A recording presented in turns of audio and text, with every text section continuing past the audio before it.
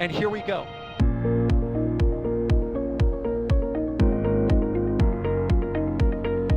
There's the deluge. Here's ignition. Doubling up. Did it just do a Kerbal? Back to the moon and beyond. Put that in the big bag, you know. Back at home, we all have a lot of work to do, but from here, that sure looks like a perfect flow. Propulsion continues to be normal. We did have an observation. Equalizer. 343 unfolds to go. It's orange. Water towers can fly!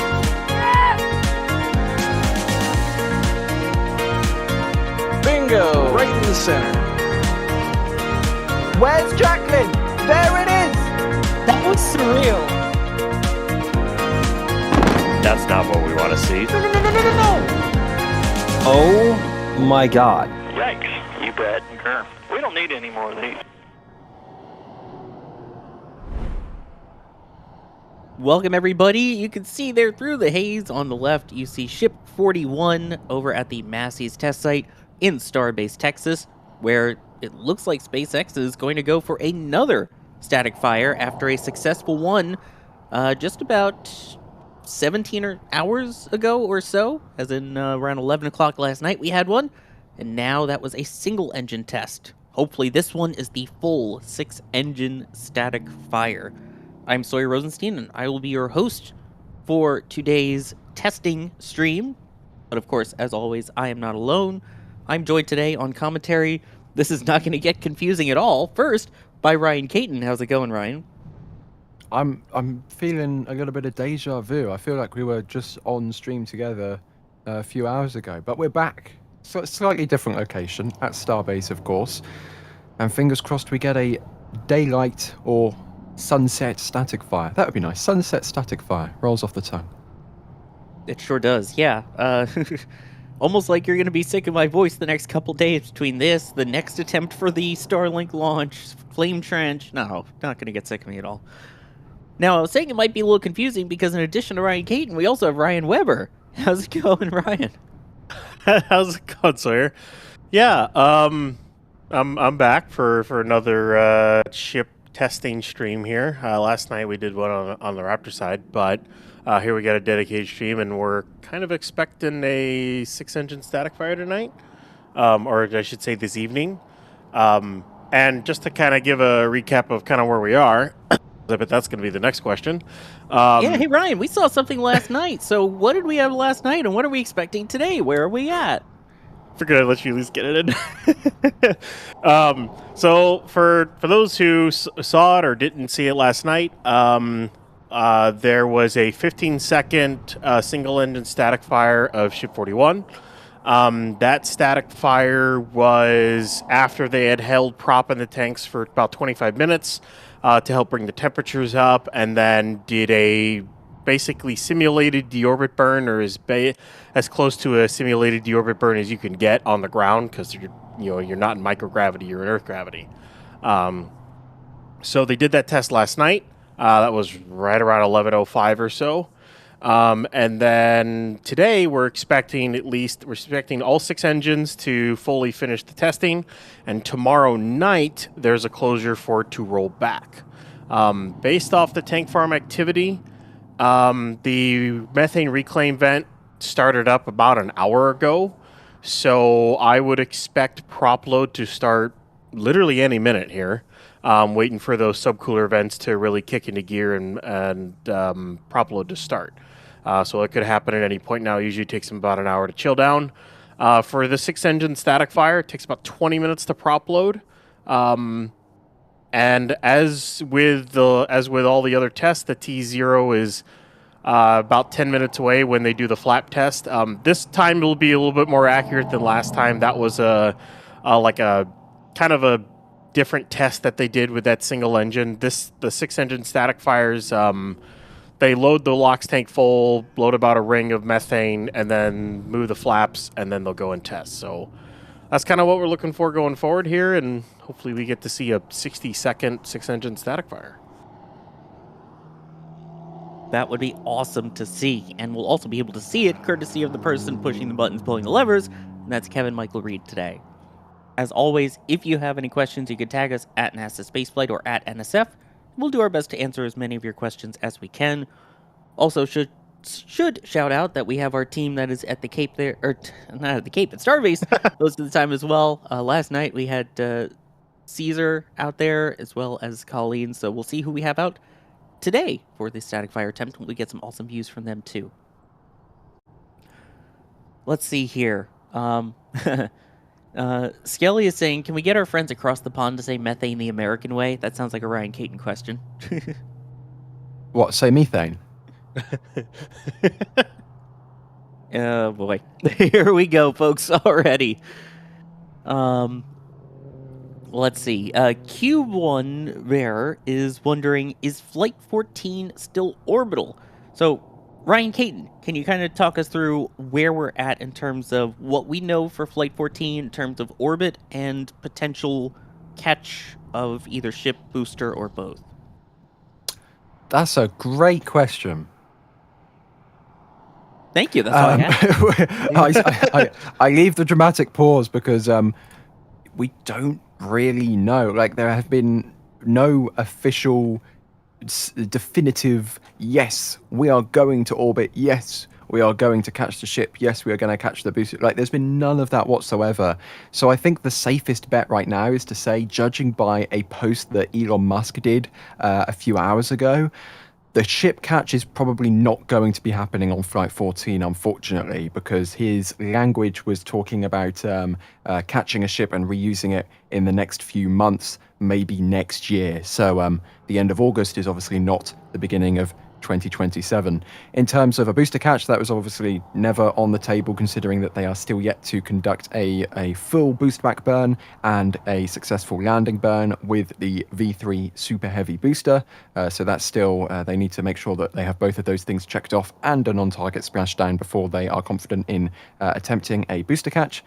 And then the orbital question, you know, considering what we saw on the previous flight with that good Raptor relight and the fact that the ship is, you know, clearly able to control itself through re-entry to that pinpoint landing, you know, I'm pretty sure everybody was thinking orbit is looking okay for Flight 14.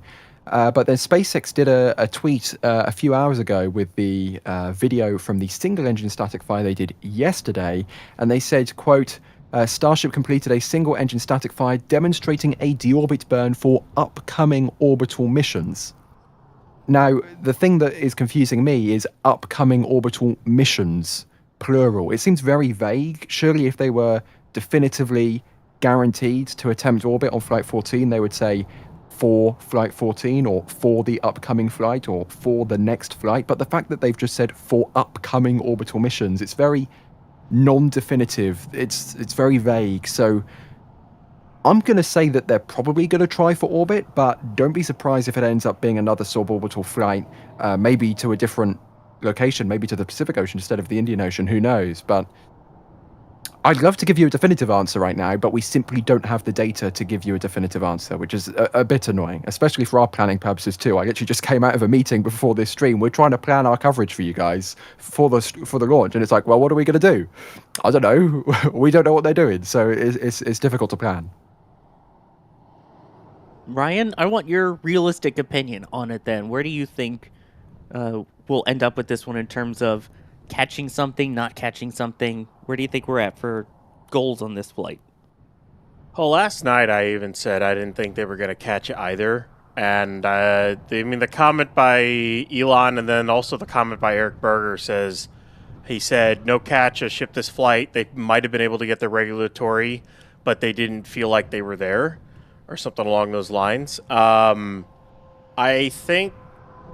I think the way SpaceX is looking at it is they might have been able to get that regulatory sign-off from the FAA to go to orbit and then bring it back over land to then get caught.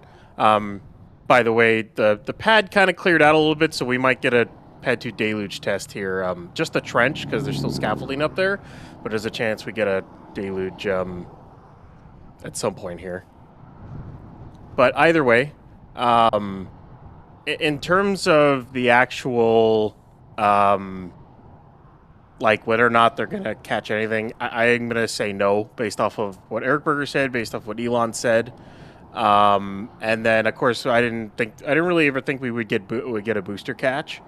Either, because as Ryan Caton was talking about it, as we saw, they kind of had some issues with the boost back burn, and of course the landing burn didn't really go that well. And I know a lot of people, and I said this on the Raptor side too for anyone who's listening. You have to take a look at this. Or the way SpaceX is looking at it is, yeah, the data might have looked great, but they can't be like. They can't go, okay, I think we're ready to catch. They can't really approach it that way. They need to be certain they're going to catch this one. They need to be confident, as close as to 100% as you can be that this will work. Oh, there's a deluge test. There you go. For Pet 2 deluge test. As you predicted. Yeah, it's... I just don't think a catch is going to happen this flight at all. I think they'll go to orbit, but no catch. Have they put a new wall in on the right side there? I don't recall seeing the water being kicked up like that before. No. They've always had a little barrier wall there. Oh. Yeah. It's just my memory then. Yeah, it's not a huge barrier wall, but it's there, I guess. At least for now, until Starship ends up blasting it somehow. But I'm on the page that, I don't think we'll see a catch this time, especially not the booster. The booster has still been, I don't want to say a trouble item because it's worked perfectly on the way uphill. The recovery of the booster has been a bit of a trouble item on V3. So we've gotten closer. I don't think they'll do anything till we get a successful booster splashdown as planned, on trajectory at the correct speed. As for ship, we're close. I think if we get a success on both, then they might go all out on Flight 15 and do a double catch. That's just my potential thoughts here. Yeah, you also have to realize is catching a booster is less riskier than catching a ship. Of course, you have to bring the ship back, but in terms of risk to GSE infrastructure, the booster comes in, from the Gulf and then gets caught. The ship is coming back over the launch site and then coming down and getting caught. So, if something were to go wrong there, you could slam into any of the tank farm or anything else. It's a little bit more riskier than it is with a booster. So that's what I was saying is they got to be confident that they can pull this off. So if for any reason they don't think they can hit it, they're not going to risk their only operational pad. 39A is not there yet. It's close. It's very close to being operational, but it's not there yet. Yeah. Again, we'll see. Of course, they have to get through all the testing first, because right now we have Ship 41 out there on the test stand. Hopefully see a potential 6-engine static fire today as someone revs their engines there. Speaking of revving those engines, when are we going to see Booster 20 roll out? Ryan Caton, right 20. now, it's still kind of just in the... What were you going to say? 21? 21, thank you. 41's out there. 21! Ryan Caton, Booster 21, when do you think we'll see that roll out for its testing? Hopefully within the next couple of weeks. Of course, the engine integration, that's the word I was looking for, needs to be fully fitted out and completed inside of Mega Bay 1. But, if we're looking at the timelines for the previous flights, they've kind of got those booster static fires done pretty much as late as they possibly can. They did the if we ignore the fact that they had their little engine whoopsie poopsies on their first launch attempt for the previous flight, they did the 33 engine static fire on July 10th, and then they did that first launch attempt on July 16th. So they did the booster static fire within a week of that first launch attempt. So once we see that booster going out, it's going to be, within a week of launching, if they're going to be following the same timeline as last time, and I don't think there's any reason why we should think that they won't be. In fact, they probably could even expedite that timeline somewhat. So maybe it could be, 3 days before launch, who knows? But hopefully within the next couple of weeks, of course, because that's what you got to do in order to launch. And if they want to be launching end of the month, beginning of September. If you can't do that with like static fire in your booster, so that's not based on any official timelines whatsoever. It's just based off of my hopes and dreams and wants for another Starship flight. I mean, the last that we saw from that air traffic control paperwork of notable events, booster, ship, yes, the Kevin Michael Reed art on the screen. Thank you for emphasizing that. But I totally forgot what I was saying now. I got distracted by booster and ship writing on the screen.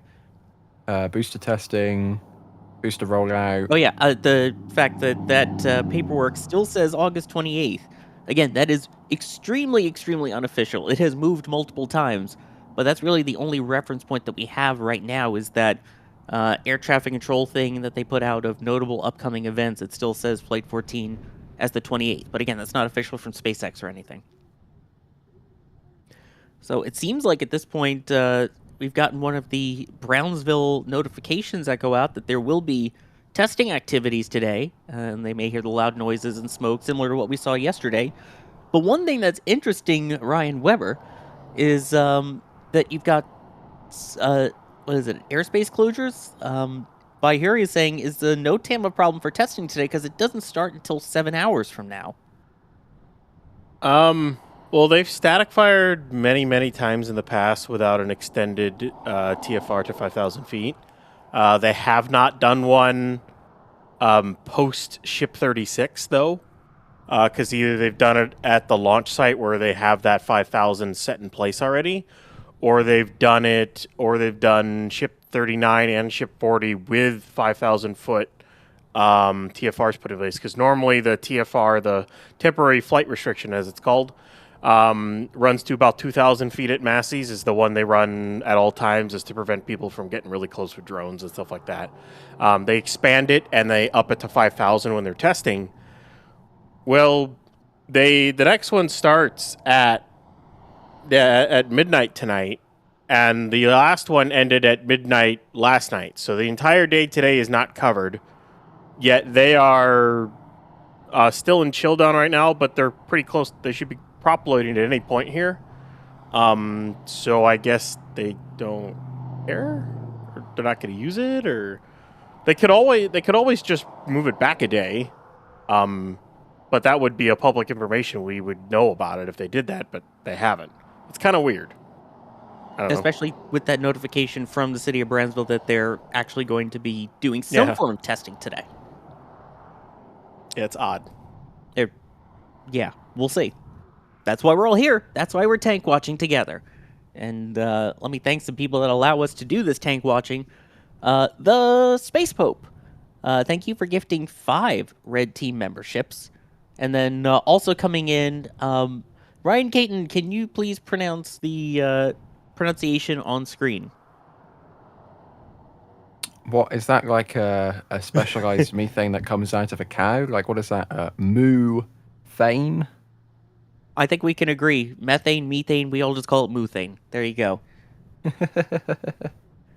Bob Smith saying, 2 Ryans, no fear of causing a singularity. We're rolling the dice here, fellas. I like it.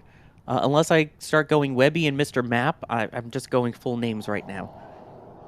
Telstar86 gifting a Red Team membership. Thank you very much for that. If you got one of those gifted memberships, definitely give them a thank you. And it's, as we get closer to flight, always a good time to join, because you're getting to see some of the stuff going on at Starbase for launch preparations.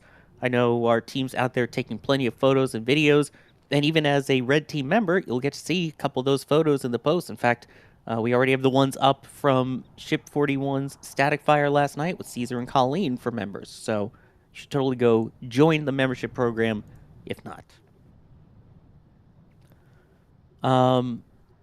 Resistojet is wondering, Ryan Weber, when they go to orbit, will they do more than one orbit on their first time? What do you think? Do you think it's a orbit once around, or is this a 24-hour orbit? We know we can't really go longer than 48 hours, so what do you think?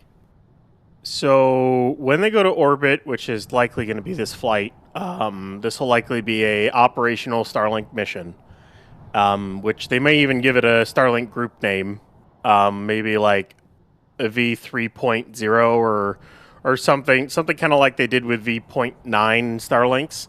They might give it that name or something because like it's a prototype for the V3 Sats. My guess is it'll take him at least 2/3 of an orbit to deploy all the Sats if they go with 60. It takes about an hour to do 60 Sats. So I wouldn't be surprised if they go for at least a couple of orbits. Because basically what they'll probably do is they'll deploy all of the Sats, however many they put on board. It's probably going to be anywhere from 20 to 60. We'll see. And then they'll just kind of let the ship sit in orbit and they'll do endurance testing. So they'll just let the ship orbit and orbit and orbit and probably do some maneuvers with it with the thrusters. Maybe try to see how well they can control it in certain instances without losing control of it. Obviously, they got to be careful. They'll probably see exactly how fast the batteries are going to drain, what the true endurance is, because they told us 48 hours, but the only way you're really going to know is if you keep it in orbit for a while.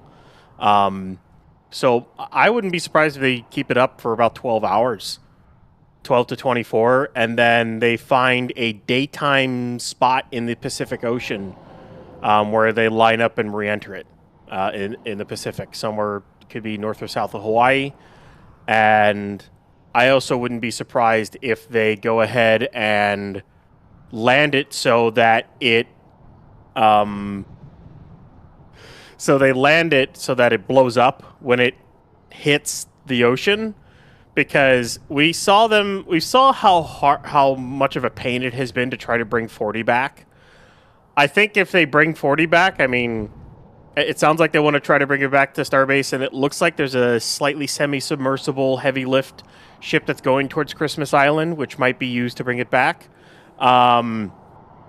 Otherwise, I think they'll just try to make sure it blows up when it hits the Pacific, so they don't have to worry about it again, and then they'll try with... As all predicted, Ship 42, the ultimate answer, universe, life, and everything, will be the first one, might be the first one to be caught, or at least attempted to be caught. But that's kind of what I expect from them to do in orbit. And the other interesting thing is, going back to that Gwen Shotwell comment that she had made in that CNBC interview, the hope was that by Flight 15 to have a launch out of the Cape. Now, Ryan Caton, given that the booster hasn't done the thing yet successfully, do you think that may push it to Flight 16 for Cape, and then we go for a Starbase double catch on 15? When do you think we see the Cape then? Is that going to be pushed back a whole flight? I think if we're going to base things off of Gwen Shotwell's kind of assessment that she gave to CNBC before... Was it before SpaceX went public? Yes, it was. I think it was before SpaceX went public. I think it's safe to say that the Florida Starship has been shifted one flight down the line at least. So originally it was going to be 13 controlled splashdown of ship and booster, 14 orbit, catch both, 15 go to the Cape. I think we can probably shift everything one flight down the line at this point. Also considering the information or lack of information provided by Elon and SpaceX over the last day.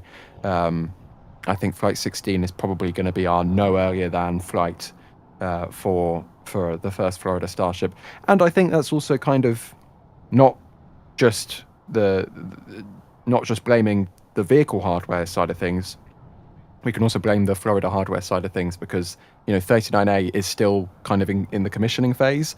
I think they're still waiting to lift the tower roof onto the pad there as well. They've just reassembled their huge LR 11,000 crane at 39A to do that. So I think we're going to be looking at a few more months just yet, but it's closer than it's ever been before. So this is definitely on track for a launch from the Cape soon of Starship.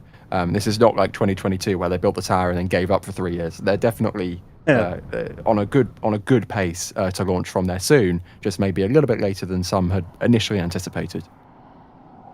Yeah, that hurt. That absolutely hurt when they built it, and it's just like, okay, and nothing. So it's nice that they finally, at least after 4 years, have the chopsticks operational, have the upgraded orbital launch mount there. We've seen them starting to do some of the testing for the deluge system and the plumbing and the cables and all of that. We're getting closer. I think it's possible that we have a vehicle there by the end of the year. Will it launch from the Cape before the end of the year? I'm not sure. Because right now it seems like they're on, what is it, about a 2-month cadence between launches at the moment? 2 to 3? I mean, even if we assume that they can chop down that cadence to a monthly cadence, I mean, if they do 14 even if it is the end of August, let's call it September, just to be nice and even with things, and it makes my math on stream a lot easier. We'll do 14 September, 15 October, 16 in November. That's, the final couple months of the year for a Cape launch. I mean, then Berger's Law starts to come into effect and it gets booted immediately to Q1 2027. So we'll just have to wait and see. But it's certainly, we are talking on I'd argue we might be talking on a week's time scale, but at the very least we're talking small months time scale. Yeah, I think we get to the week's time scale once we get to next year, but of course we have to get one first. And as we've seen, figuring out a new launch pad is always tricky because you have GSC that's very different. A lot of the stuff at Starbase was custom built. A lot of the stuff at 39A is repurposed from shuttle era, but of course they are adding their own tanks, their own tank farms, there are other additional things too. Go ahead, Weber. No, the only thing that's repurposed for the Starship pad at 39A is the sphere. That is the only thing that is repurposed. For methane. Everything else that's there is brand spanking new. Rebuilt, new tanks brought in, all the pumps, all the lines, all the water tanks, everything else has been brought in and added to it. The only repurposed thing is the old hydrogen sphere has been repurposed for methane. And then at Pad 2 at Starbase is also more modular and everything. Basically, both pads are running off the same modular setup. The pumps are slightly different between the two. They've been switching to different pumps for the newer pads than Pad 2. But otherwise, you can see the LR11000 with almost its max configuration main boom. Or I think it is maybe its max configuration main boom to install the roof onto that tower.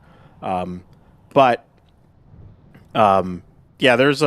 a lot of new stuff at both pads. And it's not bespoke anymore. They got rid of that stuff when they got rid of the Pad 1 stuff. So I think the reason why you think that so much hardware was left over from the shuttle days is because SpaceX started building it so long ago that it's just ingrained in your mind and you just think it's been there since shuttle, since SpaceX started building this pad so many years ago and then kind of abandoned it. I mean, that really could be.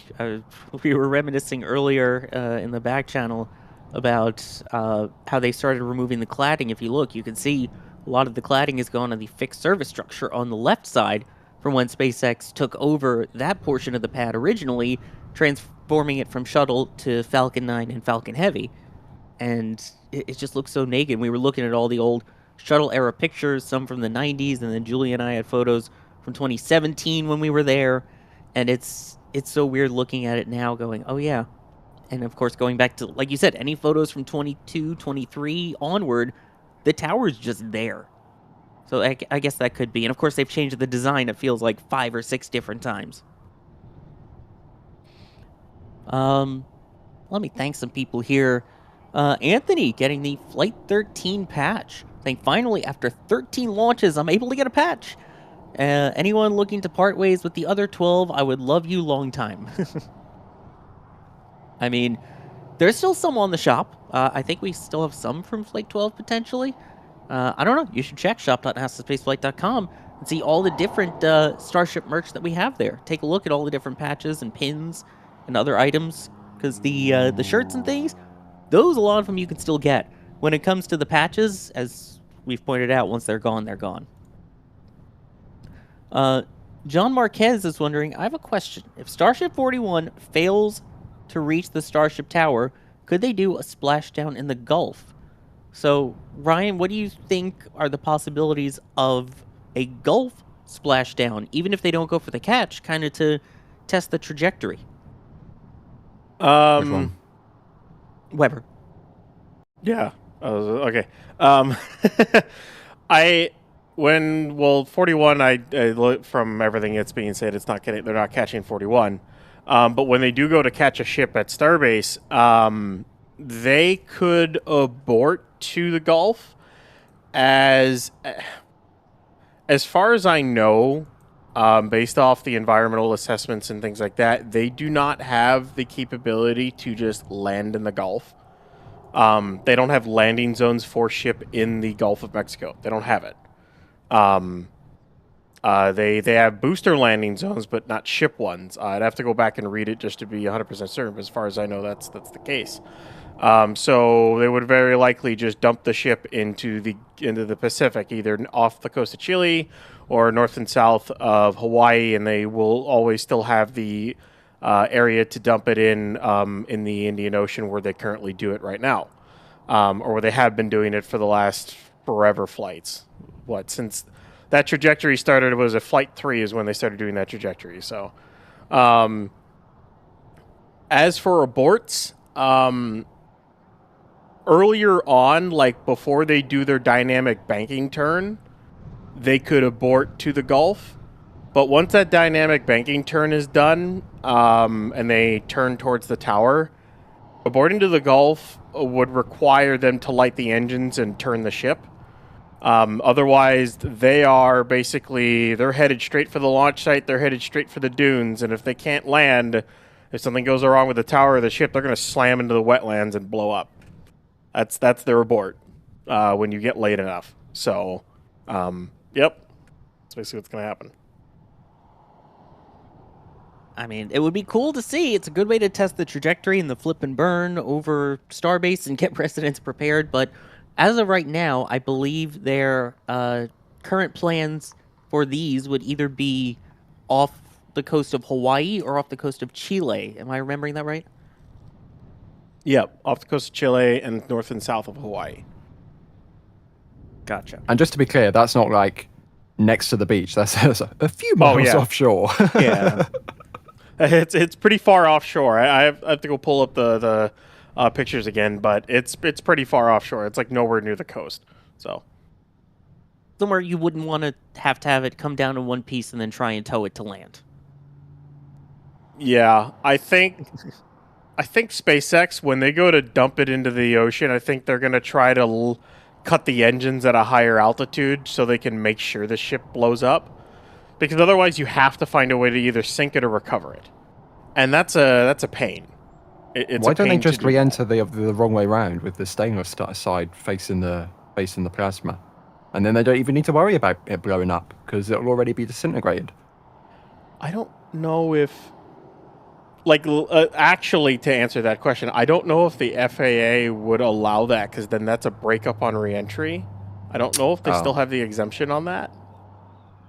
Also, you can't really control exactly where all those pieces go. Yeah. I mean, heck, for a while, they couldn't control where the trunk went when they finished a Crew Dragon mission. That acts like a shotgun at that point. Basically, you just blow the ship up and... Yeah. Maybe instead of a belly flop, they could just pitch down and just nosedive into the ocean.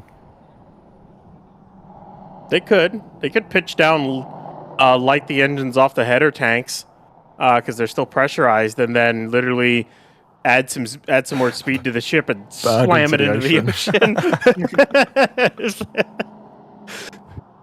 I mean, I remember we were talking early flights, like Flight 1 and 2, of like, oh man, they have written in the paperwork that if they need to get rid of it, they can shoot it. Yeah, I don't know how well that would have actually worked. I think to get rid of it, you'd need like a 40mm Bofors or like a 5-inch gun off a destroyer to really rip it apart, because it is 4mm stainless, but that's a lot. You sunk my battleship. You sunk my Starship. There you go. Still waiting for prop load to start here. I don't know what they're doing. They've been in. Feel like they've been in hold on chill down for a while, waiting for the subcooler vents to kick in. I was gonna say, what are the signs that we're looking for at this point that has started? So there's two big vents that we're waiting to really kick into gear. One is the liquid methane subcooler exhaust vent.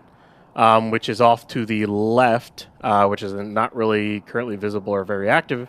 And then the one that you see kind of keep going on and off, it's kind of on right there, right in the middle, is the LOX box fan vent. That is basically that's the exhaust for the LN2. Yeah, right around there. It's kind of like right behind that new vertical tank. You see it. Yeah, there you go. That is the exhaust for the LOX subcoolers. Thank you, Kevin. And that needs to really kick into gear to show that they are subcooling liquid oxygen. And then the other one, which is active right now all the way over on the left there, that needs to really kick into gear to show that they're really subcooling liquid methane, and then they're loading it onto the vehicle. So that's what we're waiting for as signs of they've started prop load, and then it's about 20 minutes to prop load, and then usually they can test within 5 to 10 minutes after that or so. So, See, I thought they would have already started by now, but I guess not. I think all of us were kind of thinking that, hence why we jumped on even a little bit earlier than we had originally mentioned. It's all right. My homemade chili can wait. Colonel Murray. Did you make chili? My mom made chili for me and sent nice. it as a gift to me. So yeah, That's nice. yeah. Shout out, Mom. You're awesome. Colonel Mergs saying with the $20 support, keep up the great work, guys. And Ryan, new hairdo is great. Which Ryan? I think we know, but Ryan Weber, your hairdo is great, by the way. Awesome, thanks. Yeah.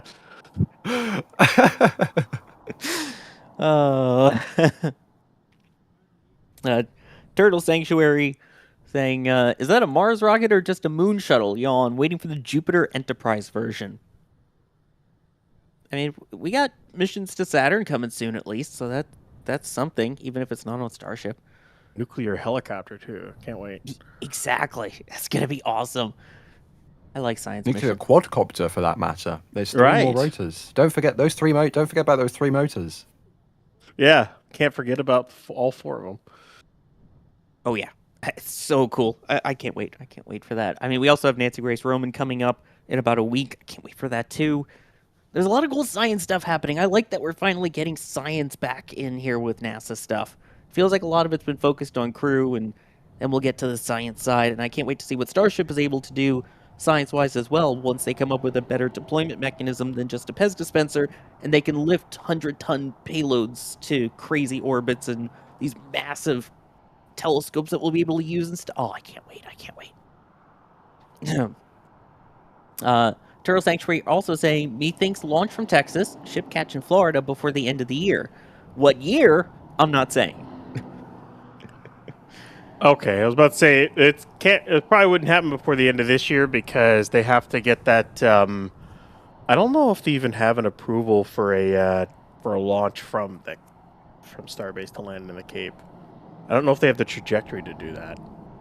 Actually, really, because I know we talked all the time about maybe they could launch from Texas and catch in Florida. We talked about that for a while. But there's nothing out there for it, huh? No, they don't have a trajectory to do that, but they are looking to get approval for the trajectory to launch from the Cape and land in Starbase. That's that very northern Pacific trajectory that they're looking to get. It's part of a new tiered environmental assessment. They don't have the approval yet, but they're looking to get it. But as for a trajectory to launch out of Starbase and then come back and land in the Cape, they don't have that approved yet right now. So, interesting. Yep. Also, Bears on the Rise saying, great, now I want chili. I'll make the Bob Crippen one from the NASA cookbook. Good call. Just, I know Julia makes the astronaut cookie recipe. Oh, so good. And then 3-star Junior, thank you for the support there as well with the $10. It's very much appreciated. Well, at this point, we're still waiting and watching as we approach the top of the hour here shortly in Starbase, Texas for testing of Ship 41. What testing? we assume, Ryan Caton, that this would be 6-engine static fire, giving the precedent set of last night being the 1-engine. But what are the possible tests that they could do if they don't go for a 6-engine, which we hope they do? Yeah, I mean, of course, we hope they go for a 6-engine static fire. That would be the logical progression from a single-engine static fire, and we've seen that many times before. But they could also do a spin prime, which is when they spin the is it the turbo pump in the engine itself, but they don't actually ignite anything. They just flow some liquid oxygen through there, make sure everything is no leaky, and everything can spin nicely in the engines itself. They can also do an igniter test, where I don't think we've seen one of those for a little while, but you can definitely hear them when they do them with the new Raptor 3 igniters, and that's when you do get a little flash for a frame or so, no proper ignition of the engines, of course, and you can put them all together, and then you can get a static fire as well. Or we saw that really weird test with Booster 20, where they just dumped oxygen through the engine to make sure it wasn't leaking. But we're definitely not expecting that on Ship 41 this time around. Fingers crossed it is indeed a full 6-engine static fire test when you get your oxygen and your methane fully spooled up, running through the turbo pumps, running through all the engine plumbing, then being ignited to produce that beautiful kind of purpley orangey flame that we're very used to. Good old methane. Yes. I don't know what else you want to call it, but it's methane. No comment. Let's see. Ryan Darrenbacher is wondering, Webby, so the ship catch is officially called off. Will that affect the timeline for getting the licenses needed? Where are we at in terms of licenses for the ability to return and catch ships and boosters? I know we kind of talked about the offshore part, but what about when they do go for the catch? My guess is there would be a small license modification to say for the ship to return to the launch site as part of the launch license. That'll be added in. That could be added in at any point, as long as the FAA is good and gives approval to do it. Then that will be added to the launch license, and then they can do that from going forward. That's kind of all they're waiting for. I'm still waiting to see, because they want to launch out of 39A soon. I'm waiting to see the Starship launch license for 39A, because they don't have one yet. They don't have one. I'm waiting for that to come out still. So if they want to launch from there, they're going to need that too. So. Yeah, that would kind of be nice to have, be able to actually do that. Which, there's 39A on the left, and the Starship Tower, and the giant LR-11,000 crane, which is awesome. And then, of course, they also have LC-37 that they're working on. There's cranes over there, too. So it's Craneapalooza over at the Cape, between their pad, between everything going on at 37, between the work that Blue has been doing over at 36 when they took all of their pad down. We've also been seeing some cranes in other parts, I think around LC-16. They've been some pretty large cranes out there. So it's a busy time right now at the Cape for crane operations, and I guess, in turn, construction of new launch pads. Here's one from Rankley, and I don't know if we would have an answer to this, but they're wondering, why doesn't SpaceX do a 6-engine static fire and then a deorbit burn during the same test, say 30 to 40 minutes after the static fire? Ryan Caton, any thoughts? Obviously, we don't know the exact reason, but any thoughts as to why they wouldn't do that? I'm going to be completely honest, I have absolutely no idea. That seems logical to me, but they could just want to be splitting them up for the sake of splitting them up, or not wanting to bite off more than they can chew. We've seen before, they've done a test, and then even though the test itself was successful, they're like, hang on a minute, we're going to change a couple things because they saw something else in the data afterwards. So maybe it's just a kind of a safety thing, doing the test separately provides them another opportunity to review data and physically inspect the vehicle in a way that is safe to do so. So you're not lighting the engine once, standing down for a few minutes, and then lighting it again. But as for a specific reason, I have absolutely no idea. Do you think this could be Ryan Weber engine related, to kind of give the engines a break between the testing if they need to stop and take them apart or do anything? Although then again, doesn't seem like they did anything between last night's test and the testing currently going on. I mean, they in theory they could do it, but they just haven't done that.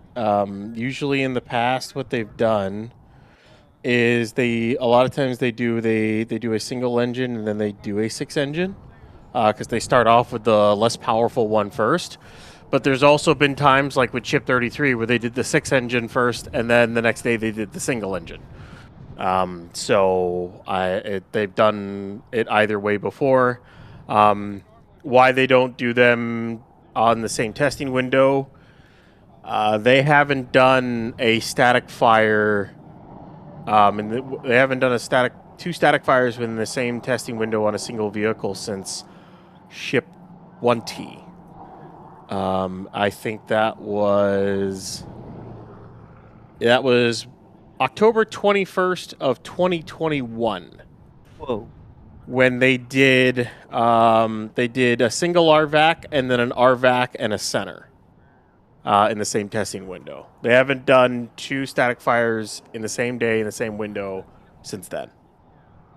I don't think that even counts, considering Ship 20 just ended up being like a ground test article. Like that was Raptor 1.5s too. Mm-hmm. Yeah, by that it was even metric, they've Raptor never 2. done it on an actual vehicle, to fly.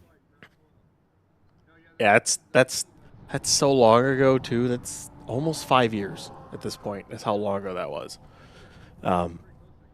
That ship is still alive too. Out of all the ships that are still alive, that one's still alive, of course. Ship 20 is now old enough to start, like, whatever your equivalent of primary school is.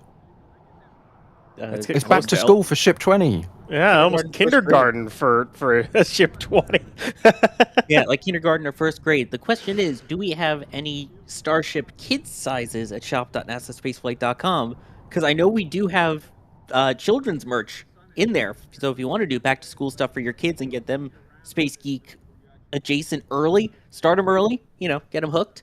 We do have that at shop.nasaspaceflight.com. Just saying, I don't know if we have children's Starship sizes, as in for a ship itself to wear. Although, how would it wear a shirt? Would that be the top flaps or the bottom flaps? Well, the top flaps would obviously go through the t-shirt holes, and the bottom flaps would go through the trouser holes. Okay. Is it bad that now I want to see someone Photoshop NSF merch onto it to see how that would work? Like, it'd probably make a great shop ad. Be like Starship. Be cool. Although technically it's already repping our heat shield merch, right? Like we have on the sun shirts, the UPF 50 plus ones. Anyway. Again, that was not a merch plug intended. It was just made me think, because we had the children stuff, like, how would a baby Starship wear merch? The things that go through my mind. Let's see here. Oh gosh, I don't even want to read that. But someone said, "Do we agree the reason why Ship 40 got some of its tiles stripped off is because it's Ship 26 reborn?" No. A lot of the reason why a lot of the tiles, especially around the payload, got ripped off is because it looks like they tried to put a tow bar around it, or at least a tow line, and then they ripped a bunch of tiles off along with it. But that's about it, though. No, Ship 26 will never be reborn. One of them flew into space. One of them is still in one piece and surviving. I mean, the other one is torn asunder. Yeah, it's actually it's with booster, or it's with what was it, Ship 15 in the Rocket Garden? It was SN15. Yeah, as Elon said. So it's still there, and I guess for those who don't know, that was the VP of Starship Engine. I think that was the VP of Starship, not Elon. But either way, in the Elon technical update, the not so technical update. Anyway, let's see. Steelers fan is wondering, in terms of the V3 booster, is it possible it could survive a soft splashdown? I mean, we saw how strong the transfer tube was with booster 18 and then booster 13 surviving a bit. Ryan, what do you think? I mean, so far it hasn't gone slow enough to even determine that when it came down for its splashdown. What do you think? Do you think having a Falcon 9 size transfer tube will help keep it in one piece? It probably could survive a tip over. I wouldn't be that surprised. Because usually what doomed all the other boosters when they tipped over is the methane tank would break, but then it would also snap the transfer tube and then blow up. So I wouldn't be surprised if it could take tipping over and the transfer tube wouldn't snap.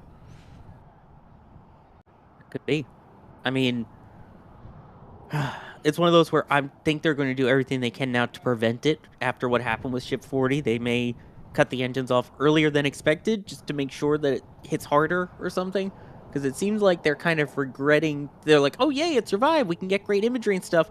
Now they're kind of regretting it as they're figuring out how to get it back to Starbase and wasting a lot of their technicians that could be working on things at Starbase and upgrading ships and stuff on trying to get an old one back. Oh my goodness. I just saw something in the back channel. Delstar86 is wondering, Ryan Caton, which do you think will be completed first? The Pad 1 refurbishments or the work on the Ship 37A tower? Pad... Well, I think that question is specifically asking about two very different things. I mean, refurbishing an entire launch pad compared to just finishing the 37 tower, because technically the 37A's tower is already stacked. So I'm gonna rephrase the question to talk about completing the pad itself.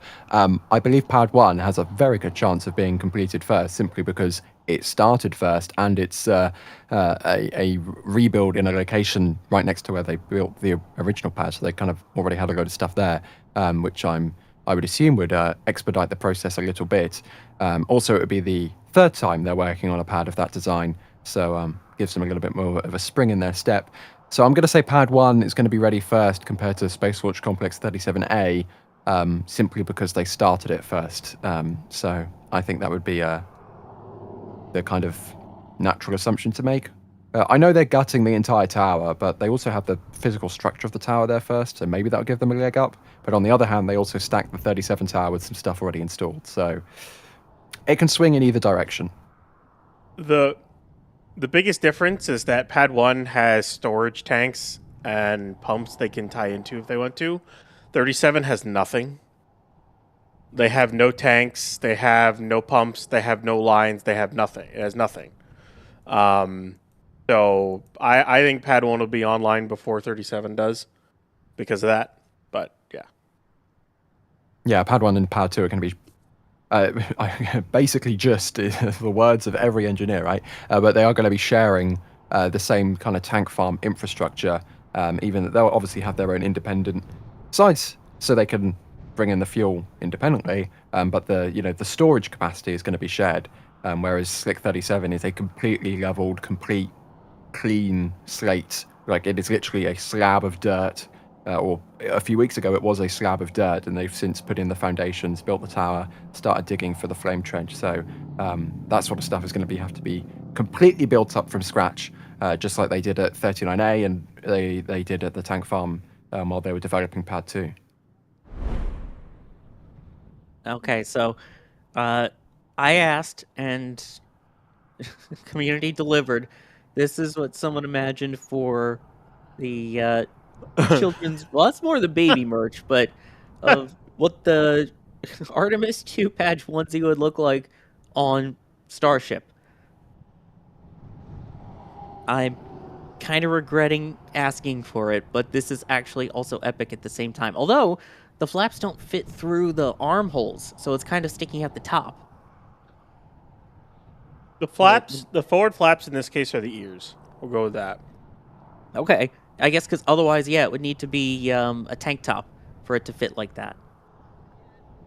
Anyone who's just joining right now is probably extremely confused about what we just put on the screen. For those who missed the conversation earlier, we were talking about the back-to-school children sizes that we have in the shop and what it would look like on a baby booster or a child booster like something Ship 26 was. So, yeah.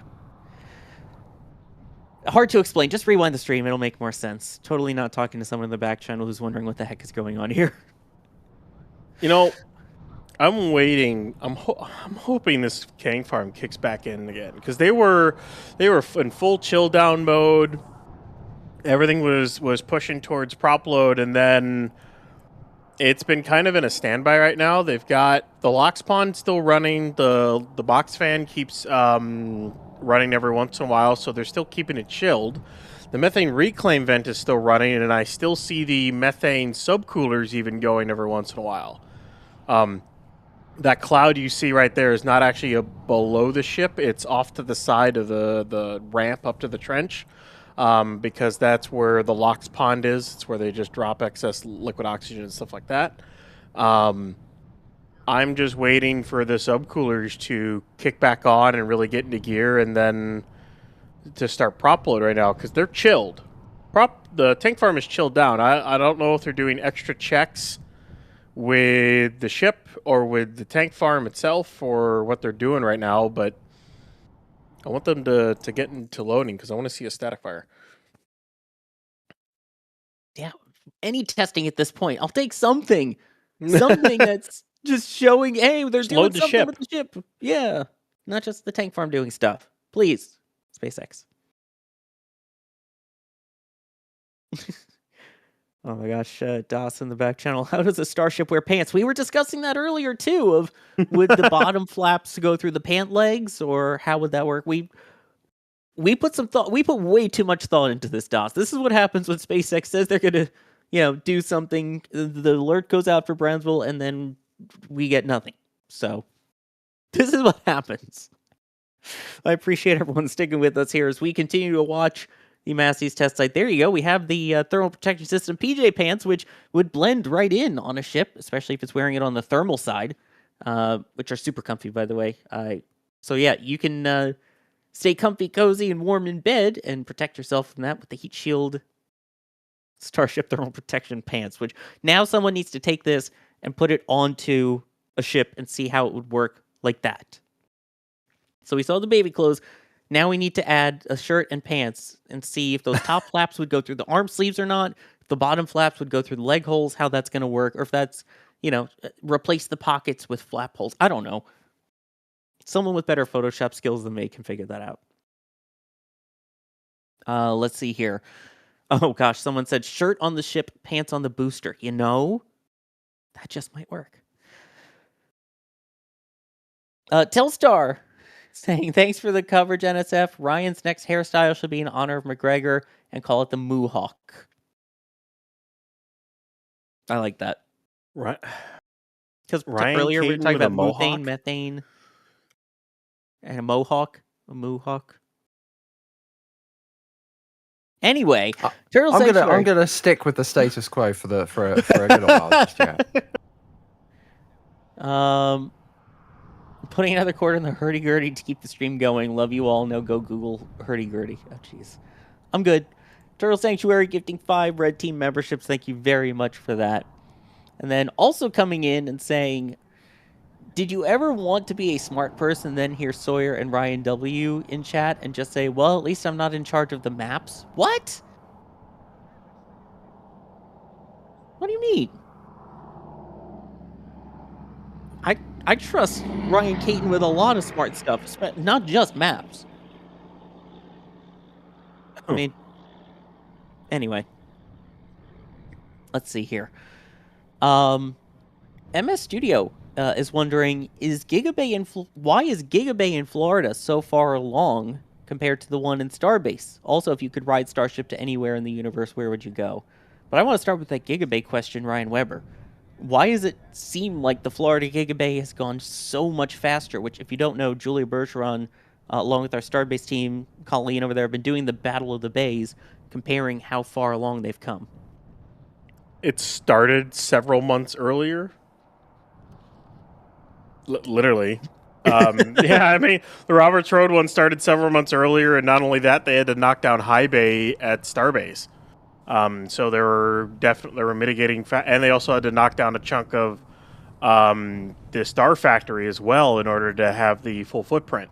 So that's why Roberts Road is farther along. They started earlier, and they also had they even had even more of a head start because they had to demo stuff first at Starbase before they started it, or fully started it. So for those reasons, Roberts Road got finished quicker. Now Starbase is catching up.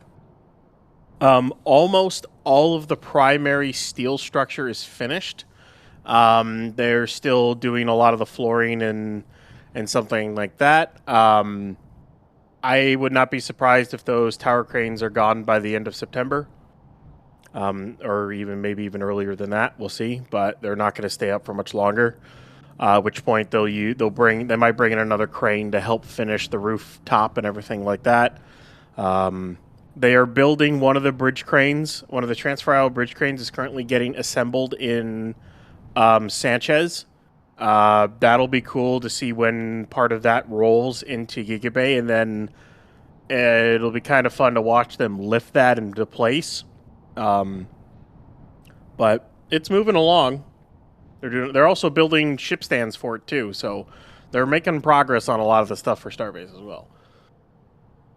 I gotta say, it is weird now going to the Cape and seeing just this giant black box in the middle of the skyline. Like, oh yeah, that's the Gigabay there. And then my dad was asking, so how many starships are they gonna fit in there? Like 1 or 2? I'm like, oh, a lot more than that. I mean, how many different bays are they planning for these? 24 different work cells. Yeah, that's a lot of vehicles. It's kind of wild. Here, let's see. Here's a good thought question, and I think we can kind of go through everyone on this and get what your thought is. Ryan Caton, I'll start with you, then Ryan Weber, and then non-Ryan, me. They're wondering, how many Starship flights do you think we will see by the end of the year? What, do you mean from now until the end of the year, or total for the year? I mean, we can do either. It's going to be the same kind of idea.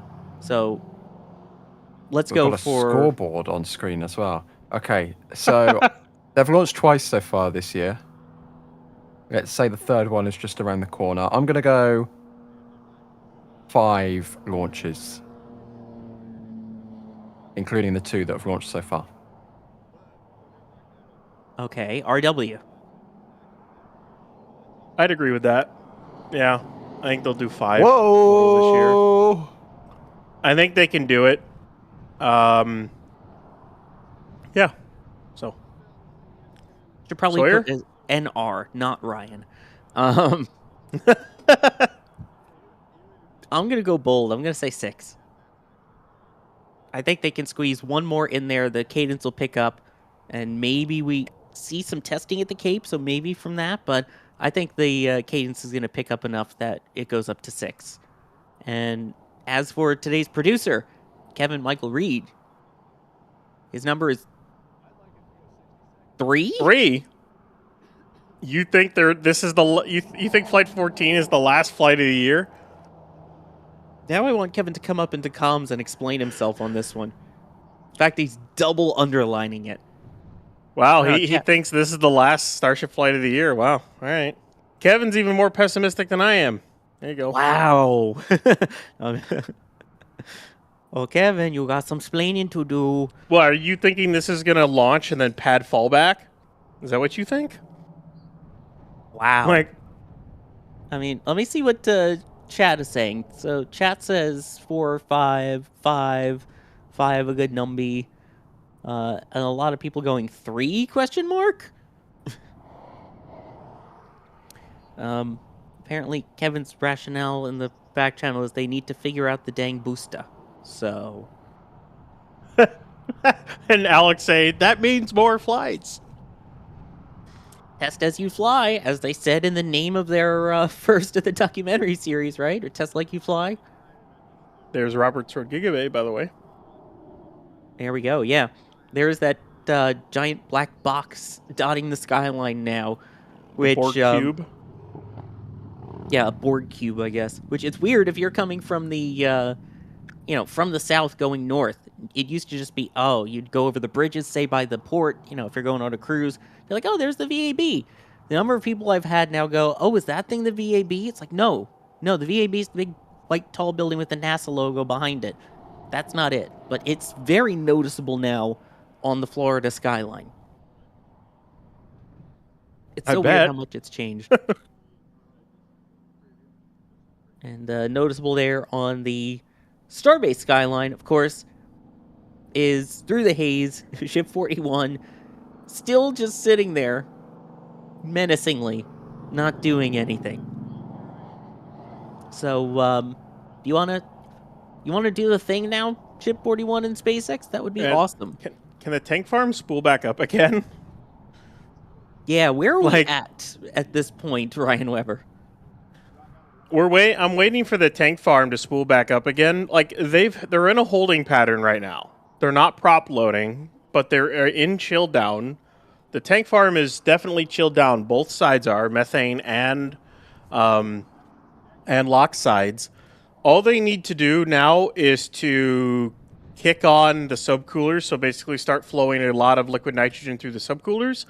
And then once those are really, really going, they can start flowing liquid methane and liquid oxygen through those subcoolers to then subchill the prop down to lower temperatures so they can densify them more, and then pump them into the ship, load the ship with propellant. So that's what we're waiting to happen right now. I thought it would have happened a long time ago at this point. I don't know why they're sitting around and waiting. This is even... I know last night they sat around before they even started prop load as well. Tonight is an even longer wait. I don't know what's going on. I hope something happens soon. It's just kind of sitting there menacingly staring at us. It's gawking. It's making fun of us. That's what it's doing. It's teasing us. It knows we want to see it do the thing, so it's not doing the thing. By the way, keep talking about the box fan. Gina G was wondering, for a friend, what is a box fan? It's a box with fans on it. Sorry, I had well, to. I guess the best way to compare it is if you've seen a real world box fan. It's like the little box that has the fan that goes through it. It's kind of similar to that, but it's not so much about cooling you off. It's about getting rid of some of that extra stuff, right? Okay, so what it actually does is you basically have a box. All right, it's a steel box with two pretty large industrial fans at the bottom of it.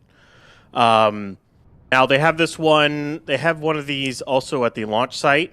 They have it at 39A, and they will likely have it at 37, and they'll probably also have it at Project Ignition when they go to build that and everything else. This is the changeover from what they did at Pad 1.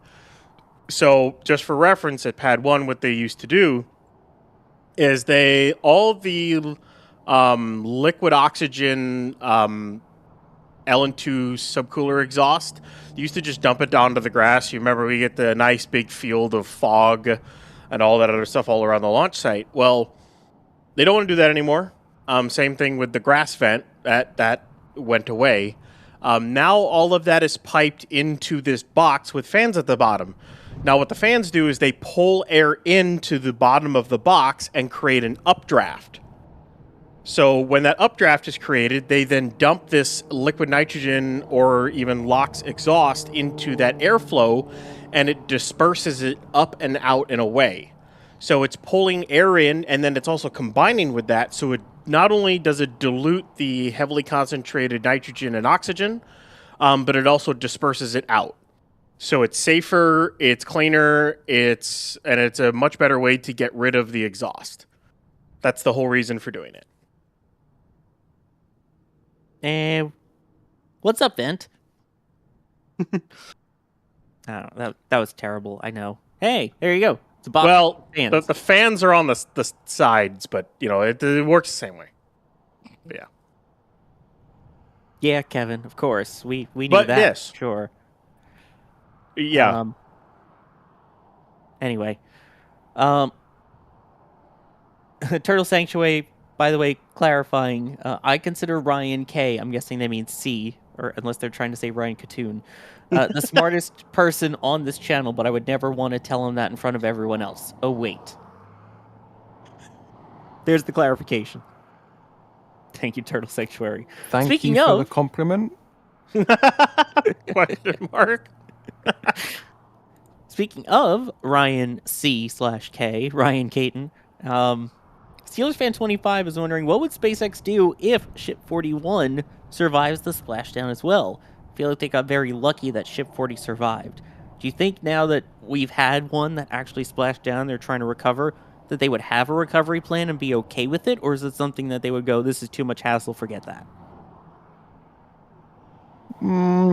Well, I'd say that the likelihood of the thing surviving the tip over is unlikely, judging by the statistically, the one has survived out of however many that have blown up, right? So I'd say that the likelihood of Ship 41 surviving a splashdown is unlikely, but it has happened, so it's not impossible, right? I would say they probably won't have a full-on... Like, I doubt they're going to have 3 ships and a semi-submersible barge thing in the landing zone ready to scoop it up out of the sea at a moment's notice. But I would imagine they'll have more of a plan should the thing survive. Because, we don't know this for certain, but I think it's a pretty safe guess that when Ship 40 survived, they kind of just had to ring as many charter companies as they could and try and scramble together to get a plan, and they just so happened to end up at Christmas Island. I don't think that was ever a plan, but just the way that the weather was working, they just ended up at Christmas Island, right? So I would imagine that the next flight around, I don't think they'll have that plan executed upon, but I think they'll definitely have that, should it happen, they'll have a better idea of what to do, because they've already done it, and they don't have to make it up as they go along, as I would assume they've kind of been doing with Ship 40 so far. So I think they'll have a procedure, but I don't think they'll actually have 5 ships at the recovery zone ready to scoop the thing out of the ocean should it survive, if that makes sense. What, SpaceX jerry-rigging something? No, they would never do anything like that last minute, say, to be able to test a ship on the orbital launch mount, which we basically said they would never do because they destroyed one of theirs during a static fire or during a testing event. No, never. They wouldn't do that. Let's see. Oh, gosh. No, I'm not answering the how you heat up your tea question. No, we're not doing that one. Make It Rocket said Elon originally said they would catch on Flight 14. What might have happened for this to change? Because for those who don't know, there was a post at about 1 o'clock Eastern this morning where Elon went out and said, yeah, maybe we'll catch the ship in a couple of months from now, implying that either this launch is happening in a couple of months, or more likely, it's not happening on this flight. So, what do you think, Ryan Weber? I don't think they ever really said for certain that they were going to catch it. The SpaceX had never said that they were going to do it the next flight. They never said it. They said they would if they thought they could. Basically, a lot of it was maybe we'll do it, maybe not. We'll do it. We'll have to take a look at it. There was never a definitive statement from SpaceX that said they were going to try. They were going to try to catch on Flight 14. I just kind of want to put that out there. So the fact that they're saying they won't means that they looked at the data, they looked at where they were at, and decided, no, we're not ready for it, so we aren't going to attempt it. That's all it. Something either with the ship, hardware-wise, something software-wise, something with the pad, or something regulatory, or a combination of the things has shown them, you know what? Maybe not. Maybe we're not ready. Let's try this one more time. Let's try to get a little bit more accurate, or do something to try to get a little bit better at it, and then we'll go. And then after that, once we're proven, we will go ahead and land it. That's what I think that they decided to do. I mean, that could be. I don't know.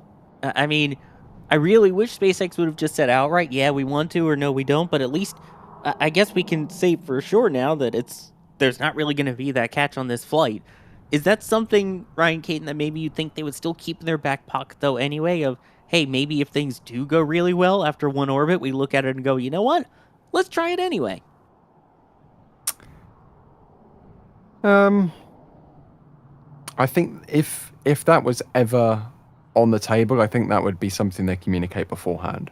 And judging by what has been kind of hinted at, I think that's probably not going to be the case. I mean, yeah. What we can dream, we can hope, but it seems like Elon's pretty set on that way. Although, again, that might set up for a double catch on one flight rather than, having just a single catch on this one. Go for the double catch. We don't know. Yeah, Flight 15. Why not? Like, I don't really think it'd take them that long to get the booster off the pad after they catch it. This Pad 2 is a much better design. And remember, they had Booster 12 off of that launch pad within like a day. They had it, I think it was even within 12. They had it off the pad pretty quickly.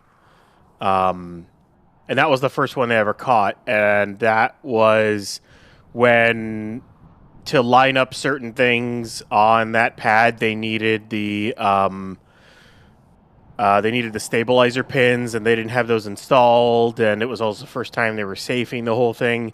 This time it's catch the booster, immediately lower it down onto the pad once it's like cooled off or whatever you want to call it, and then hook it into the QDs, safe it, roll a transport stand out, get it lined up, and get it off the pad. They can probably do that within 8 to 10 hours. Ship, and then they roll the booster down Highway 4. As long as you get it off within 12 to 24 hours, you're probably fine at that point. Then ship comes back. The road will likely stay closed during this entire thing, too. Booster rolls down the Highway 4. Maybe it parks on Highway 4. Ship comes in and lands.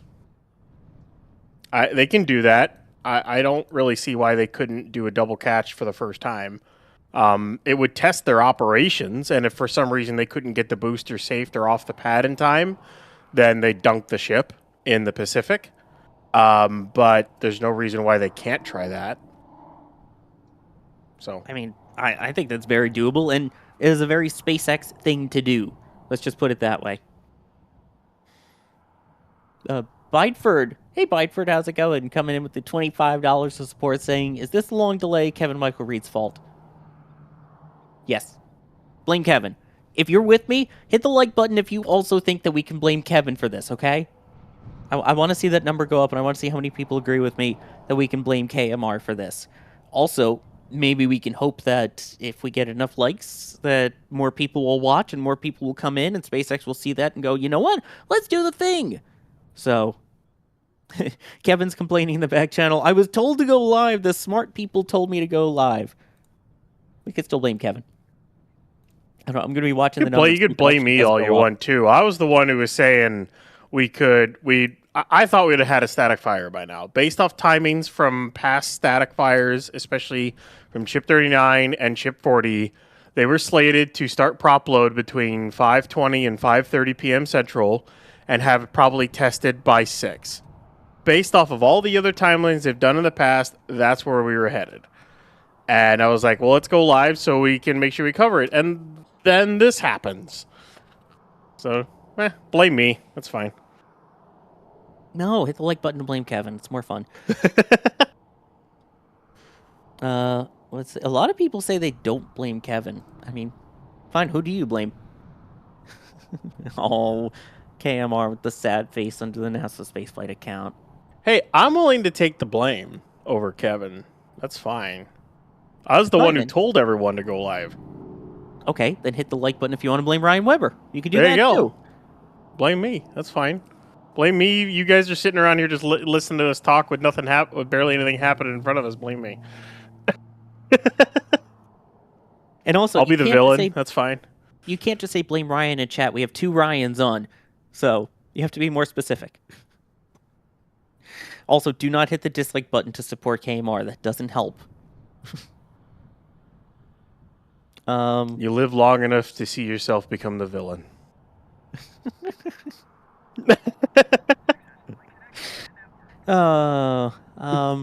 Here, let's get back to real questions here, I guess. And so, Ryan Weber, while the blame is going around, let's get your smart side going here. Kal-El, the last son of Krypton, is wondering, do we know what inclination they're going to be doing for these first orbital deployments? They have Can we three infer it options. based off of the trajectory, at least, of where they have to go around Florida or that area? They have three options for the trajectories. They have the flight quarter they used for flights 1 through, well, really, yeah, more or less 1 through 11. I'm trying to think in my head there. 1 through 11. The one where they go in between Florida and Cuba, and north of Hispaniola and Puerto Rico, and south of the Caribbeans, and kind of go north of the Leeward Islands. There is the quarter they've flown the last 2 flights, which is south of Cuba, Hispaniola, just kind of right around Jamaica, just north of the Yucatan, and they kind of split in between some of the Leeward Islands and then go out. There is also, they have approval to fly a trajectory that goes over Florida between Orlando and Jacksonville. They have a trajectory that is approved to do that. So one of those 3 trajectories they could use to then go into orbit. My guess, if they do a, say, 24-hour run before they would even do the attempted catch for, say, Starlink missions out of Starbase, it would likely be the southernmost one, which is the one just north of the Yucatan, south of Cuba.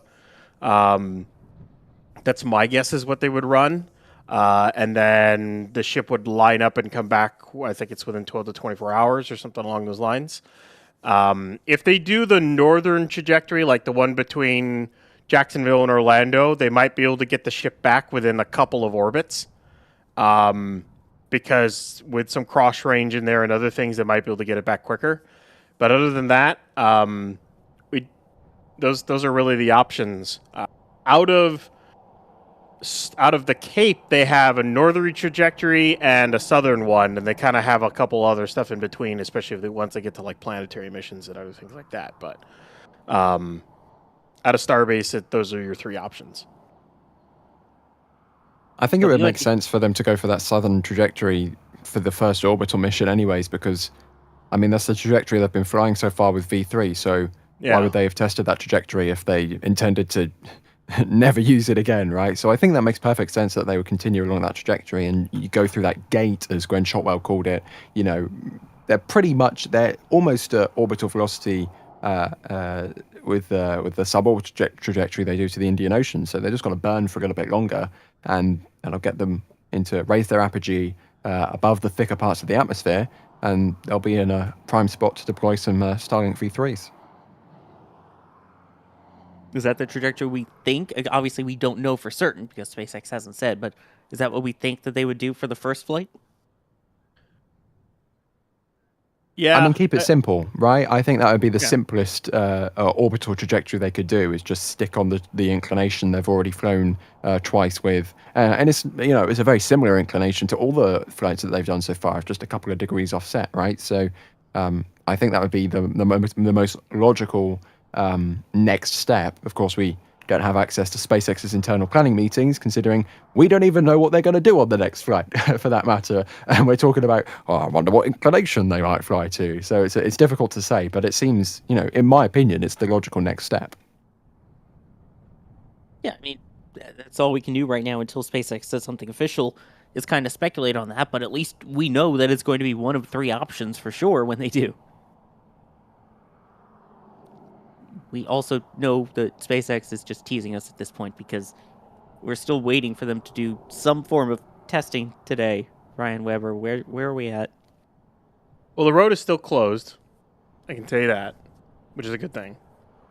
And The Locks box fan keeps running, but I'm just going to say this. I have not seen a lot out of the methane side over the last little while. Like, the methane reclaim vent really isn't running. I have not seen any puffs out of the methane subcoolers for a while. I don't know really what they're doing right now. I don't know if they ran into an issue with the methane side or something, or if they're trying to work through something right now and then they're going to kick it in. But the road is still closed. So as of right now, they're still planning on doing something. So we're going to kind of hang out and wait for them to kick things into gear again and go, which I'm hoping is soon. Sooner rather than later here. We're still going to keep hanging around and waiting. Yay. Let's see here. Ooh, Jacob with a good question. Ryan Caton, how do you think they will name this flight? Will it be named like a Falcon 9 Starlink mission or differently? Because, for example, today we saw them attempt to fly and then abort the launch of Starlink 10- what was it, 38, 39? Why am I drawing a blank already? 39.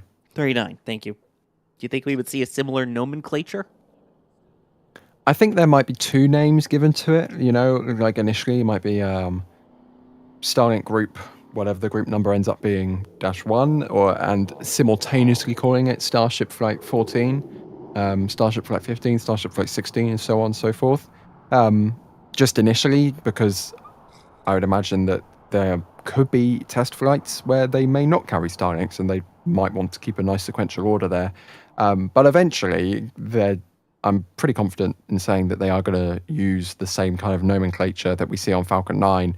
It just ends up whatever group the first launches of Starlink V3 end up getting, whether there'll be different groups from different spaceports, like we usually see different groups launching out of the Cape as we do with Vandenberg. Of course, Starship is going to have the Starbase as a launch site, as well as the Kennedy Space Center and the Cape Canaveral Space Force Station eventually, with Slick 37 coming online in the next couple of years. So it'll be interesting to see what group designation they get specifically, but I think it's a pretty safe bet to say they will end up being a Starship launch of Starlink Group 20-6 or whatever it ends up being.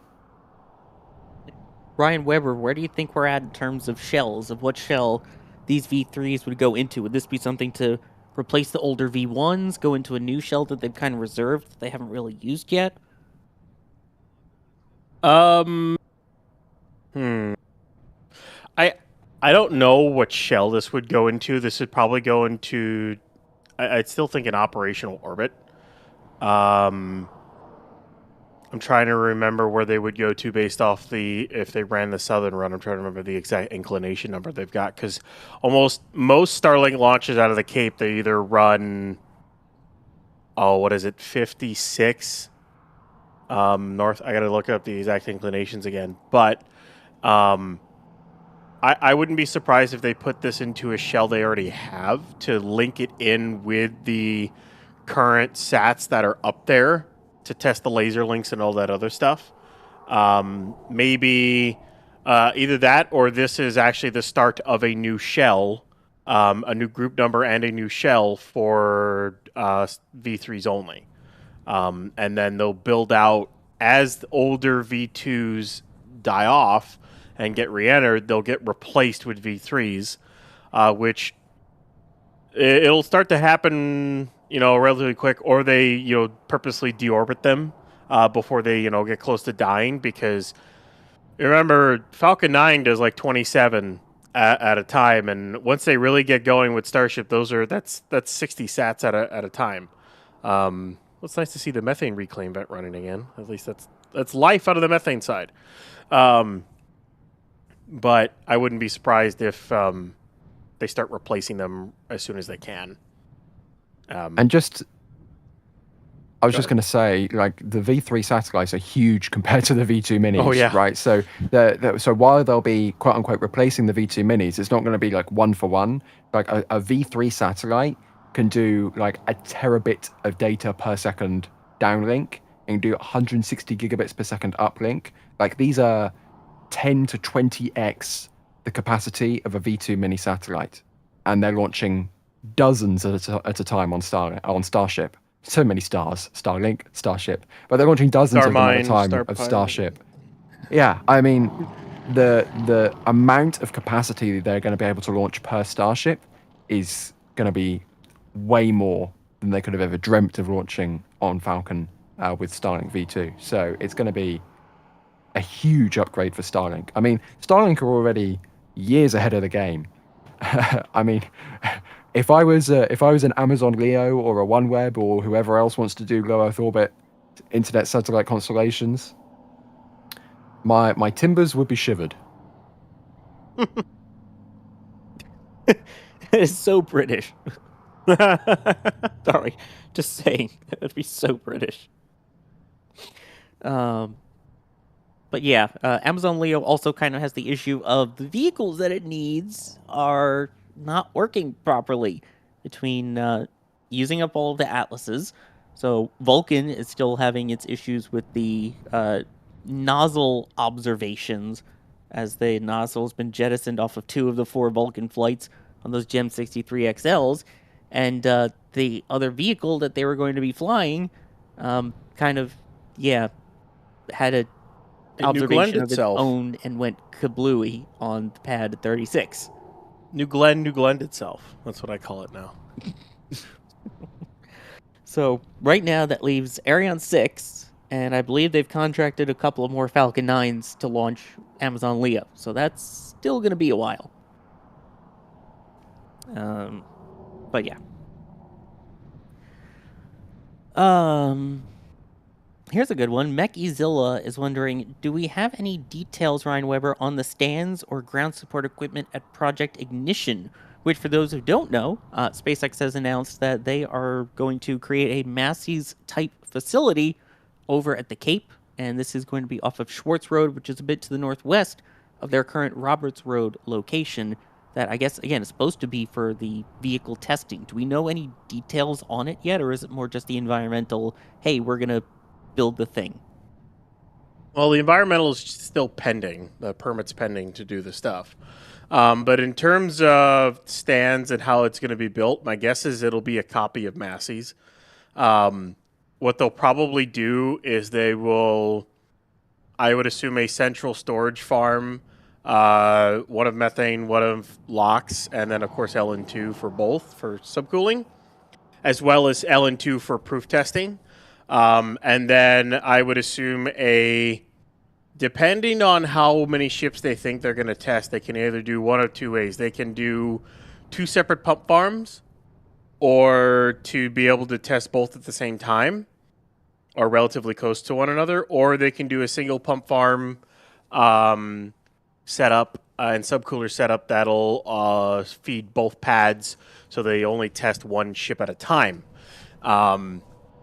We'll see what they end up doing. We'll have to keep an eye on it once it gets approved and once they start building it out. But I would also guess a upgraded trench. The trench at Massey's, it works fine for what it is, and it works very well. But I would not be shocked if the pair of trenches that it looks like they're going to build there are going to be completely steel plated and cladded, kind of like the launch pads look like. Because you got to remember, those are going to have to be upgraded for a 9-engine ship. Just like the one at Massey's will likely have to be upgraded for a 9-engine ship at some point as well. But we'll see what they look like when it's all said and done. I think they're going to keep the same crab stand type system and everything like that. It works very well for them right now. I don't know if they'll build a service structure like they've got here for testing flaps and stuff like that. They might. They might do it for other reasons, because you're going to be testing all different kinds of ships there, because you're going to be testing HLS ships, crewed ships, tanker ships, PEZ ships, cargo ships, depot ships. There are so many different types of ships they have to test that who knows what kind of other testing hardware will be a part of those trenches. I can't wait to see what it looks like, but that's still that plan needs to get approved first before they start anything. Yeah. A lot of things still need to happen, but then again, I mean, we were waiting to see what they would do at Roberts Road, and now the Gigabase almost built. We saw the thing that they would be taking over Slick 37 after Delta 4 finished, and now they already have the 9 segments of the tower stacked at 37A. So they move quickly. So I guess when do you think would be the earliest that we could see that up and running online? My guess would be mid next year. And if so, what does that mean for testing vehicles before sending them or while they are at the Cape before that? Well, that does kind of put into question when that would be ready. It took them about, if I remember correctly, it took them 8 to 10 months to build the current setup at Massey's overall. If you also count with what it took to do the rebuild after Ship 36, and then also what initially it took to build the trench, there's a lot of groundwork that has to happen out there. That's like swamp and marshland out there. So there's a lot of initial groundwork that also has to happen before they even start with digging a trench out there or doing the groundwork for that kind of operation.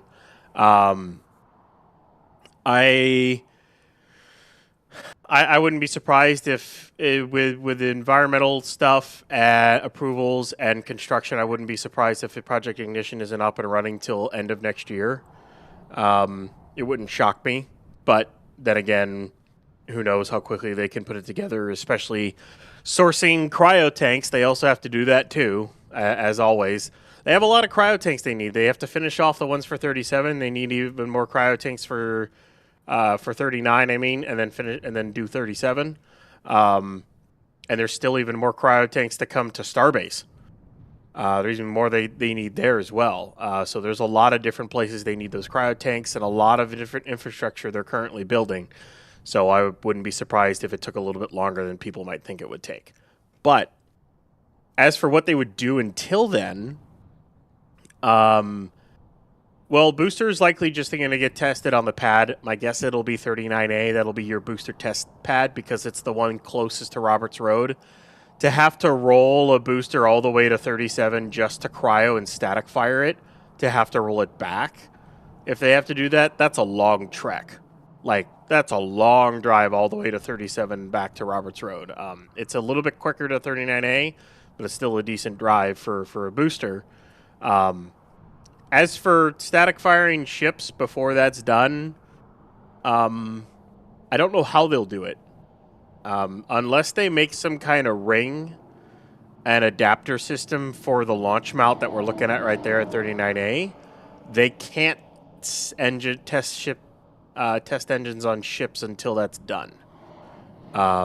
So I haven't seen any evidence that they are making such a thing to do that with LC-39A, but we can't put it past them because we saw what they did on Pad 1. But this pad's a little bit different with how you would have to do it, but still. I mean, yeah, I still think by mid next year we can see it, but I wonder if that means we're going to see most of the testing still done out at Massey's before they ship it over to the Cape, especially for when they do that first Cape flight.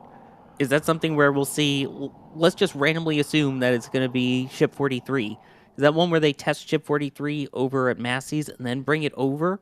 And when it comes, do they test it again somehow? Or is that one where, they can obviously test the booster out there since they have that? What do you think happens at that point? How do they test the vehicles for that first Florida flight?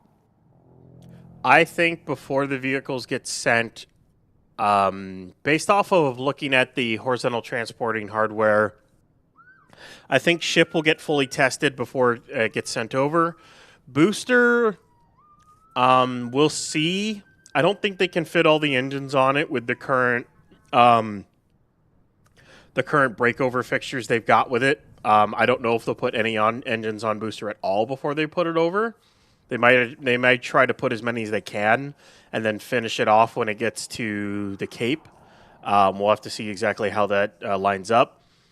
They're not going to have any grid fins. We know that. There are very specific grid fin simulators that'll go into the grid fin sockets that'll be used to break over the booster. So it doesn't look like it'll have any fins, which means it'll have to go into the Gigabay and get its fins installed there, at which point they can install engines as well. And then you go ahead and static fire it on 39A. They'll likely cryo it at Massey's before they send it. They'll cryo it, finish it as much as they possibly can at Starbase, break it over, send it over, do whatever else that they need to do, and then static fire it. That's my guess is what they'll do with booster and ship. I mean, I guess that would make sense. It would be nice to see some of the testing here at the Cape, because obviously I think the main testing that they're going to have to do here is the GSE testing, all of the integration, making sure all the lines work. I think we'll see a lot of wet dress rehearsals and maybe some spin primes before we get to a launch here at the Cape. So, I don't know. But right now we have as much action going on at the Cape as we do at Massey's right now. They've tested parts of the, some parts of the fueling system, and that's about it, as we continue to wait for Ship 41 to do something as we now approach 7 p.m. Central Time here. Thanks, SpaceX. It's the box fan has been going on and off, so the LOX side is still entirely chilled down.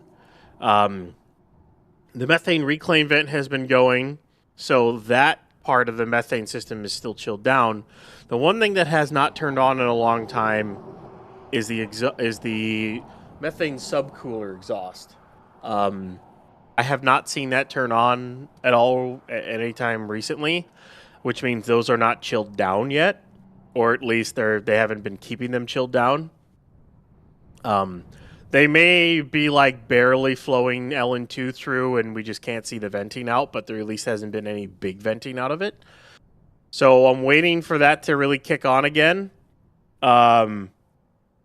And hopefully try to get back into the chill down to the methane side, because they were in full chill down, they were ready to go, and then it just kind of petered out and stopped. They've kept the LOX side chilled. The methane side they haven't as much. So I'm hoping they kick it in. The road's still closed as far as we know. If I would just say this, if they were done and they weren't going to do anything anymore, they would vent everything off, shut everything down, and open the road again. But they haven't done that yet. So this tells me they're still trying to try. And for some reason, they might have run into an issue with the methane side or something. And they're trying to work through it or whatever. Who's Peter, and what is he doing with the tank farm right now? Sorry, that was terrible. I don't know who Peter is. Is he Spider-Man? Peter Parker is not Spider-Man. No, of course not. Why would you think that? I don't know. Anyway, I'm sorry to backseat produce here, but I was just wondering if we could get Space Coast Live on screen. I mean, we had it on the entire time. Oh, look, there's a thing. There's a C5 inbound to the skid strip right now. I think Jerry might be tracking this on one of our cameras, because Jerry was the person talking about it. But we'll see. I just put it on Space Coast Live because I saw a plane. Oh, a plane. Oh, interesting, hey? Something for us to look at, because we're waiting for SpaceX to do something and they've done nothing.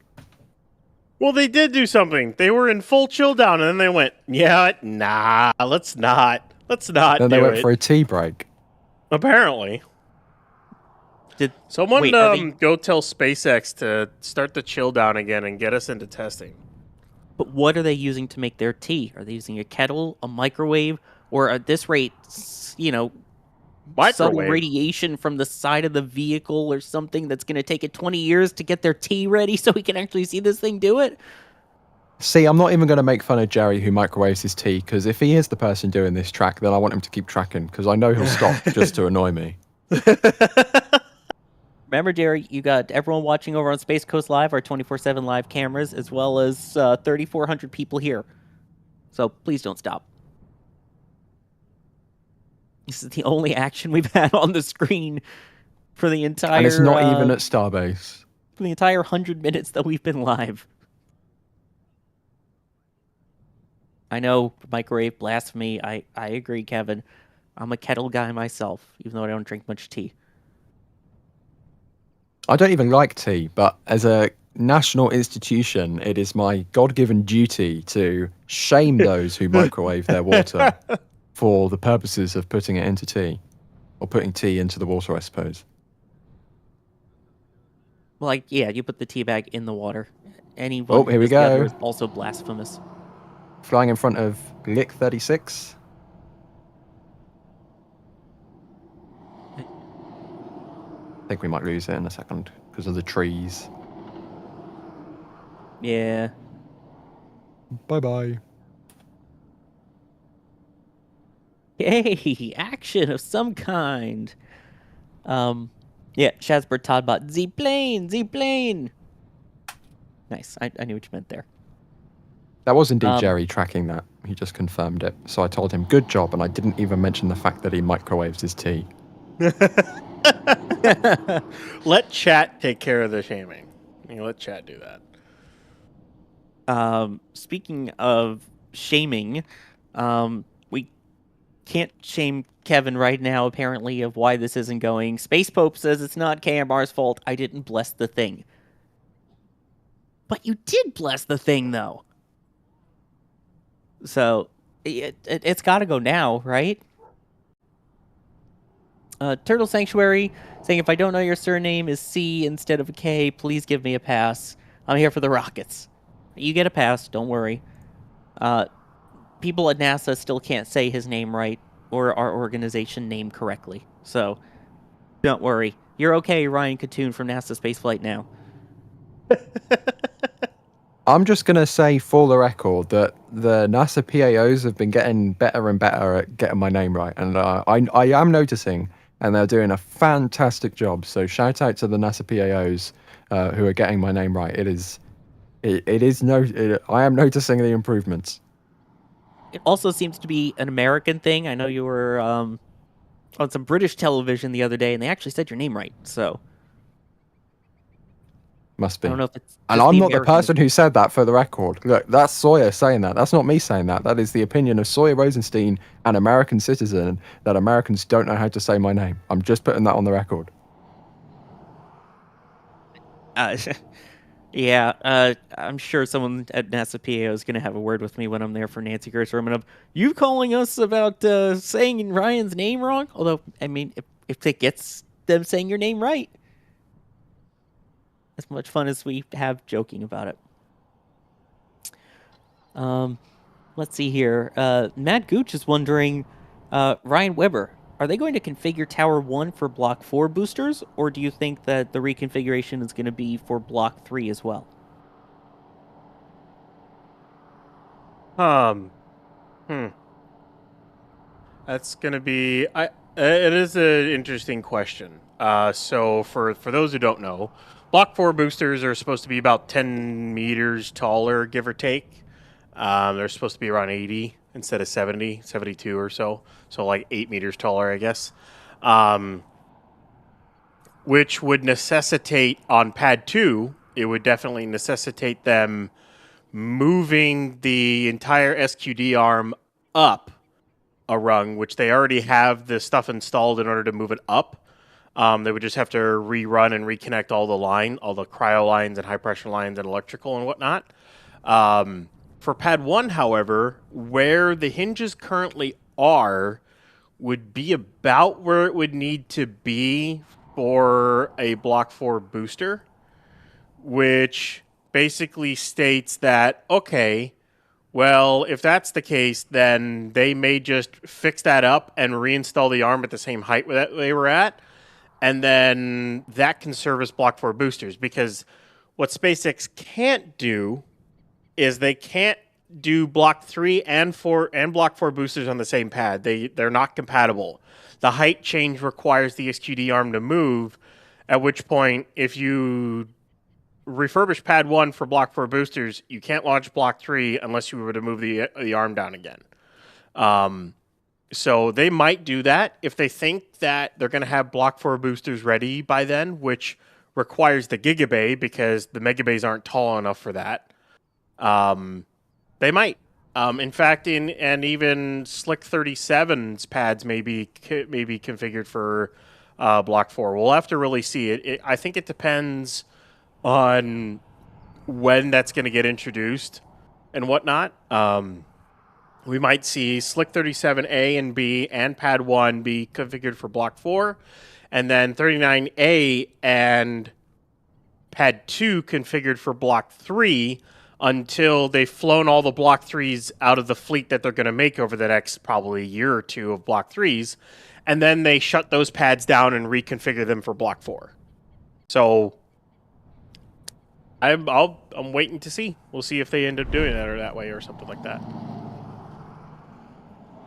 We will wait and see how they configure it, as we can take a look again at how our community has configured how a baby Starship would wear the onesie merch from shop.nasaspaceflight.com, which, again, it's back to school season, and we have children's sizes. So if you want to get your kids started early, or you have a friend who has a kid and you're like, hey, they need to get interested in spaceflight and get their students interested in it, perfect time to actually wear one.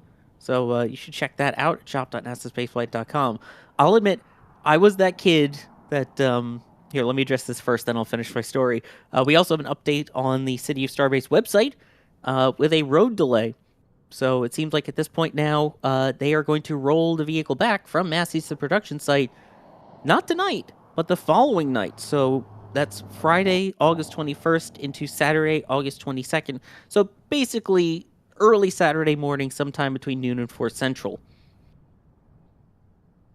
What do you think that means? You mean midnight? Testing? It's not noon. Midnight. I'm hungry, okay? I still have That that means, waiting for me. SpaceX purposely made it start at 11:59 to try and stop the confusion between midnight and noon, and Sawyer still managed to call it noon. I'm hungry, okay? I saw... I said that during Raptor Side and Jay in the back channel. Like, well, that's why they did it. I'm like, it still confuses the heck out of me. If you're trying to stop that, say 12:01 a.m. August 22nd to 4 a.m. To 4 a.m. Just say that. It's so much easier. Or you could just be a Infinitely civilized easier. peoples and use 24-hour time, which is Use the 0000. and much more technologically advanced time format, which the rest of the world clearly understands by now. But just like using weird feet and inches, whatever those are, taking a little while to get with the times, get with the times. No. All right, fine. Pun token begrudgingly awarded. But yeah. Brunch.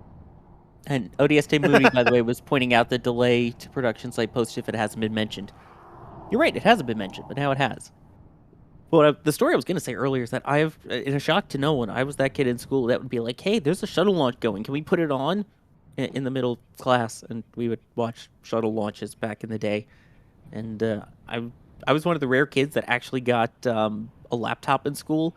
And so I would always have a NASA TV on in the corner back when you had to use like Real Player to be able to get it to actually go. So that's how far back we're talking. But yeah, I always had that on. I'm that much of a nerd. And people wonder how I got into spaceflight. Yeah, it's been for a while.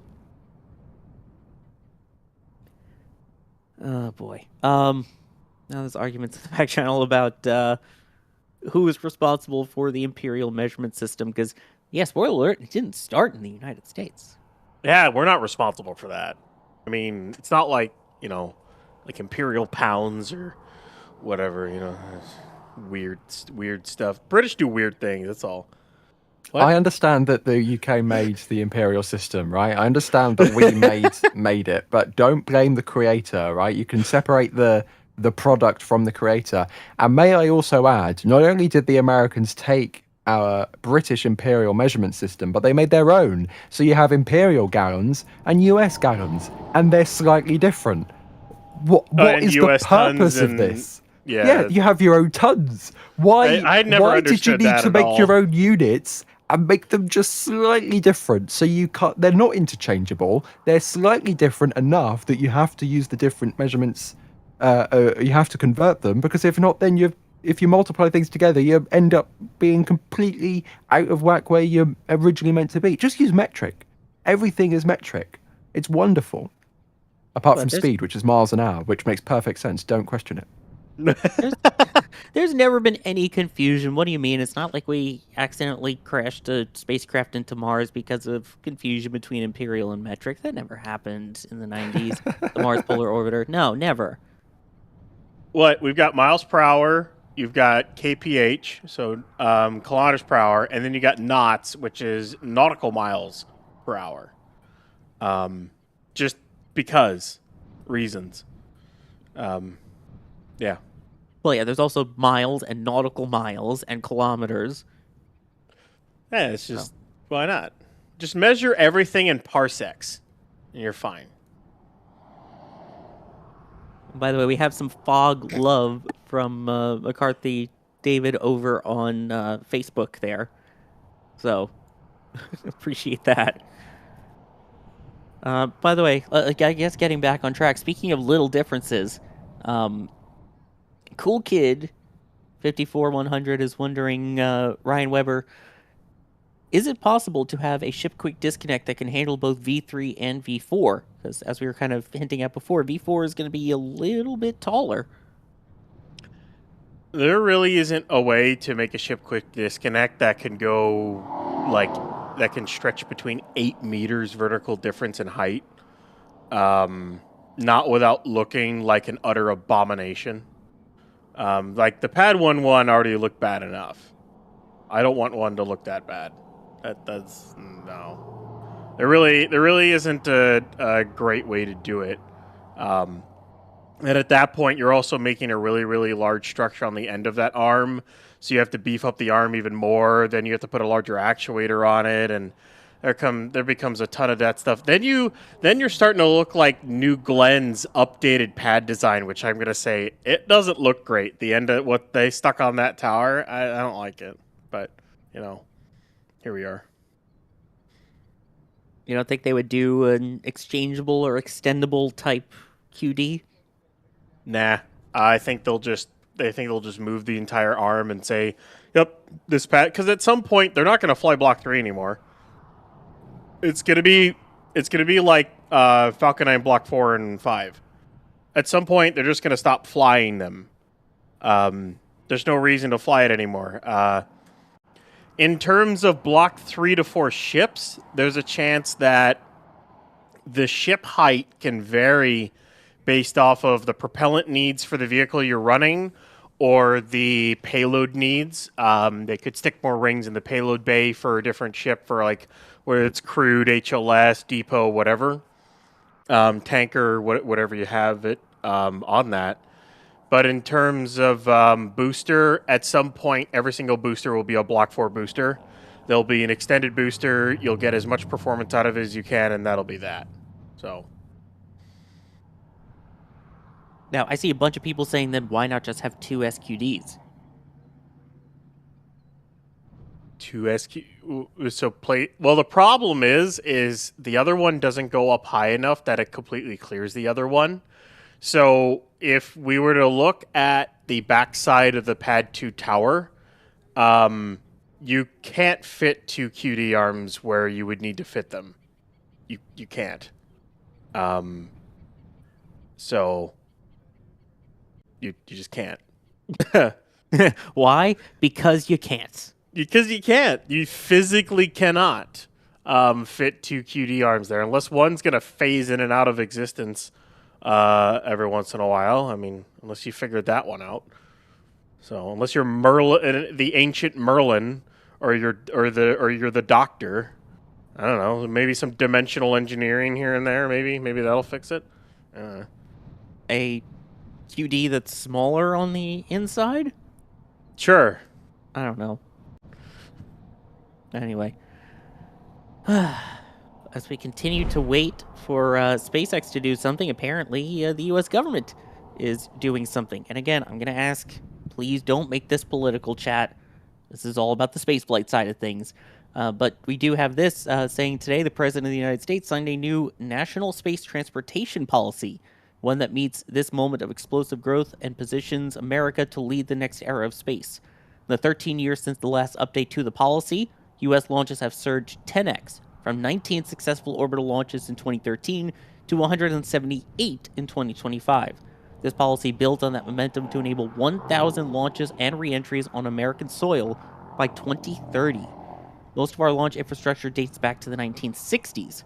This policy catalyzes commercial co-investment to build next-generation launch and re-entry sites and designates an additional federal land re-entry site to bring operations home.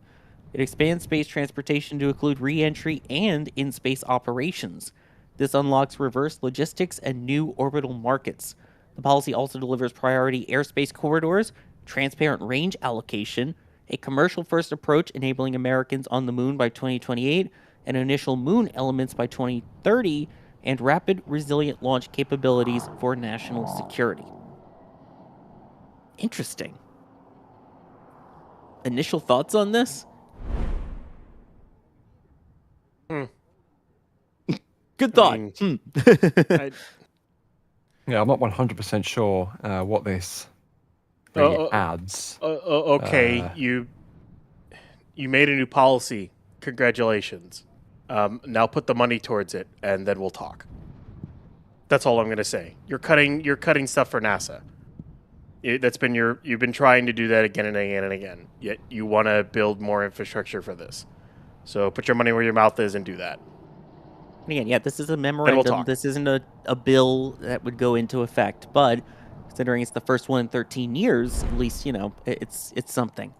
And this is kind of going into the full text of it.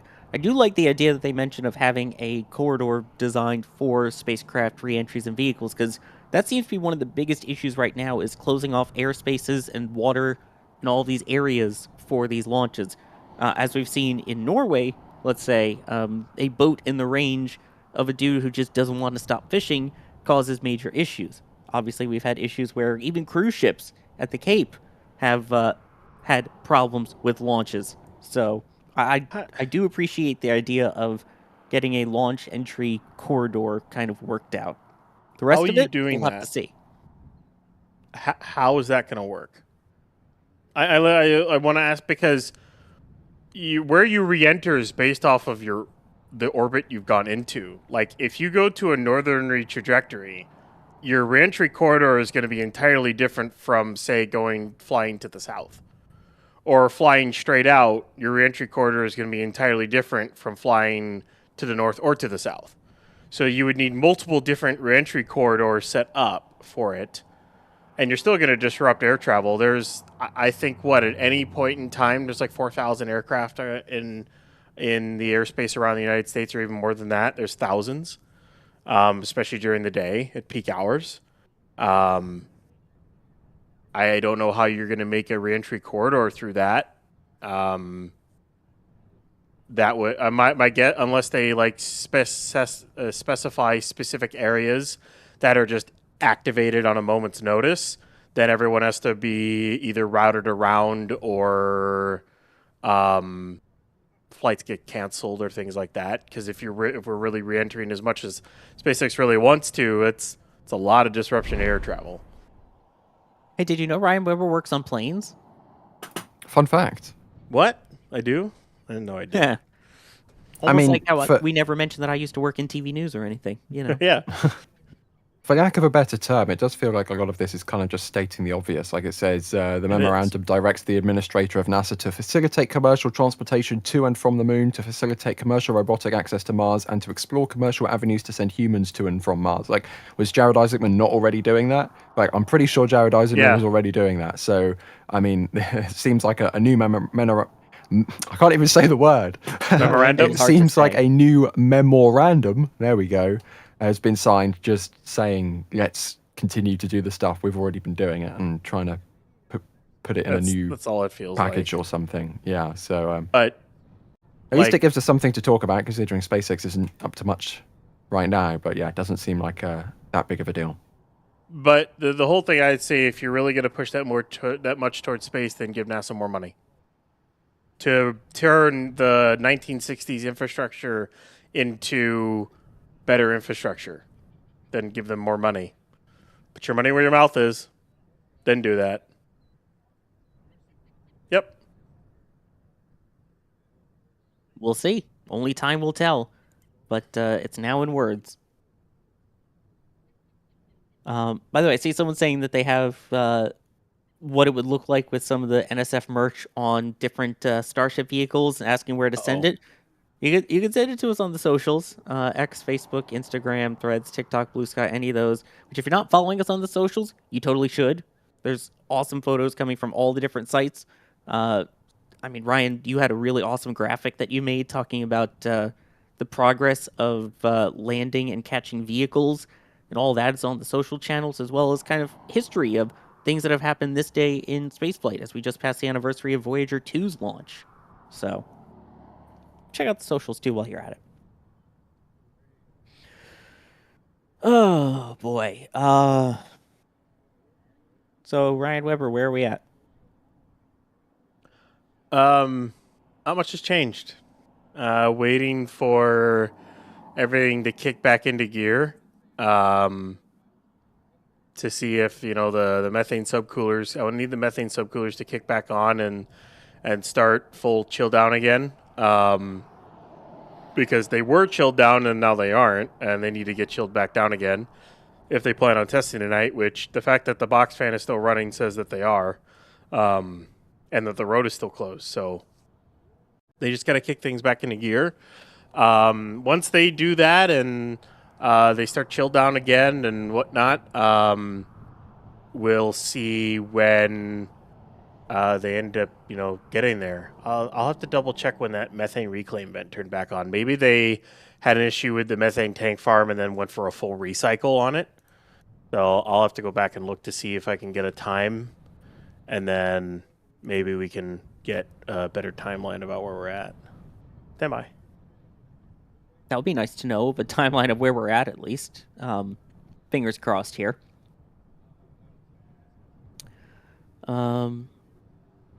Let's see here. CVX is wondering, how's the timeline for a booster static fire as of now? Ryan Keaton, what do you think?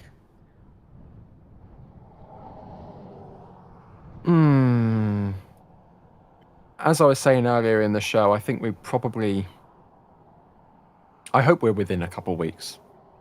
I don't want to say probably because, we don't have a camera inside the mega bay, so it's not like we can say for certain what specific stage the booster is in, but it's certainly been in there for a few weeks now, and I would hope that it's ready to go in a couple of weeks, because that sort of timeline would then set up a launch in the timeline that we've kind of been expecting for the past, ever since kind of the end of August, start of September was hinted at through that airspace notice. So fingers crossed within the next 14 days, but we'll just have to wait and see.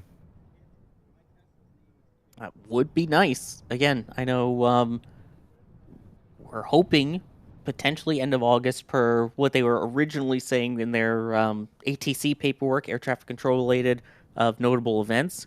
But I know Jared has mentioned September as of right now, I believe, on nextspaceflight.com and in the Next Spaceflight app. That currently has no earlier than September. So we'll wait and see. It's a lot of, we'll see how quickly they can finally do testing on this vehicle that's just been sitting there menacingly doing nothing. And when they finally get to the static fire testing for the booster as well. Because it's worth noting that there is the rollback closure set for early Saturday morning Central Time on the 22nd for this vehicle from Massey's to production. Let's see, Ryan, I think you were doing a little bit of math. Ryan Weber? Yeah, so going back, it looks like they turned basically the methane side off for a bit. The reclaim vent came back on at 6:45. I'm still waiting to see for the methane subcoolers to really kick back on again. But if that was a full recycle of the methane side, then prop load would be at 7:45 p.m. If they had to do an entire recycle of the system or something, which would then put a test at I don't know, anywhere between 8:05 and 8:15, if that's what they ended up having to do. At this rate, we're gonna we'll wait and see. I'm hoping that those methane subcoolers really kick into gear again, which I think they're partially venting. It's kind of hard to see because there's a lot of shrubbery and bushes and other things and trees that are blocking some of the vents, but it might be staying chilled, just not, pumping out a ton of gases out of it. So Just waiting for it to really kick into gear here, and maybe 8:15. That's a guess at this point. So another nighttime static, but well, it is what it is. So gotta cross your fingers. It was looking so promising too. If we get daylight testing, maybe Well, I know. daylight 6 engine static fire ? Then just SpaceX went, you know what? Nah. Well, sunset is currently literally on the dot 00 flat at 8 o'clock, which is in 30. Don't do math live on stream. I know you're waiting for the clock to turn over, though it's dangerous. 3 minutes from now. So I was waiting for it. Maybe I held on to that for a little bit, just a few seconds That was too long. maybe a little bit too long. Just a little bit too long. So, I mean, we could see a sunset static fire. What did I say at the top of the stream? I said sunset static fire. Boom. Predicted Why did it. you say it? Okay, you know what? I blame you. Now I we can blame blame you you. then. You said it. I blame you now. Yep, 100%. Sunset static fire. Bring it on. There we go, chat. Now we know who to blame. All this time we were blaming Kevin when we really had to blame Mr. Map. You blame Kevin, then you blame me, but now it's definitely Ryan Keaton's fault. 100%. Oh my goodness. Anyway. Let's see what else we got going on in here. Continuing to make me hungry. Plain hamburger. Plain? Like we still got cheese, right? Just making sure. No, that would be a plain cheeseburger. Oh, yeah, plain hamburger is kind of Eat cheeseburger. I'll take it at this point. I'm hungry, all right? They're saying, do you guys think we will get Flight 14 before Labor Day? And I guess we should point out that that's the first Monday of September in the United States, to clarify for our international viewers. I literally have no idea when that is. So thank you for the clarification. Labor Day is September 7th, by the way. Yeah. Thank you. Wanted to make sure that we kind of got that. Maybe. You do lots of labor on Labor Day? It's the exact opposite. It's so you don't labor on Labor Day. Yeah. Also, that's the whole point of it. and called it the wrong thing there. They should call it the No Labor Day. Laborless Day. The Laborless Day. There you go. That's what they should call it. I think they've missed a trick on that one. Well, you know what? You know why they don't listen to you? Because we got rid of the U in labor. That's why, okay? Okay.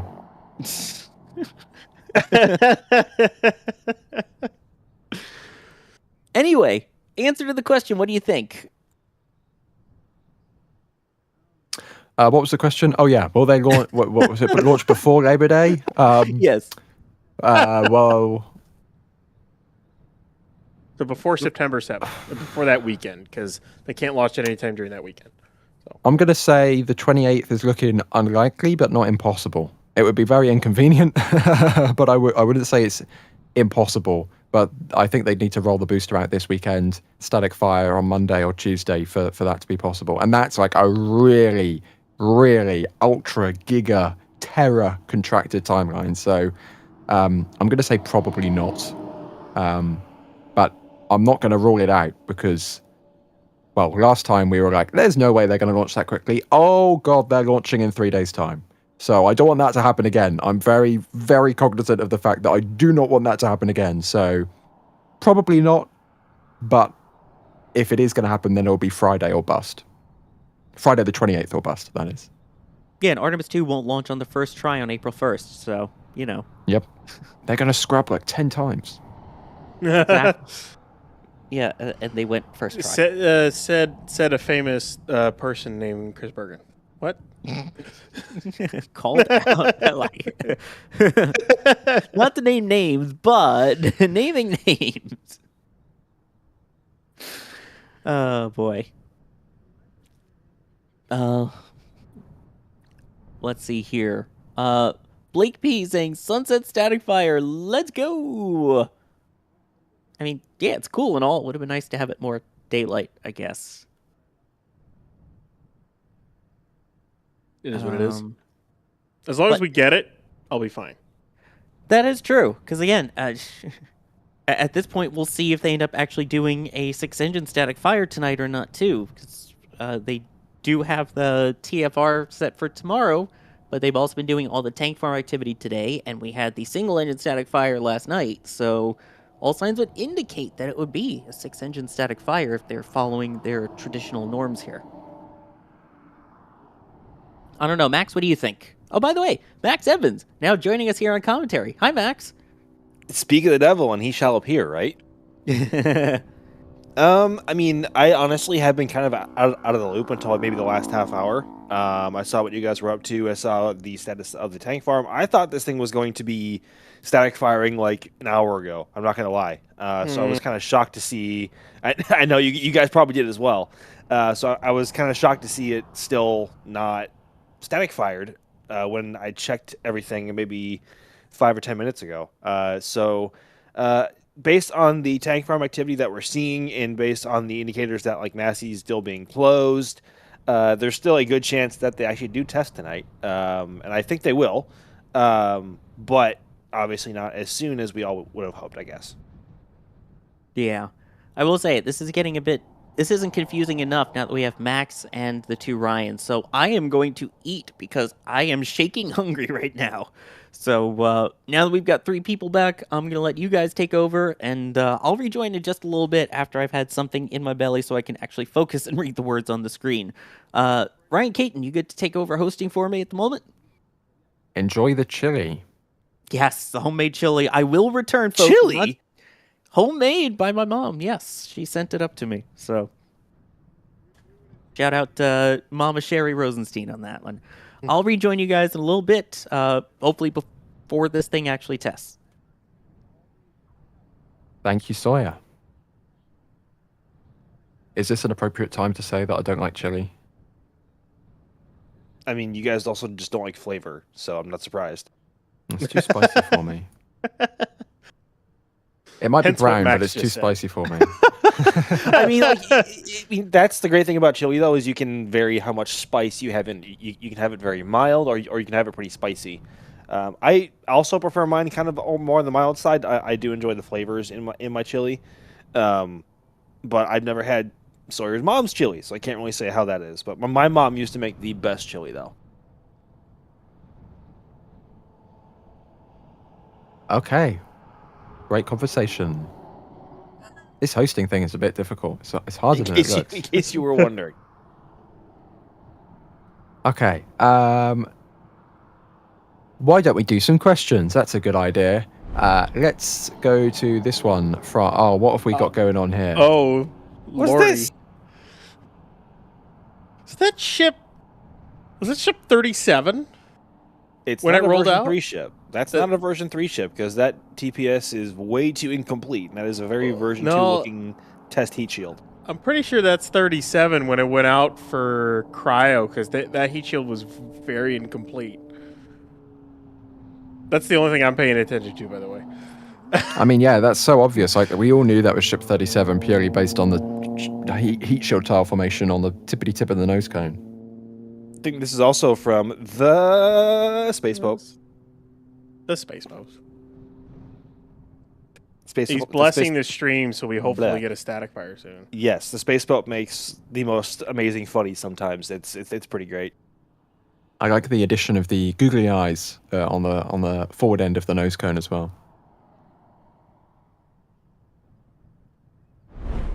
Okay, questions. Ryan Derenbacher is asking, what is the best booster ship pair in your opinion? Ryan, considering this question was asked by Ryan, I'm going to throw this one to you, Ryan, first. So far the best pairing, I'd have to say it's ship 30 booster 12. That is by far that's the best mission they've ever flown so far. Perfect landing, caught the booster. They have not replicated that mission since then. And we're almost on a 2-year anniversary since it. So, heck, maybe Flight 14 will launch on October 13th, 2026, and it'll be a double catch. Maybe they'll do that again. You know? Watch. That would be quite poetic. It would be. Max? I am also going to say Booster 12 and Ship 30, but there's something about the first version 3 vehicle pairing between Ship 39 and Booster 19. Like we know it was supposed to be Booster 18, but the first version 3 full stack did look amazing, and I think it was a monumental occasion seeing them on the pad for the first time together. So it's between the Flight 5 pairing and the Flight 12 pairing. Well, I love all stacks equally, but if I have to answer, I'm going to say That's a Booster lie. 7 and Ship 24, because Booster 7 and Ship 24 was the greatest to ever do it. I mean, it's the only full stack that love each other so much they refused to separate, and they stuck together through to the end until the flight termination system didn't terminate the flight, and they continued doing loop-de-loops in the sky until eventually the aerodynamic forces ripped the thing apart. But yeah, Booster 7 and Ship 24, the GOAT of Starship stacks, because it literally didn't want to come to an end. It wanted to stay stacked together forever.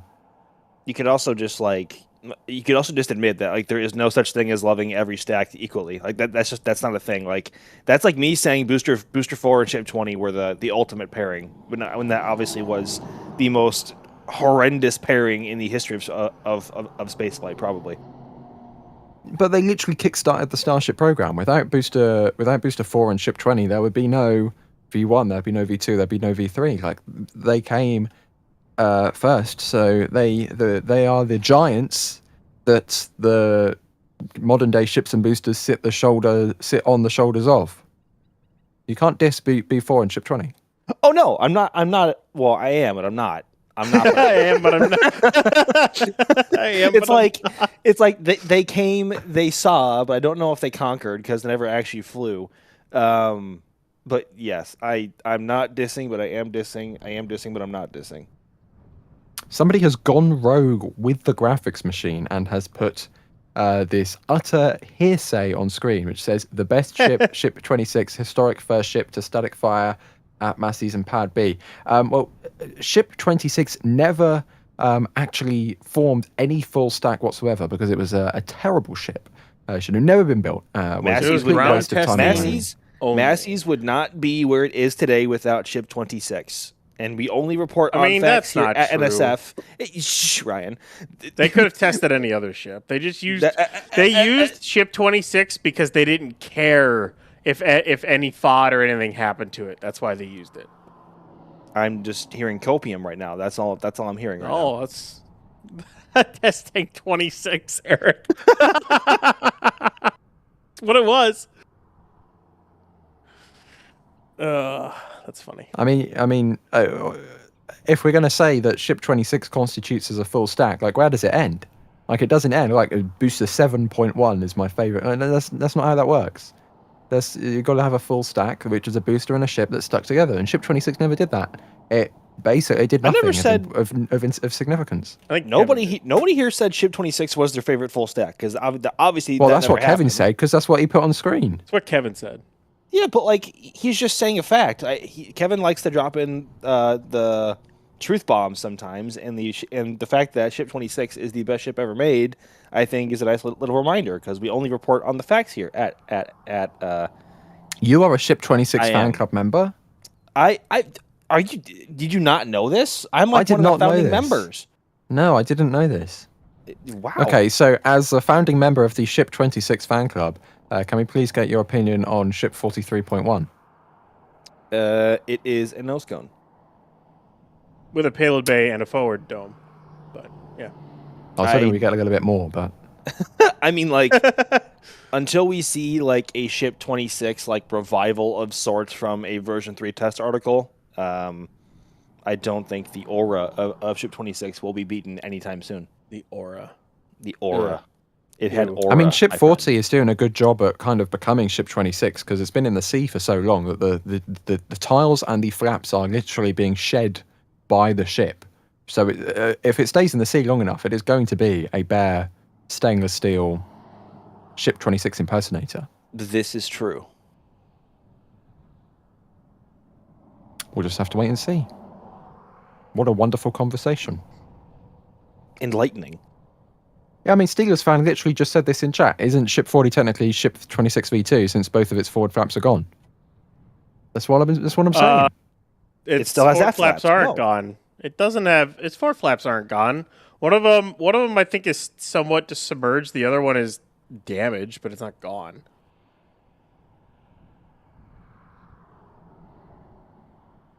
Okay.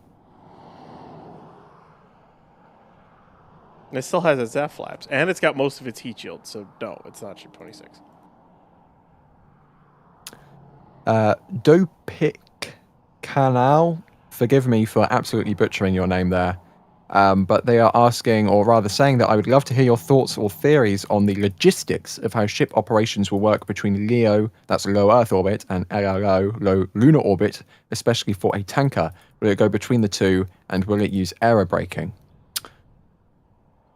I was always under the assumption that all of the refilling would be occurring in the Earth orbit side of things, and that tankers would stay in Earth orbit and not be in lunar orbit, because the moon has this is get ready for some really complex physics talk here. The moon is smaller, so the gravity is less, so it's easier to leave the moon than it is to leave Earth. So you need less fuel to get back to Earth because you can aerobrake. So I didn't think they would need a tanker for the return trip, so they could leave the tankers in, because you just need a tanker to get to the moon, not to get back. Was my assumption, at least. Yeah, and if you wanted to even get a tanker out to the moon, you're only going to be able to do, 200 tons. It depends on how, if you fully refuel it and you can do 200 to 250 tons to low lunar orbit, well, you still have to refuel the ship that's going to take that fuel. So that's a bunch of tanker flights just to refuel the tanker to send that tanker. And that might not be enough to do it, so you got to send even more. And, well, at that point, you're running like 30, 40 launches just to load up enough prop on a ship on the moon to do stuff with it. It's a lot. It's a lot of ships. Well, you say that's a lot of ships, 30 launches. You're saying like that's a load of launches. Well, we've got Elon on Twitter literally 13 minutes ago saying we're aiming to reach 30 plus Starship launches per day in 2030. That's 3 years' time, Ryan. They're going to be launching 30 times a day. Look at that. That's a very achievable milestone. That is. Let's see here. Look at that. That's very realistic.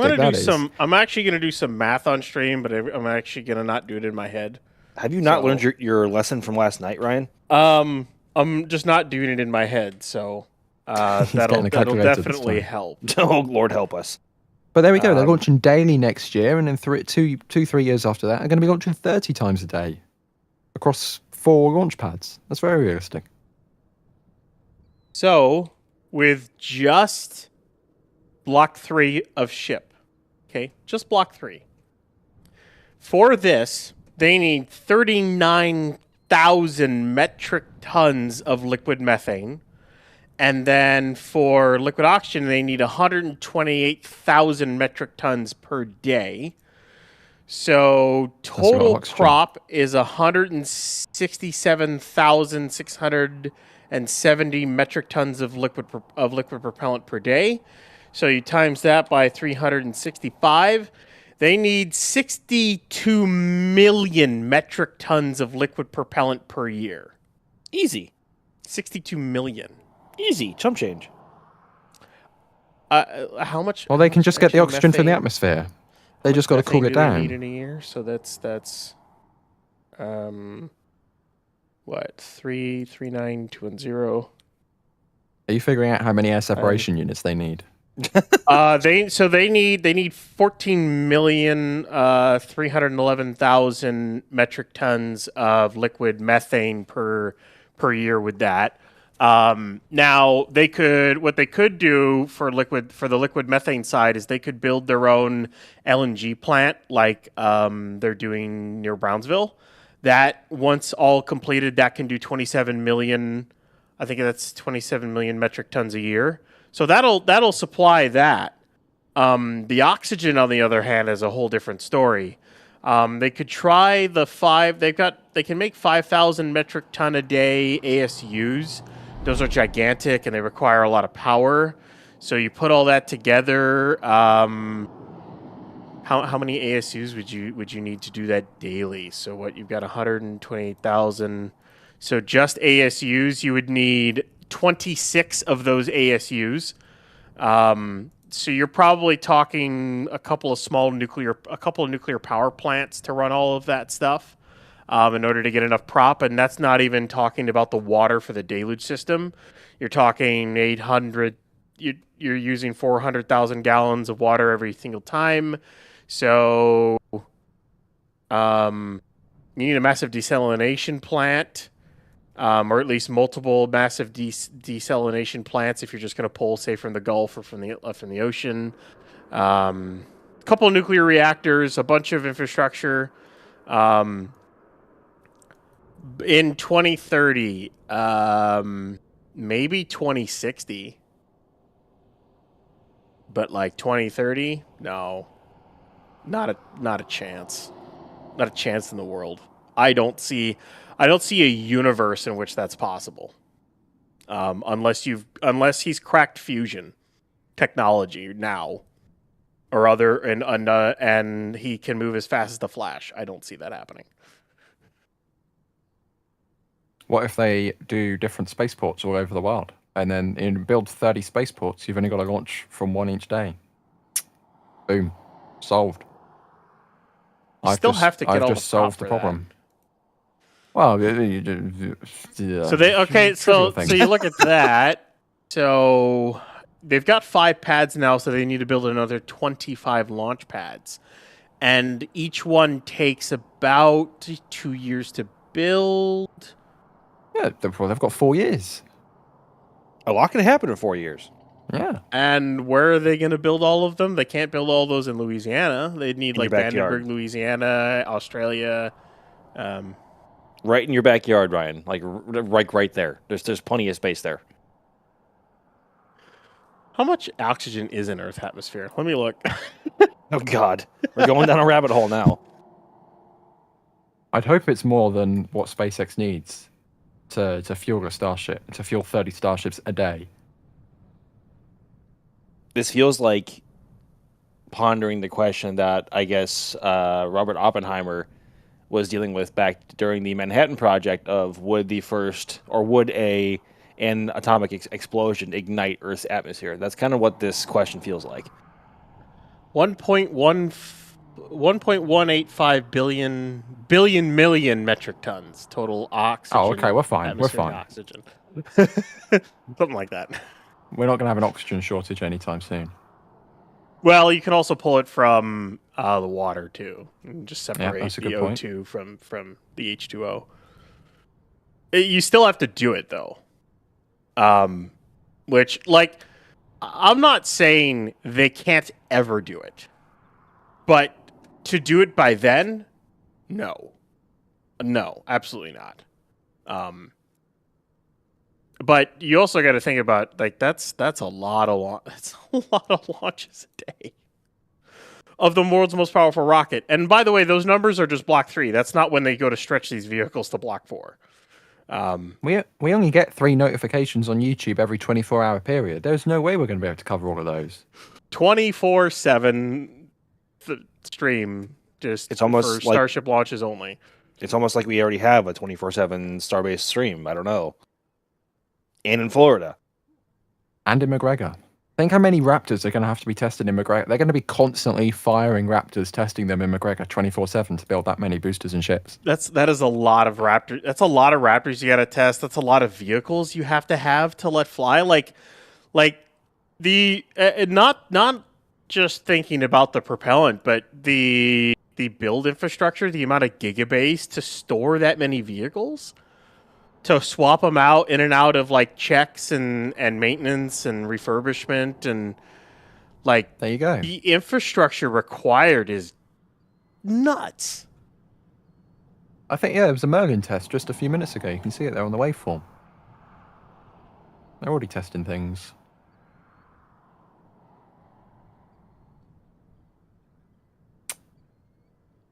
Well, that was a wonderful conversation. Thank you for tuning in. Let's see what we can talk about next. Well, they're not loading. as I thought they might do again. So I don't know what they're doing. SpaceX is just like, they're like, nah, let's not test. Let's just keep the road closed and just kind of cycle the lock side of the tank farm.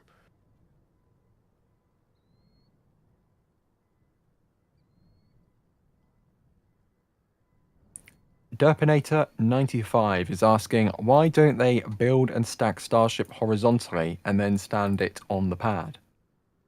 Max, this is a good question because many rockets are assembled horizontally. Maybe even some of SpaceX's own rockets are assembled horizontally. So why are they going for the vertical method with Starship? I think, well, for one, Starship isn't really built to have or handle... Starship isn't built to handle loads or withstand the weight and loads of being laid horizontal. Now, they are obviously working on ways to have them in that orientation for transport, but you would need an absolutely gargantuan transporter erector to flip both vehicles up vertical if you wanted to go down that route, like they do with Falcon 9 and Falcon Heavy already, amongst other vehicles as well. I know the infamous N1 rocket from the Soviet Union was, I think, I mean, actually, now I'm wondering which TE was bigger, New Glenn or N1? I guess Chet, hop in with that one. N1. Was it? N1. I mean, I bet it was N1. I mean, probably, but I think they were very, very similar in size. But you would N1 need was a far more powerful rocket than New Glenn. And also much bigger at the base as well, with a lot more engines. Yeah. But you would need a monster transporter erector, and you would also have to modify your entire launch infrastructure to support a transporter erector, and also based on the infrastructure in Starbase, how are you going to, you would need your own separate road or set of tracks to get from the production site to the launch site, not to mention a gargantuan facility to facilitate the transporter erector and multiple of those in multiple vehicles being, I guess at that point they're not being stacked, they're just being mated together. So you would have to basically change all of your everything in Starbase, basically your pads, your Gigabay, your Mega Bays, Star Factory, everything would have to be changed and designed differently to accommodate all this other method of rocket transportation. But vertical, good gracious, vertical integration already fits in line with what Starship with how SpaceX already wants to recover Starship vehicles, being boosters and ships, being caught in the chopsticks, and them being able to use them as well for also vehicle stacking on the pad is a double win there. So I think for a vehicle like Starship, horizontal transportation and of the like is just not the most efficient way of doing things. You also need a lot smaller. Yeah, you do need a lot smaller equipment to transport vehicles when they're vertical, considering their footprint is a lot smaller when they are vertical. Granted, yes, it's still a monster vehicle with a 9-meter diameter. Not 9 meters, excuse me. Wait, is it? No. Yes. No. It's 9 meters, right? I'm completely blanking. Yes. So 9 meters. So at that point, you only need a vehicle that takes up or has about a 9-meter diameter for the transport stands, and that barely fits on the road already. So it's a headache and a half to have Starship being built like they do with Falcon 9, but it primarily because it was not meant to handle loads being laid down like that. That's just how Starship was designed from the beginning. We were talking about this earlier in the stream, but Max, considering you are on the Space Coast itself, Ordinary Character is asking, which flight do you think will be the first one from 39A, considering that they are not looking like they're going to be catching, unfortunately, this flight?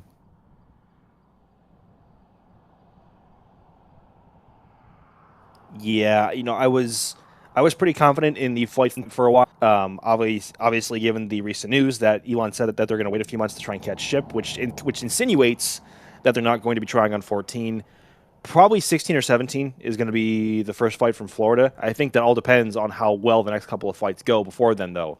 If Flight 14 goes well on both vehicle sides and they're able to catch both vehicles on Flight 15, that would open the window for vehicle transport from Starbase to Florida and allow for a launch window from Florida for either Flight 16 or Flight 17. As you can now see, LC-39A there at the Kennedy Space Center on the left-hand side of your screen with the massive LR-11,000 crane getting ready to perform some work over there at the tower. So, yeah, I think right now the contenders are Flight 16 and 17, but that's all going to depend on what happens in the next couple of Starship flights from Starbase.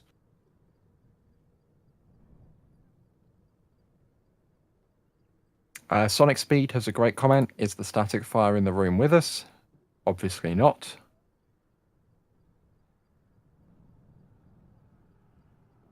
Wooston Carp Fen. Sorry for, again, completely butchering that name. But they're asking, why don't they land it in the Gulf like the boosters? I assume this is referencing landing ship in the Gulf instead of going for a catch. I'm going to say maybe the risk isn't the catch itself, but maybe the actual re-entry. Because re-entering, coming back to Starbase, they're going to have to be flying over some populated areas. So maybe that's the thing they're worried about. So that would kind of rule out a Gulf water landing rather than, a catch problem per se.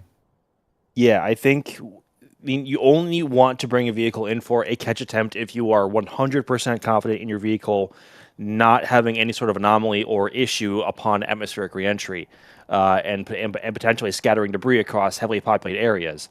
And obviously right now, Starship, they don't if they're not going for a catch on Flight 14, and that is why they have these splashdown zones off the coast of Hawaii and Chile. So you need 100% confidence in your vehicle to make it over those areas. So while landing in the Gulf would make it a lot easier to transport a booster or a ship back to Starbase if the ship survives the tip over, kind of like Ship 40 did, that is still a big risk in terms of vehicle integrity, and making sure that it gets to where it needs to go while staying in one piece. So it's also SpaceX is not quite there with ship yet, but they're almost there. Like I'm pretty confident that after Flight 14, I'm 95% confident that Ship 41 for Flight 14 will do everything that SpaceX wants it to. Speaking of the upcoming flight, where I've lost the question now. Where's it gone? Here we go. ManGoli999 is asking, so, where will Ship 41 splash down? Of course, they've got the current location in the Indian Ocean. They've got their little spot just off Hawaii. They've got their patch of ocean off of the coast of Chile. If you have to spin a wheel and guess, which zone do you think would be most likely for Ship 41 to splash down in? If they are going orbital with Flight 14, I guess that gives them some flexibility in terms of what inclination they want to be launching into. And depending on how ship does and how long they want to keep ship up there, that gives them some flexibility in terms of where they want it to come down. And then that's the benefit of having multiple zones picked out for the ship to come back in. So I would like to say off the coast of Hawaii, because none of the original Starship flights that were destined for off the coast of Hawaii made it there, before they moved the LZ to the Indian Ocean. So I'd like to say Hawaii, just because seeing a ship re-enter and land over the coast of Hawaii would be amazing. And it's also in much closer proximity to the U.S. as well. But South America does also, I don't know. That might be a game time decision. I'm not quite sure. Ryan, I'll pose the same question to you. Where do you think Ship 41 is going to be splashing down? I think it'll be in the Pacific off the coast of Hawaii. That's my guess. That's where it'll get dunked. I don't think they can bring it back to the Gulf. And even then, part of that is re-entering over land, and I don't know if the FAA will give them the sign-off to do that. They do have the reentry corridor, they can do it, but you still have to get pre-approved to do it per mission. So I don't know if they have the permission to do that or not. So I think it'll be Pacific. I'm going to agree with Pacific Ocean, but I don't think it's going to be near Hawaii. I think it's going to be off the coast of Chile, because simply for the reason that Starship 40 has been towed all the way to Christmas Island. And if they splash down off the coast of Chile, they can tow Ship 41 to Easter Island, and then they've done Christmas and Easter. Wow. There you go. For more riveting coverage, make sure to subscribe to NSF on YouTube and follow us across all the socials, because you only get analysis like this here. You don't get it anywhere else. Thanks for tuning in. Thanks, SpaceX, for not static firing yet. Yeah. I don't know. I really don't know what they're doing. The road's been closed for a while. They were going full bore. Everything was in chill down. It looked like they were getting to prop load, and then they kind of stopped with everything. And then after a while, they shut off the chill down for the CH4 subcoolers. The methane reclaim vent has been kind of going on and off, and they're maintaining chill down of the lock side, because you can see venting out of the LOX pond. That is LN2 venting. There's a little bit of a fan in between what's left of the old LN2 tanks. That's what that is right there. Usually they run that when they're pushing LN2 through the system, and a lot of times that's like for chill down of like the subcoolers and stuff like that. They're keeping the lock side in chill down, but for whatever reason they're not doing it on the methane side, and I don't know why. I don't know why they haven't pushed to a prop load yet. It's weird. Yeah, certainly interesting what they are up to. Let's see here. Again, if you do have some questions for us, just tag us in chat at NASASpaceflight or at NSF. We are, of course, very grateful for all the support that comes in, but you don't have to do a support to ask a question. We look through normal chat as well. And you can ask us whatever question you like, and we will do our best at answering them. I mean, if the last 10 minutes are not evidence of that, I don't know what is. Let's see. Miles is asking, speaking of Ship 40, why did the recovery crew from SpaceX rig Ship 40 by the engines instead of from the nose cone and front flaps? Ryan, I'm going to toss this question over to you. My assumption would be because the engines are already designed to push the ship with all of their thrust, so pulling wouldn't make much of a difference. I mean, those bolts are probably, the bolts that hold that thing out are probably rated for that. It looks like they tried to wrap a tow line around the ship and then around the catch points. And then it slipped. They destroyed a bunch of tiles, and then they also ripped apart some of the forward flaps, is what looks like happened. They tried to do that, and it didn't work. One of the other things they tried was they put a bunch of those, I forget what they're called, the tire covered floatables. They encircled the ship with that, and then they tried to tow the ship with that with no direct tow line. That didn't work. So they just strapped the line around one of the center Raptor engines and pulled the ship that way. I think that was their last resort to do. So they tried a couple of different methods. Last one worked, and it's sitting off Christmas Island, I think, waiting for I think there's a heavy lift ship heading to Christmas Island right now that's a semi-submersible. I think that's going to pick it up, and I am expecting it to come back via around the Cape of Good Hope. So through the Indian Ocean, around the Cape of Good Hope, up through the South Atlantic, into the Caribbean Sea, and to Brownsville, if they want to bring it back to Starbase. Because going the other way that's across the entirety of the Pacific Ocean and then through the Panama Canal. And I don't know if the ship that's going to get it can fit through the Panama Canal. I have to look. But Also, the route around Africa is pretty easy to do too. So, yeah.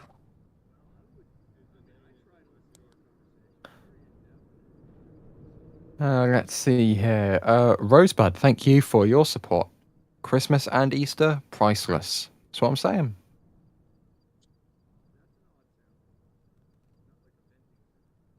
Let's see. Philly fan in Titusville is asking thoughts on Jared saying at the Max Power event that he has seen SpaceX human landing system hardware. Does this increase confidence that SpaceX will be ready to be the lander for Artemis 4? Well, I'm not going to doubt the NASA administrator, but I do think this makes him the only person on the surface of the Earth to have seen Starship HLS hardware, because I'm not sure anyone else has. I mean, Max, as our chief Max correspondent, I will pass this over to you. What do you think? I mean, that's probably not an inaccurate statement. If you add on the asterisk there, like he might be the only one outside of SpaceX who has seen it at this point. And to this point, we don't know what hardware he's seen, whether it's flight hardware or just it could literally be the docking port for Artemis 3 that they're throwing on the nose cone of a version 3 ship, or a mock-up. We have no idea. We wish SpaceX would show us what they're working on more. We hope that they will soon. But like you were saying, Ryan, like I would not doubt what Jared is saying. Like if he says something, I would not doubt it whatsoever. I just wonder what he has seen to qualify the statement, though, because Artemis 3 and 4 are going to be here before we know it, and like it seems like Artemis 4 especially seems somewhat far away now, being a couple of years, but a couple of years in spaceflight terms is really not that long, especially for SpaceX. Actually, 2 years is quite a long time for SpaceX because a lot can change in 2 years. But in general terms, like 2 years tends to pass pretty quickly. In term like with hardware like this, so hopefully we find out sooner than later. But I wonder what he's seen. Completely straight face when we say this, boys and girls. Fair's on the rise, saying that we have concepts of an HLS. Like, I don't doubt they have a lot of HLS hardware built in a bunch of different components, like the Eclipse systems, all that other stuff. They're just mean and don't want to show it to us. That's all. They're just mean. Yeah. Show us. Show us your hardware. Come on. How much would raise your lovely stock price if you showed us that hardware? Man. You're all like, we have been chopping at the bit for a Starship, for actual Starship HLS hardware for quite a long time, so I can't really say I disagree with Ryan there, but we want to see HLS hardware, SpaceX. Please. I mean, it's literally the one thing that the space community has been begging for the better part of, well, 5 years, ever since the contract was announced. Right. And I feel like all we've seen is that nose cone, which has been sat in the rocket garden for years, which has I think it has a mock-up inside. Not that we've actually ever seen inside officially. I know there's been images that have leaked on, various social media platforms. Just show us something, please. Just anything. We just want to see something, real hardware. I mean, it's something we bang on about all the time. Like, we'd love to tour to random aerospace company. Like, we'd love to tour your stuff.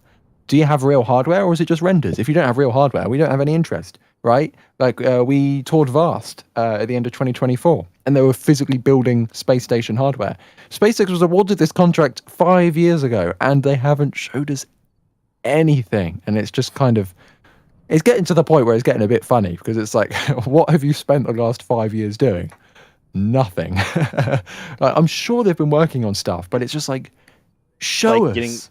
Just show us. Off the ground? That's a good start, but just show us what you've been working on for the human landing system. Quit keeping it to yourself. Stop. Please. Show us. One final thing from me, SpaceX Rocket Nerd, thank you for gifting 10 Red Team memberships. And with that, Sawyer is back, chili consumed, and I'm going to go to bed because I've had enough. I've had enough of waiting for a static fire. That's what it is. Yeah, Sawyer. Are you going to bed in have fun. protest? Yeah, absolutely. As soon as I go to bed, they're going to static fire this thing. So I'm doing this as a service to the community. But Sawyer, baton is handed back over to you. Thank you very much. At least you're not Alex going to sleep, because last time Alex went to go to bed for a nighttime static fire, the ship that shall not be named occurred. So yeah. Well, if you were listening last night over on Starbase Live 24/7, when they did the single engine static fire, this lineup may feel very familiar because it was Max, Ryan Weber, and myself, and it's back to Max, Ryan Weber, and me, Sawyer Rosenstein, hosting here. So, shenanigans shall ensue, and hopefully SpaceX will stop their shenanigans and actually do something. Please. I will say this one thing. The methane reclaim vent started back up, and it's much stronger than it has been before. And the LOX box fan is a little bit stronger than it has been over the last, I don't know, a while. And it's a little more consistent at times. Maybe they're going back into it, into the full chill down, and maybe. I'm not going to say for sure until I see the vent from the methane subcoolers really get going. This could be them spooling back up again, but we'll have to wait and see. Maybe. Hopefully. I mean, there goes any shot of a daytime static fire, though, because I believe sunset was at 8 Central Time. So there goes the hopes and dreams of many with that. Getting some deja vu here. Right. Yeah, Weren't we Deja just vu. almost 24 hours ago? But yeah, there you go. You can see the sun has set, the sky getting darker, and Ship 41 has not done a darn thing in that time period. Still just sitting there. Looking at us again, menacingly. Yeah. Menacingly.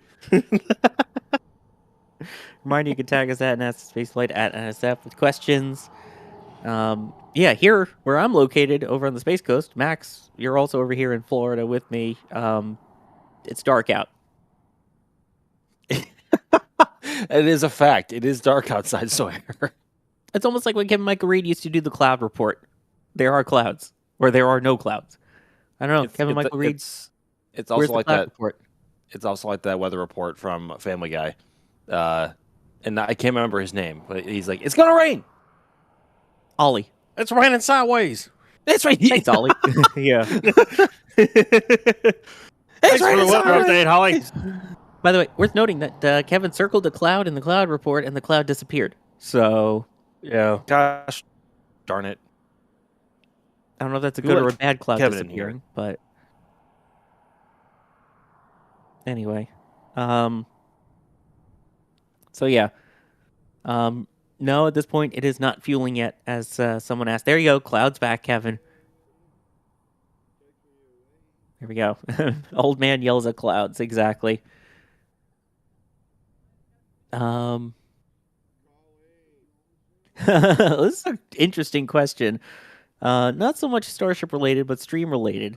Mimu Maki is asking, how does the team remain interesting during the chitty chat time while waiting? Did the team attend a seminar for stretching? Love the personalities. And then the emoji there. No, this is just what we would be doing anyway in the back channel or in one of our little voice conversations, is just doing these kinds of conversations, although maybe not as PG as we put it out on the air so that everybody as a family can watch. We do keep it family friendly, so everyone of any age can watch, even Starship Space dressed in baby clothing, all of that. But I mean, it's because this is what we would do anyway. Yeah, like this is like when streams get to this point, essentially this is like 90% of how we would actually just talk to each other normally. Like I'm going to be completely honest. Obviously, there is that 10% Minus is a few interesting. things. Yeah, minus a few things, which are a necessity for staying on YouTube. But yeah, more or less, this is more or less how we talk to each other. Is this another Space Pope art? No, I don't know if this was Facebook, but this was from earlier when we were asking how a Starship would Eric. wear closed. Oh. If the flaps would go, which in this one, the flaps are going through, are the top flaps going through the arms on it? No, it's still like the ears with the top flaps there. But yeah, a reminder that we have our children's sizes, not just for baby sizes, but children's sizes as well for back to school over at shop.nasaspaceflight.com and some of your favorite designs over there. So check it out. And I believe Doss had mentioned at one point that if you don't see your favorite design, you can ask the store team and we'll see what we can do about maybe getting some of those back. Let's see here. Maze John is asking, wasn't there restrictions for the number of minutes of static fires per year in the original environmental studies? If so, how does that work with 30 launches per day? I mean, at that point, they're not static fires, right? They also don't have the environmental approval to do that many launches a day. They only have they don't even have environmental approval to do daily launches. They have enough to do, I think the total amount between all three launch locations is 146 launches.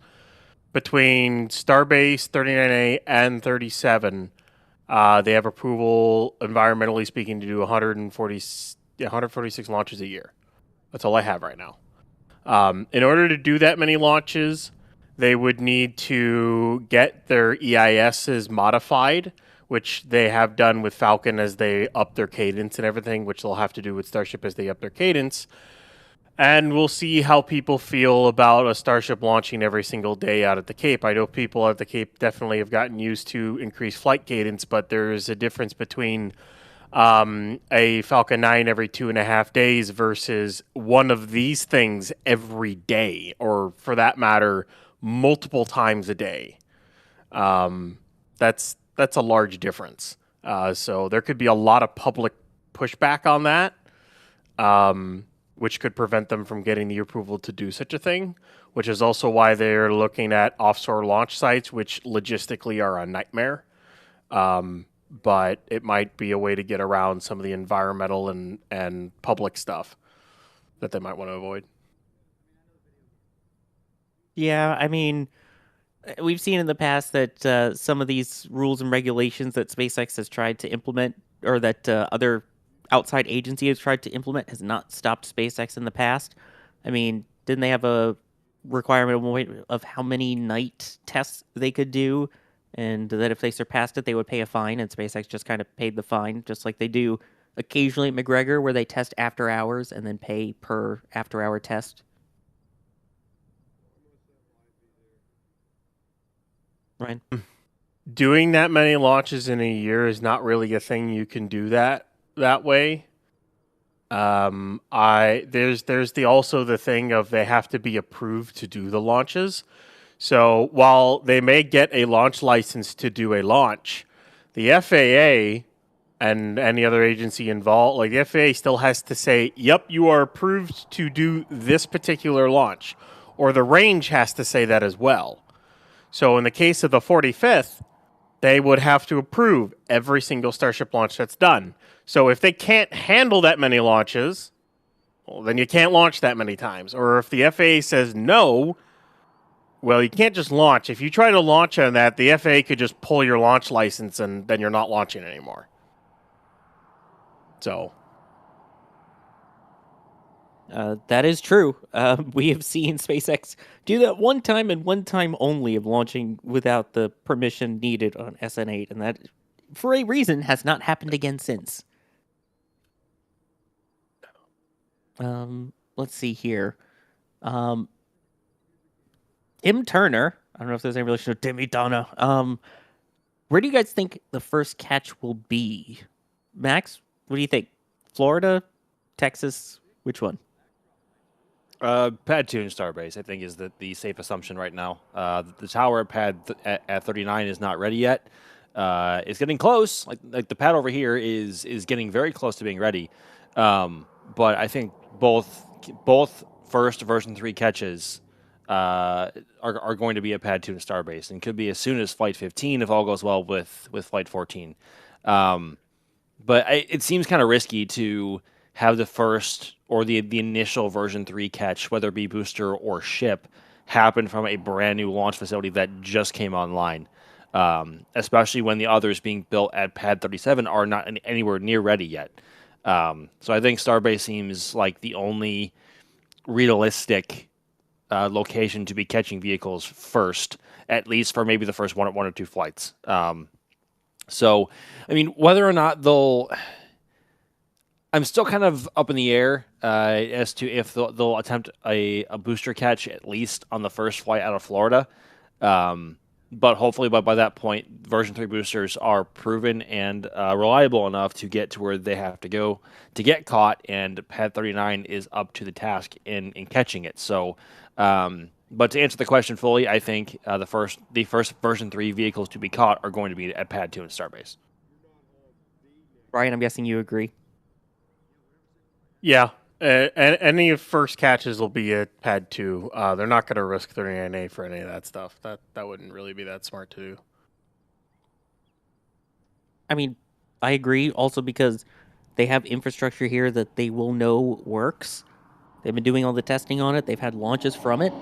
So, yeah, I think we're going to see catch first here. And we'll see if they end up learning anything and have to make changes over at 39A or 37. Although I think they're pretty set in their design at this point.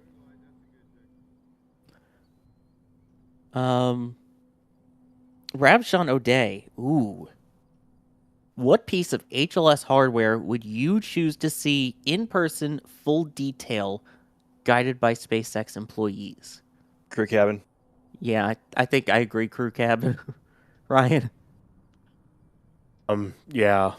But there really isn't anything else. The only other thing, the number 2 I would add to that are the landing thrusters. But the crew cabin, show me all the Eclipse systems, show me the interface, show all that other stuff. There better be buttons. I want like buttons and a joystick for backup is what I want. So I think it's between, so like going down a list, it's like crew cabin, thrusters, which Ryan, that is a really good one. But also, I want to see the airlock in the elevator. Like that is also that's something I also really want to see. And we've seen kind of mock-ups of it at the neutral buoyancy lab at the Johnson Space Center in Houston. But it's I don't know. I wish we've seen more than that by this point.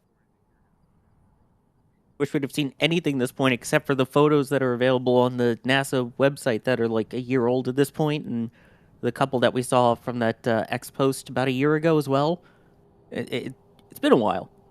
But yeah, it would be nice to see some of the actual internal, what the inside of HLS is going to look like. What is all of the displays going to look like? What's the interior going to look like? What's the airlock section going to look like?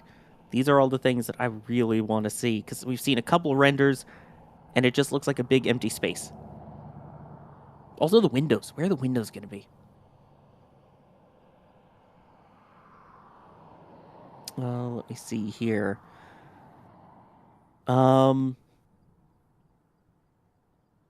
Reed Trimmer asking, what are your thoughts on the SLS EUS being replaced by Centaur 5? Oh God, that's a flame trench question. We're still killing time at this point. We're into almost flame trench territory as we continue to wait for anything to happen at this point with Ship 41. Ryan huffed. What? You huffed. Do you have any thoughts on this question? Well, I mean, Centaur 5 is a better stage than the SLSX EUS. Oh, and Outpost is going nuts. Disco time. We should probably cut away for anyone who has any problems with flashing lights. It's like a rave. There we go. Yeah. It's gone in case you have issues with flashing lights. Don't worry. So continue, Ryan.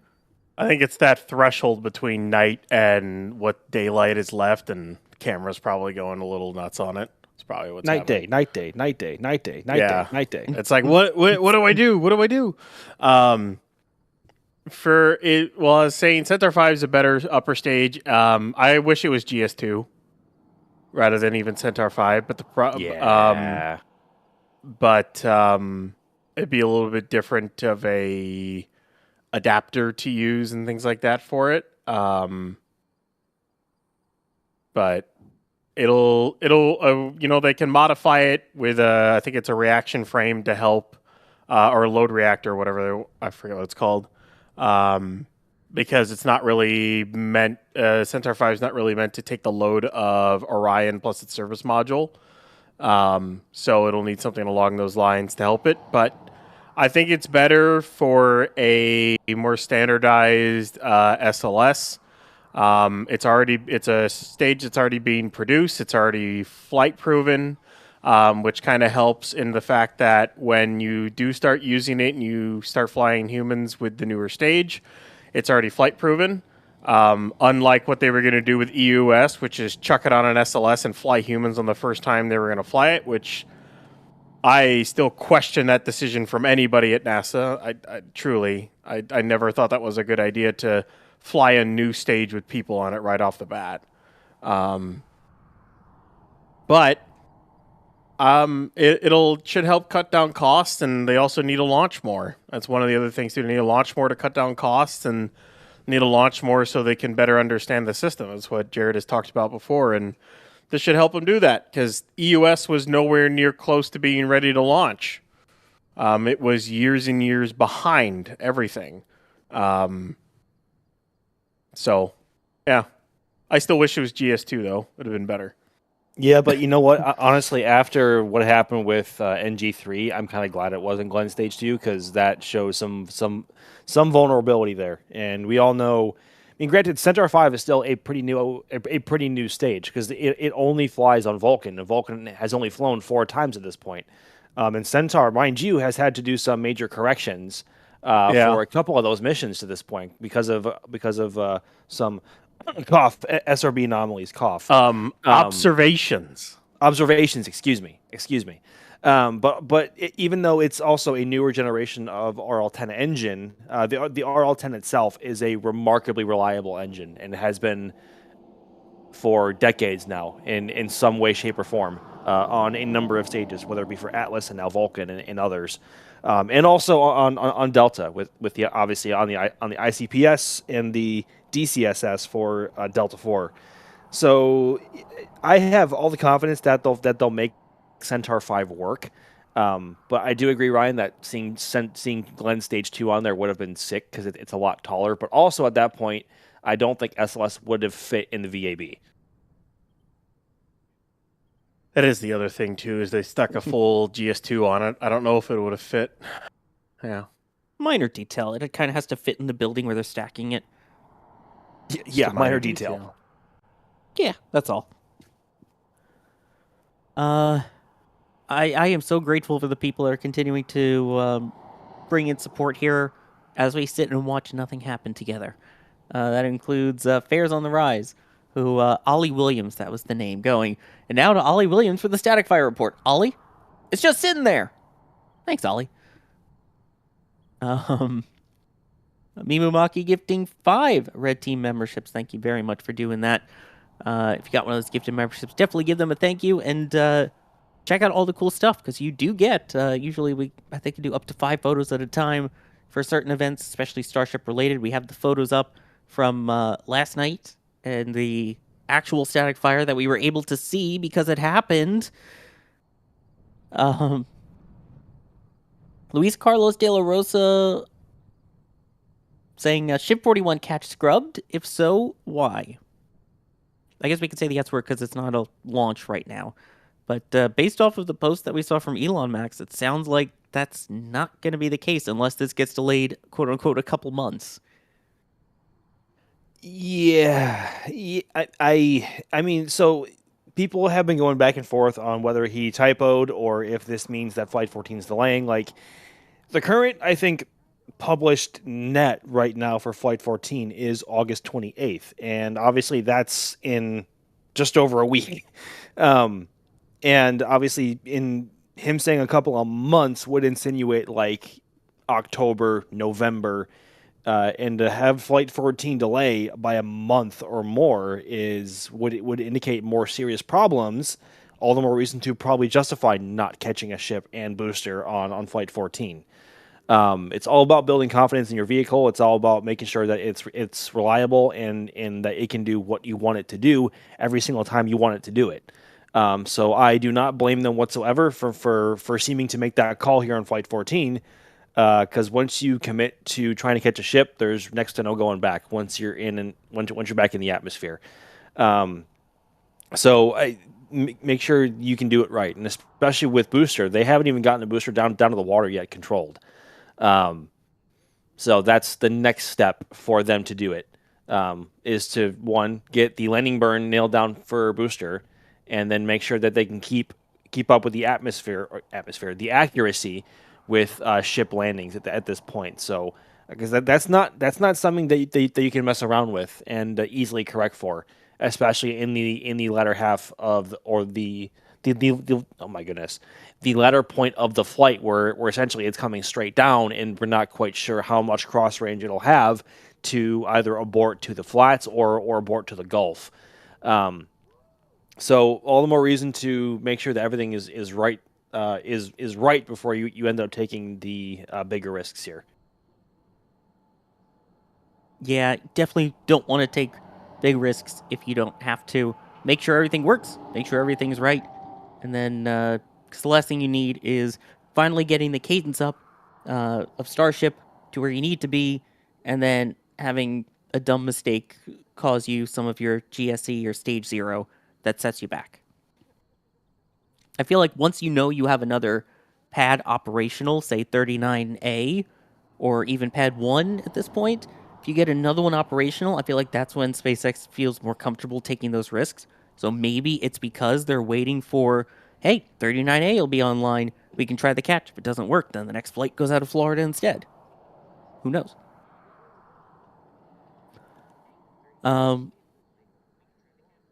John, Mr. Coffee, saying Mr. Coffee has the next round to help keep the crew stay up. Thank you very much for that. I don't even drink coffee, but at this point, I'll take it. Oh my gosh. Did you really change Apocalypse Cow Boom? Thank you for gifting 5 Red Team memberships. Thank you, Danger Moo Boom, apparently now. And Bob Fillmore gifting 5 Red Team memberships. Always appreciate that. Thank you very much. Oh, boy. Starbase Texas Watcher was wondering, sorry if it's already been covered.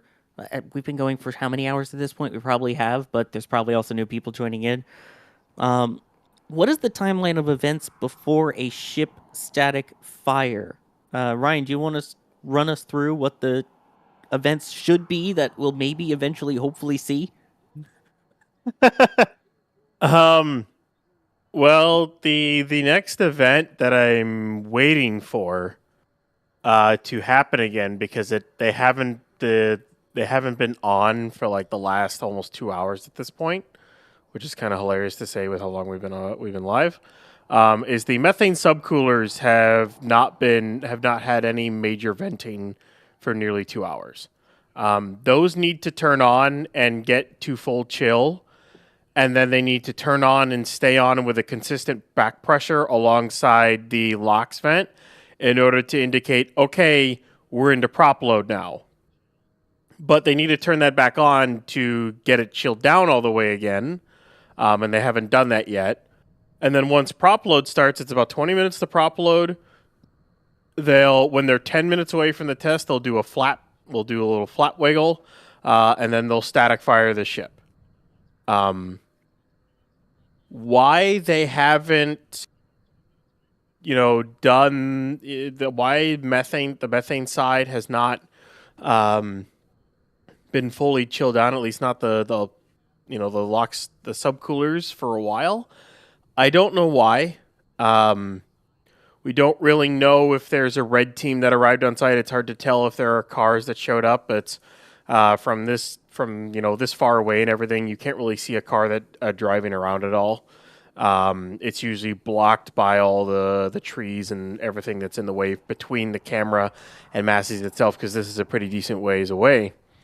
So we don't know if they've been working through an issue. That's my guess is what's happened. Something either with the methane side or something. They're working through a problem they're trying to fix. Because if for some reason they were not going to go today at all, the box fan would be shut off. They would let everything else boil off, and they would open Massey's Road, which, as far as I know, they have not done that yet. So they still seem like they want to try to get this done tonight. Remember, they want to roll this thing back tomorrow night, and then not only that, they want to launch as soon as they can. They're still, according to the advisor, that one advisory, they were still targeting the 28th of August, so in 8 days. Well, less than 8 days, really, at this point, because the 20th is almost over. So they want to get the static fire over with, so my guess is that's why they haven't totally just said, nope, we're not trying anymore. They're trying to work through with whatever they're working to right now, and then they're going to push and try to get it static fired as quick as when they can, and then be done with it. When that's going to happen right now, I don't know. I hope it's soon, because we could be here. I don't want to be here forever, obviously. But yeah. Do we dare mention the temporary flight restriction? Because reminder that kicks into effect at midnight? Yeah, the one that kicks into effect 3.5 hours from now-ish. I hope they don't have to wait for that. Well, why would they have closed it and started it now? That's the other thing, too, is it doesn't make sense that they would have done that. They've closed it now and got that far to loading just to say, no, we're waiting for that, because they would have kept working on hooking up the nose cone and the supercrusher, because they need to get a lot of that testing done before they want to try to catch a ship and do other things. There's a lot of testing that needs to be completed on that nose cone. So they probably want to keep working on that. Because they've lost a couple of hours of work time. I don't think night shift showed up. So, yeah. We'll see. How many more times can we say, we'll see? It's been 3 hours now, according to YouTube, that we've been live. So, yeah. Let's see here.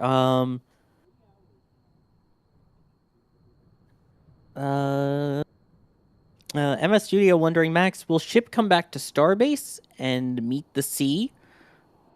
I guess that means could they do a splashdown near the Gulf rather than your current plans of either near Hawaii or near Chile?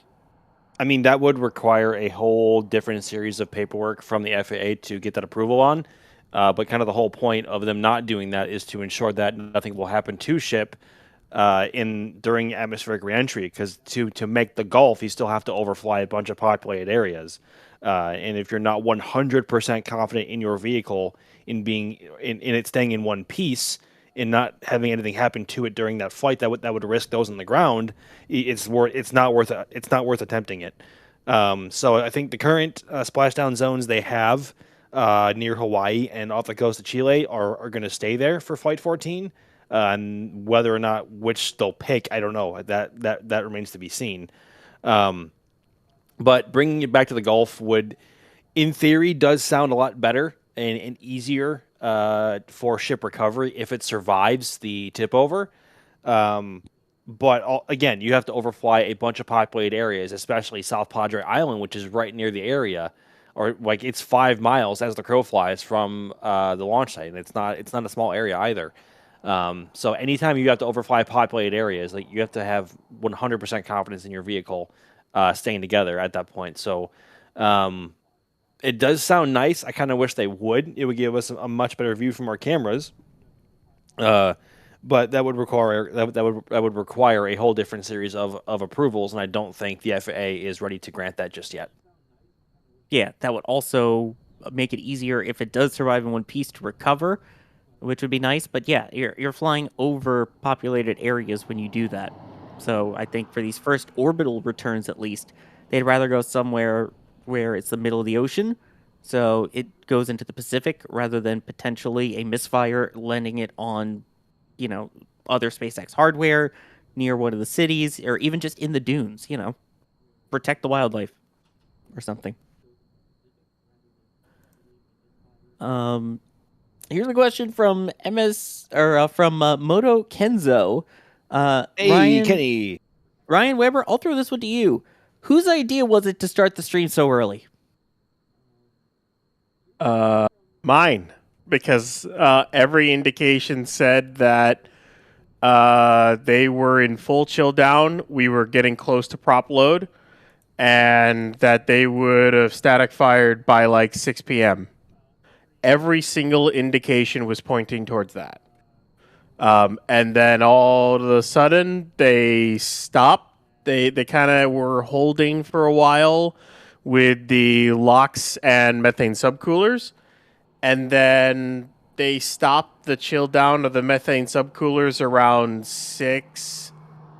Or what was it? They haven't vented since, I think, what is it, like 5:40? They kind of stopped around 5:45. And they haven't vented since then. So for almost 3 hours, I guess, actually, or 2.5, those subcoolers really haven't vented much or at all.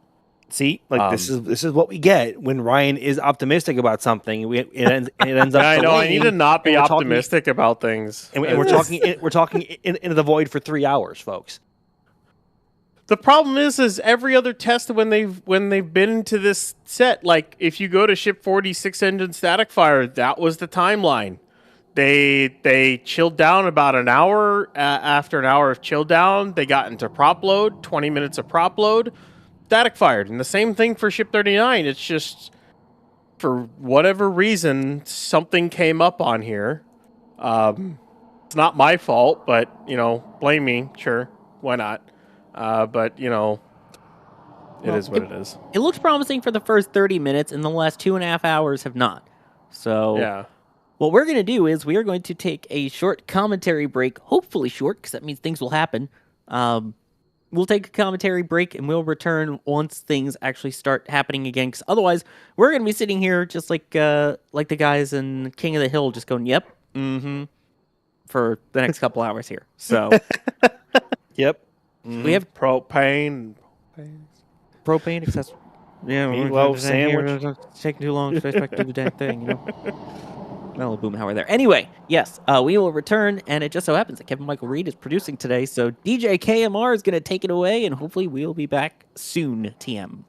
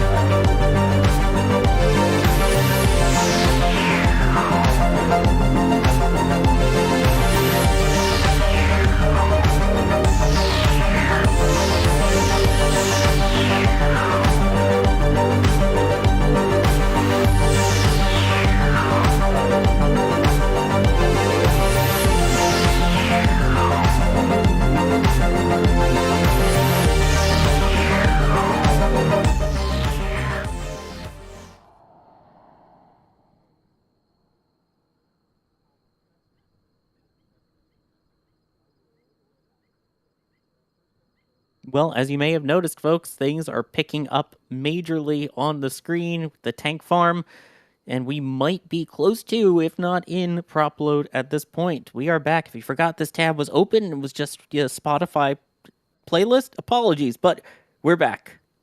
Still here with Ryan and Max. Ryan, can you fill us in on what we have missed over the last however long it's been since we were on? So when we originally started, it looked like SpaceX was going to target somewhere around like 6 o'clock for a static fire. That didn't happen. It looks like they've been working through issues on the methane side of the tank farm. And it kind of looks like they were working through those issues when they were starting things back up here. But it is nice to say that we are definitely in prop load. There is condensation and even clouds coming off the ship quick disconnect, which is a good sign that they are likely loading propellant aboard ship 41 right now.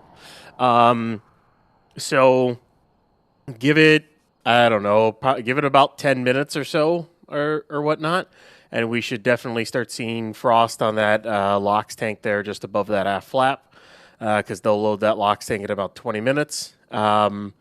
They'll load a little bit of methane, maybe about a ring or so, and then comes about a 5, sometimes 10-minute buffer zone, usually for some final checkouts and whatnot. We'll get at T minus 10 minutes, we'll get a little wiggle of the flaps, which we'll be able to see against the light here, and it's a really good sign. It looks like after working through some issues, SpaceX is pushing ahead with what we hope is a 6-engine static fire of Ship 41. So, Max, do you think, I know there was obviously all the delays and everything and the TFR questions, all that. Do you think we will see a 6-engine static fire tonight, at least based off of what we've seen so far? I mean, that's what everything is pointing towards right now. I mean, they didn't do a spin prime, they didn't do a test of the igniters, and they obviously fired a single sea-level Raptor engine to simulate an in-space relight yesterday. And so that is normally followed by a 6-engine static fire, usually in the days afterwards. So just based on pattern recognition, I think that is what is probably on the cards for today. And obviously SpaceX posted about the test yesterday as well, which would also indicate that it went well, or at least well enough to proceed with the next steps. So that is my prediction for today, is a 6-engine static fire, hopefully for a full duration of about 60 seconds. That would be nice to actually have it happen. The whole reason we've been waiting here for all of these hours. Yeah. Oh my gosh, there's clouds. Thanks, Kevin. The cloud report. Yes. Jinx. Kevin Michael Reed, who's not only a DJ, but also here producing the stream too. So. And as always, if you have questions, you can tag us at NASASpaceflight or at NSF. Now that things are actually happening, and we have things that we can actually talk about, as opposed to how to put clothes on a booster. Or a ship, I guess, technically. And chili. And chili. Oh, it was delicious, though. Thank you, Mom, if you're listening. Also, thank you, Apocalypse Cow, for gifting a Red Team membership while we were in the music. Kevin has that way too quick on the fly here. And there's the other one. This is from, if you're just coming back or just joining us, this is from the other part of the stream in which nothing happened for like 3 hours. There were some tank farm puffing, but that's about it. Yeah, at least it was nice. It was nice to take the break, though. I got some food. It was good. Heated up some mac and cheese. So. And there's the proof that it's the arms, not ears. Because it fit through the sleeve holes in that one. It goes in the sleeve hole. But yeah, you too. In the sleeve hole. Also, whoever added the googly eyes to it, my hero. I think that was Spaceboat. Was it the Spaceboat? I believe so. Nicely done, Spaceboat. Oh boy. So now we're finally getting close to it. I guess, what's the next major milestone then, Ryan? It's kind of is there like venting that we need to look out for, or is it more the flap wiggle, the next big thing? Well, we'll see frost in the tanks, and then the flap wiggle. We will see venting out of the new There's pipes that are like right below the floor of the ship's static fire stand. Those are engine chill pipes. They basically get attached to the engine chill lines that are under the aft flap fairings.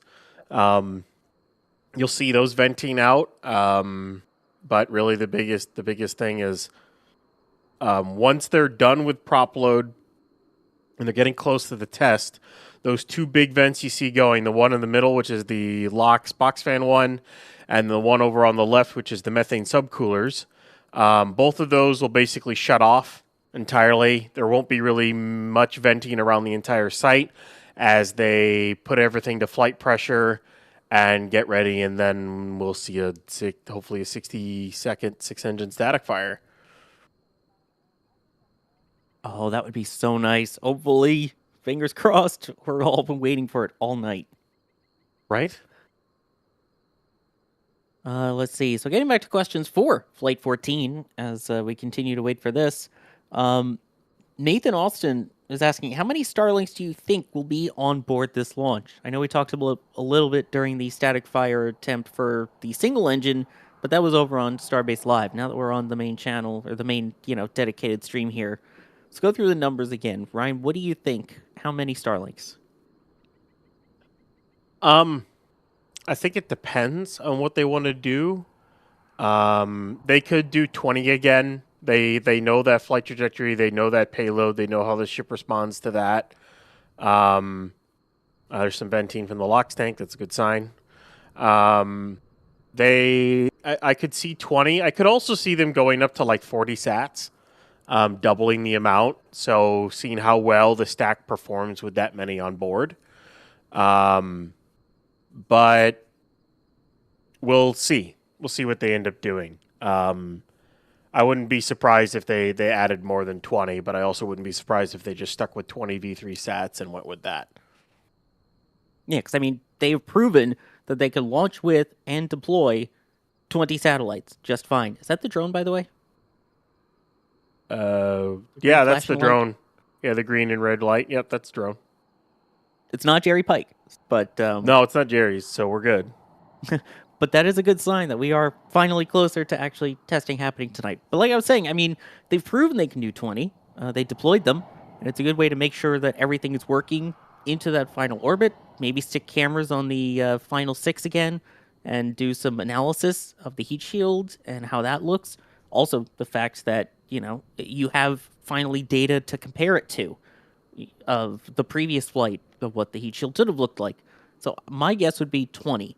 Max, this goes back to the conversation again from last night. I wonder if your answer has changed at all on how many Starlinks you think they will load up onto this flight.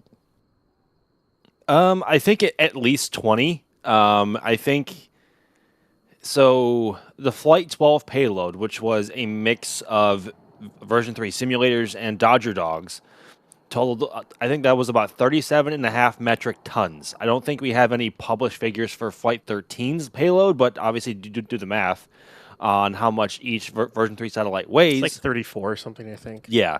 So I think, I guess it really depends on how far or how much they want to really test Starship and how much it can carry going orbital. So my guess is it'll be at least 20, if not closer to like maybe 30 to 40. But again, it really depends on what SpaceX or how far SpaceX wants to push it, and if they're going orbital, that gives them a much longer period of time to deploy more satellites. So, so at least 20, maybe closer to 30. We'll see, because again, their eventual number they want to hit is at least 60, right? Yes, sort of like how Falcon 9 used to fly 60 back when the version 1 satellites were flying from both Florida and Vandenberg. So kind of neat to see that hopefully coming back soon. I remember, what was the most that they launched? Was it 63, 64? Was it more than that? Oh, it was in the low 60s somewhere. I can't remember the exact number. That was a long time ago. Like the version 1 era really didn't last that long compared to especially version 1.5 and the version 2 minis. But yeah, like when they were launching at least 60 every single flight, that was when the amount of satellites in the constellation really jumped every single launch. But now they launch anywhere from maybe 26 to 29 per launch, depending on where it's going and what they want to do with and what they want to do with the payload. So yeah, that's. I think it was in the low 60s. I think it was 60 flat, maybe 61. Might have been like the highest because I'm looking at a certain spreadsheet right now. Oh wait, Of course you. maybe no, that's not. That's not What are you looking at? Starlink. I think it's 61. Is the most they've ever done for a Starlink mission. Obviously, the most payloads they've ever done is like the 140 something, 160 something. That's the transporter mission, where they've done a ton of payloads all at once. But yeah, it's a lot of little ride shares. But if we're talking specifically about this, yeah, Starlinks. It was the Starlinks. old ones are like 61 or so. Yeah. Let's see here. If we go back to the question panel, flight Starting to camera see saying, frost on that LOX tank. By the way, there's a bunch of clouds on it. "Oh, Indeedy. there we go." So they are indeed in prop load at this point. Stuff happening. Finally. Oh my God, stuff's happening.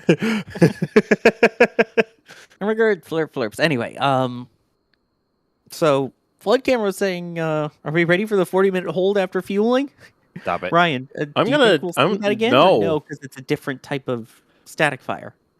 Yeah, this is 6-engine. So 6-engine doesn't really have many holds. If it has a hold, it's just for final checkouts.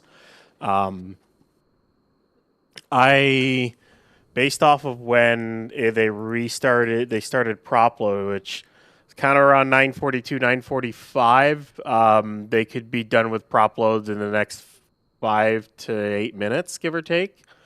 Somewhere around that range is what I would say is when they'll be done with it, and then maybe a T0 around could be, I don't know, 10:15. That the true locked in T0 will be when those flaps do their flap test, and we'll see it very, very clearly from this view when they do that, because you'll see the kind of move against the light, and it'll definitely be visible with those clouds and whatnot too. So. Yeah, the visuals are a lot easier to see tonight in terms of where the frost levels are too, even though we are looking at the heat shield side of the vehicle. So you can see some of that venting happening right there. And Max, for this one, they tend to load all of the LOX, but not all the methane. For those who don't know, why do they do that? Correct. And that is essentially well, I guess twofold. Number one, a full LOX tank serves as ballast to, I guess, decrease the wear or load on the structures holding the ship in place during a static fire.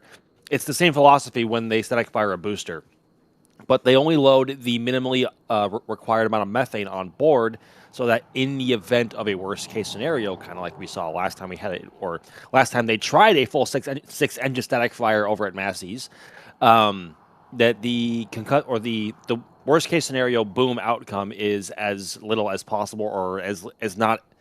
How do I even say this? Is as least damaging as possible. Like, there we go.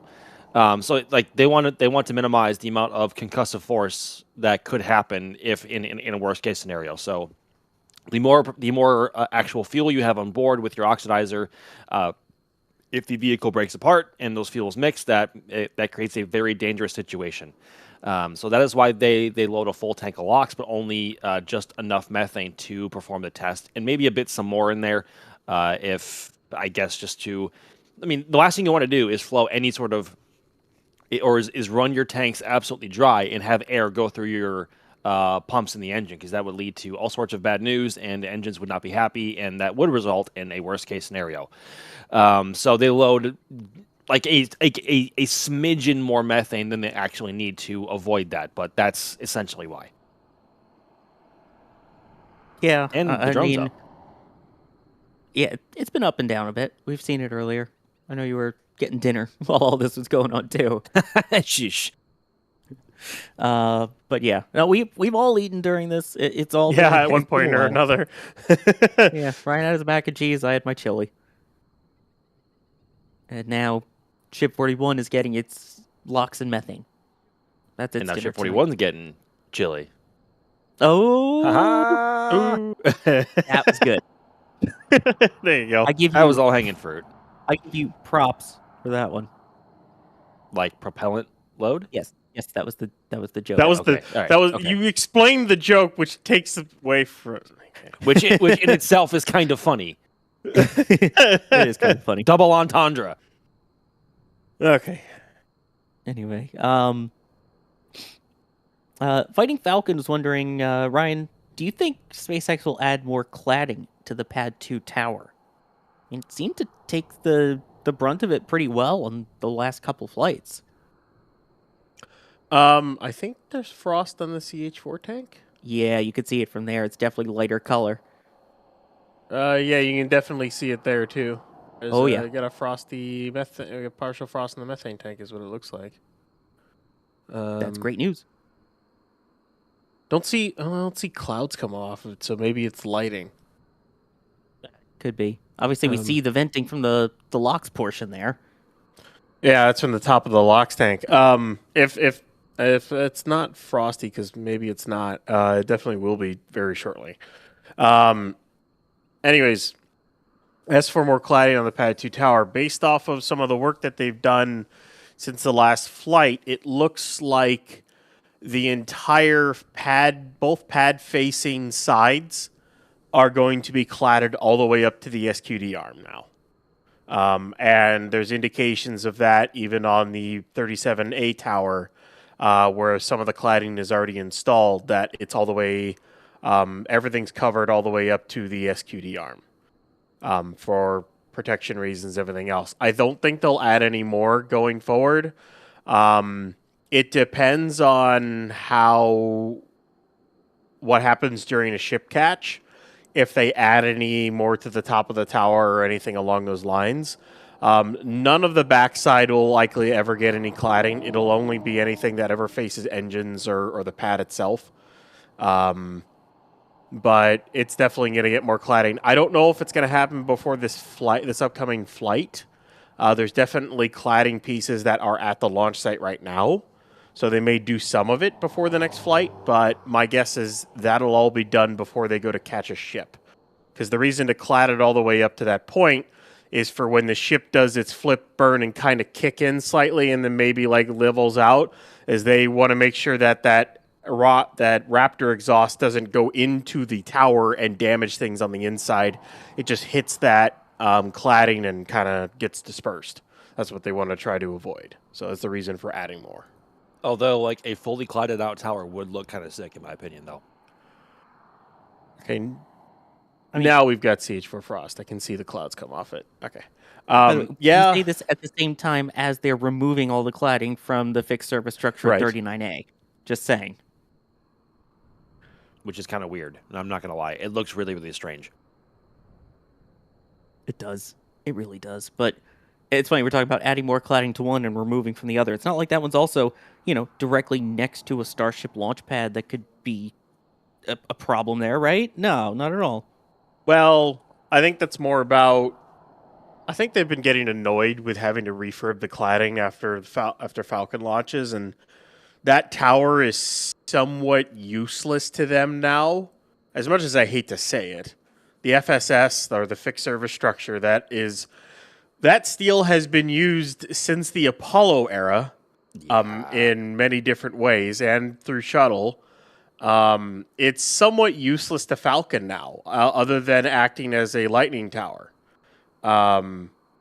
because they took the crew access arm off, which I'm still mad about, because it's 39A. It should have a crew access tower, let's be honest.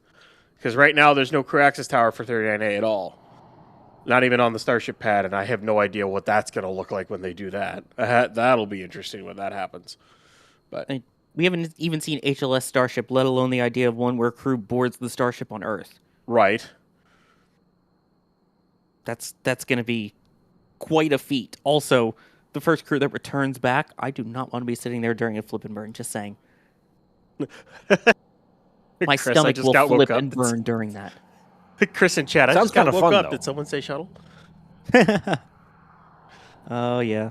And again, Julie and I earlier we were talking about this. We were reminiscing and about the old shuttle pads and all the removal of the shuttle fixed service structure and the RSS, mainly the rotating service structure there, and comparing old pictures. So, yeah. Anyway, back to the present, which is the prop load that is continuing to happen right now. Finally, aboard Ship 41. Remember, we started this during the daylight, folks. It is now 10 p.m. Central Time, or 10:04 if you want to be exact. So, Classic Texas tank watching. It has been quite the night, exactly. Do you have an idea of approximately how long, Ryan, we might be away? Have we seen? I don't know if we've seen the wiggle yet or not. We have not. If they don't hold for long and they finish this tanking up pretty quickly, which it's nearly done. It could be at 10:15, although I'm kind of doubting that because we haven't seen any flap wiggle yet. So probably 10:20 to 10:30 or somewhere around that timeline at this rate. So they'll probably top it off for the next 5 minutes, and then they'll kind of safe it. They'll do that flap wiggle. They'll do those final checkouts where they kind of have like a 10-minute buffer zone where they do checks. They top things off and save things, and then they go ahead and static fire it. So probably 10:20 to 10:30 or somewhere in that range, give or take. Yeah. So soon, TM. Very soon. When will then be now? I know Max still doesn't get the reference, but someone earlier said as long as they don't jam the radar. Sir, the radar, sir. It's been jammed. Raspberry. Lone Star. There's only one man that dares give me the raspberry. Good Lord, you two. Yeah, anyway. We lost the bleeps. We lost the sweeps. And the creeps. The creeps. The what? And the what? And the what? I'm not even going to try and make those sound effects. No, I'm not going to do that on stream. Casey getting a couple items at shop.nasaspaceflight.com saying thanks guys for all your hard work. Oh man, Ryan Caton's not on the stream anymore because he got the "Where's Jacqueline? There it is" shirt. I love that, and the "Wish You Were Here" as well. And then Stormy saying getting these patches for the most deserving and supportive boyfriend Anthony so he can love me long time, as he said on your stream earlier. LOL. Oh, is that the one who was missing some of the patches? So getting him 2, 6, 9, 12, 11. Look at that.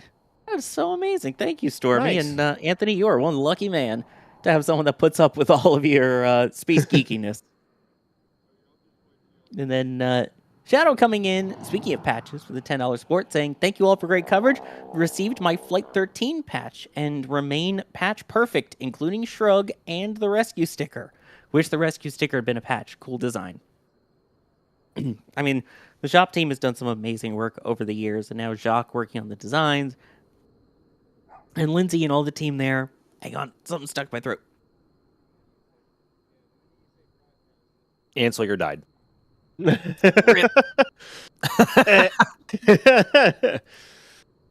I'm okay. I'm just trying not to clear my throat in everyone's ears, hence the mute. Thank you, Shadow Gunner. Good to see you.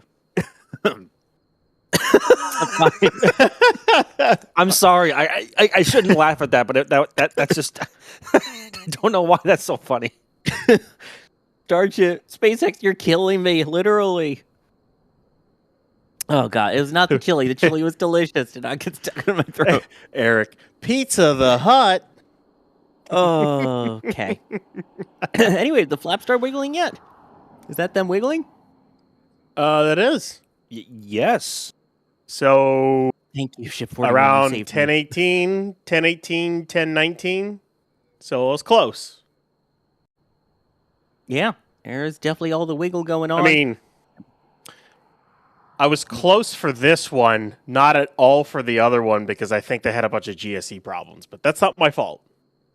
Well, also for the It's always single your engine, fault. they had the 25-minute hold too, which we don't expect. Yeah. Well, I now should have expected that because they did it for 42. So that's me Nobody- being stupid. 25-minute hold. What? No, Ryan, that was ship 40. Huh? Never mind. Anyway, I'm losing my mind here. while we're making references, rankly with the $5 tip at tips.nasaspaceflight.com, another way to support us, saying, looks like I picked the wrong week to not tip the NSF team. Now we're getting airplane references in here, too. I love it. Thank you, Rankly. See, those I do get. I love the movie Airplane. That is a great movie. It is when it's going down the runway, it sounds like a train. When it's flying, it's a prop plane, but it's a jet. Just, there's some great moments in that movie. We have clearance. Roger. What's our vector? Are you agreeing with Dual Jabbar? Anyway, Shadow Gunner. Oh, no. Thank you for gifting a Red Team membership as well. And Eric Frazier gifting 5 Red Team memberships. Eric, you're part of the team. We appreciate that, man. Thank you. Let's see. As we continue to watch this, Zenner Plays saying, what changes could SpaceX possibly make to V4 to double the mass to orbit? Ryan, what do you think? Well, they could try to reduce mass in some areas. They're going to be adding dry mass because they're going to extend the vehicle.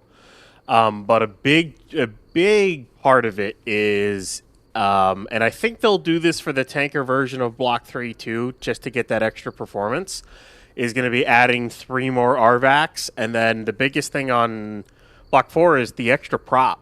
While it does add mass, it also adds delta V, which also that can give you more payload to orbit capacity.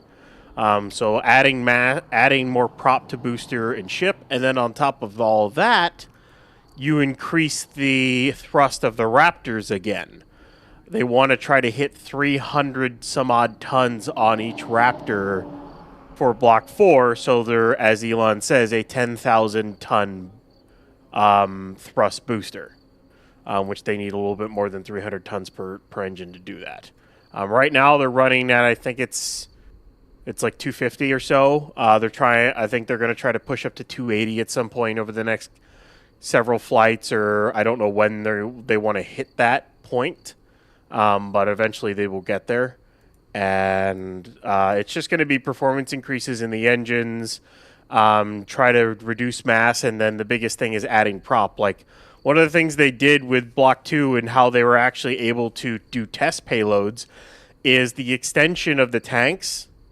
Some of the upgrades to engines, but the extension to the tanks to where they could put more prop on board, so they had more delta V, so they could put more stuff into orbit. It feels counterintuitive that adding more liquid mass and prop allows you to put more in orbit, but it allows you to burn more, so you can go farther and get more velocity. So it allows you to put more into orbit, basically. At this point, we could be about 6-ish minutes away from the 6-engine static fire. Now's the time, folks. Like the stream so that more people on YouTube see it. We get all the space geeks here for the static fire because we want everyone to enjoy, because static fires are awesome and Starship is awesome.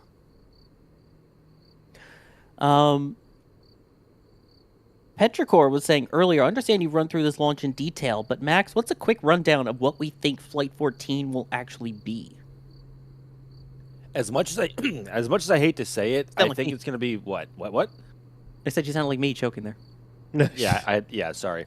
I think it's going to be, well, I was going to say it'll be largely a repeat of Flight 12 and 13, but if they're going orbital, it's not a rinse and repeat at all. I think it will be a sort of rinse and repeat up until engine cutoff on ship.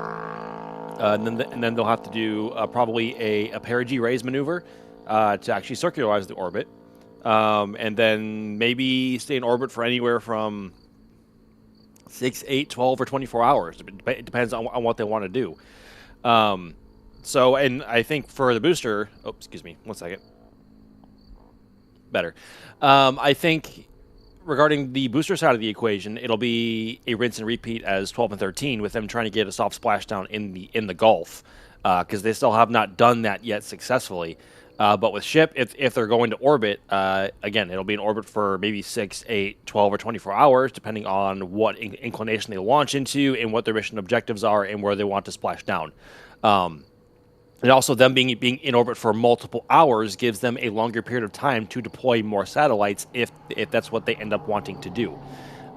So I think following however long they want to remain in orbit for, they'll perform a deorbit burn and come down off the coast of Hawaii.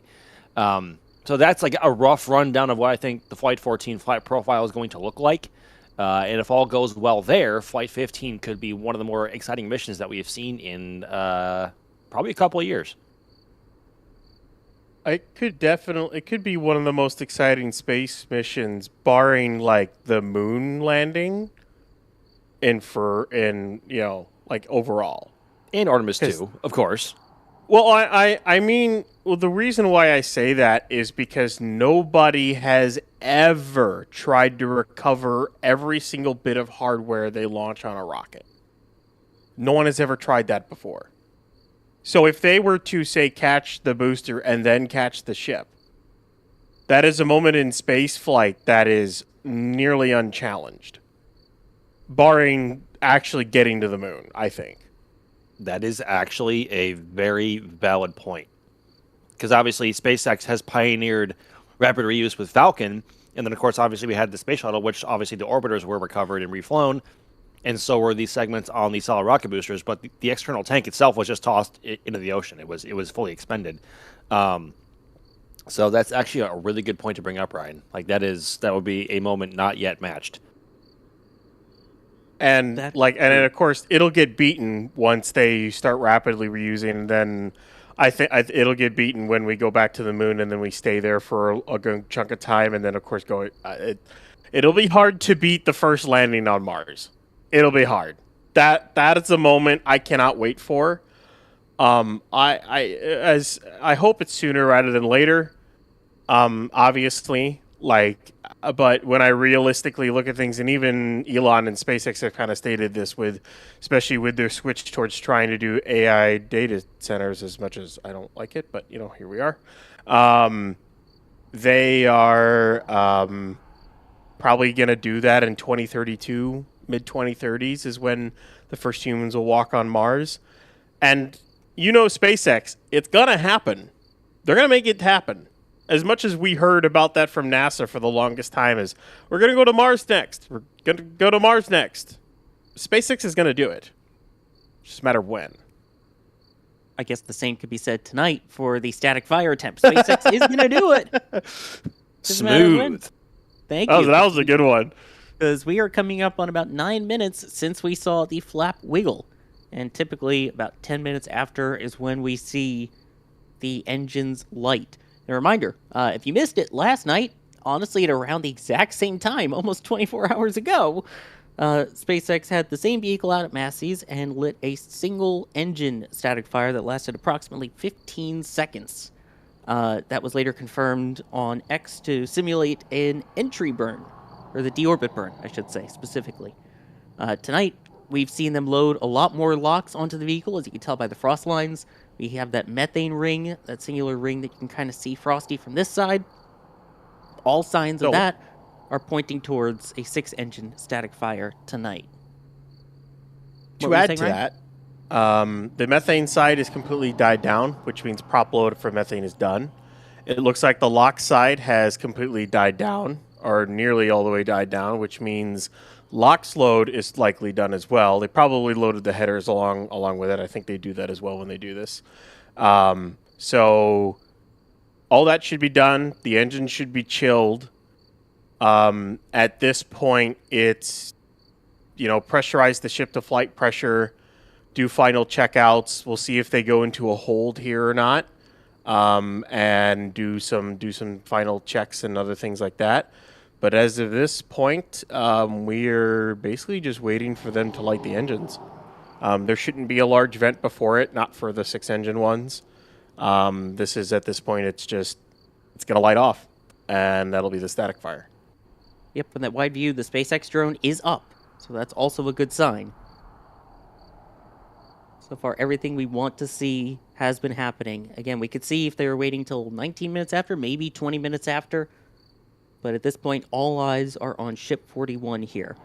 Once the static fire occurs, of course, we'll let you listen to it, and we'll be timing it along with you. But chat, if you do time it, let us know what time you get, because after a while, I'll look at the clock and go, wait a minute, actually, I was too busy looking at the engines and didn't catch the time. So, chat, if you can help time us, time the burn as well, and let us know what you see. I always appreciate that, too.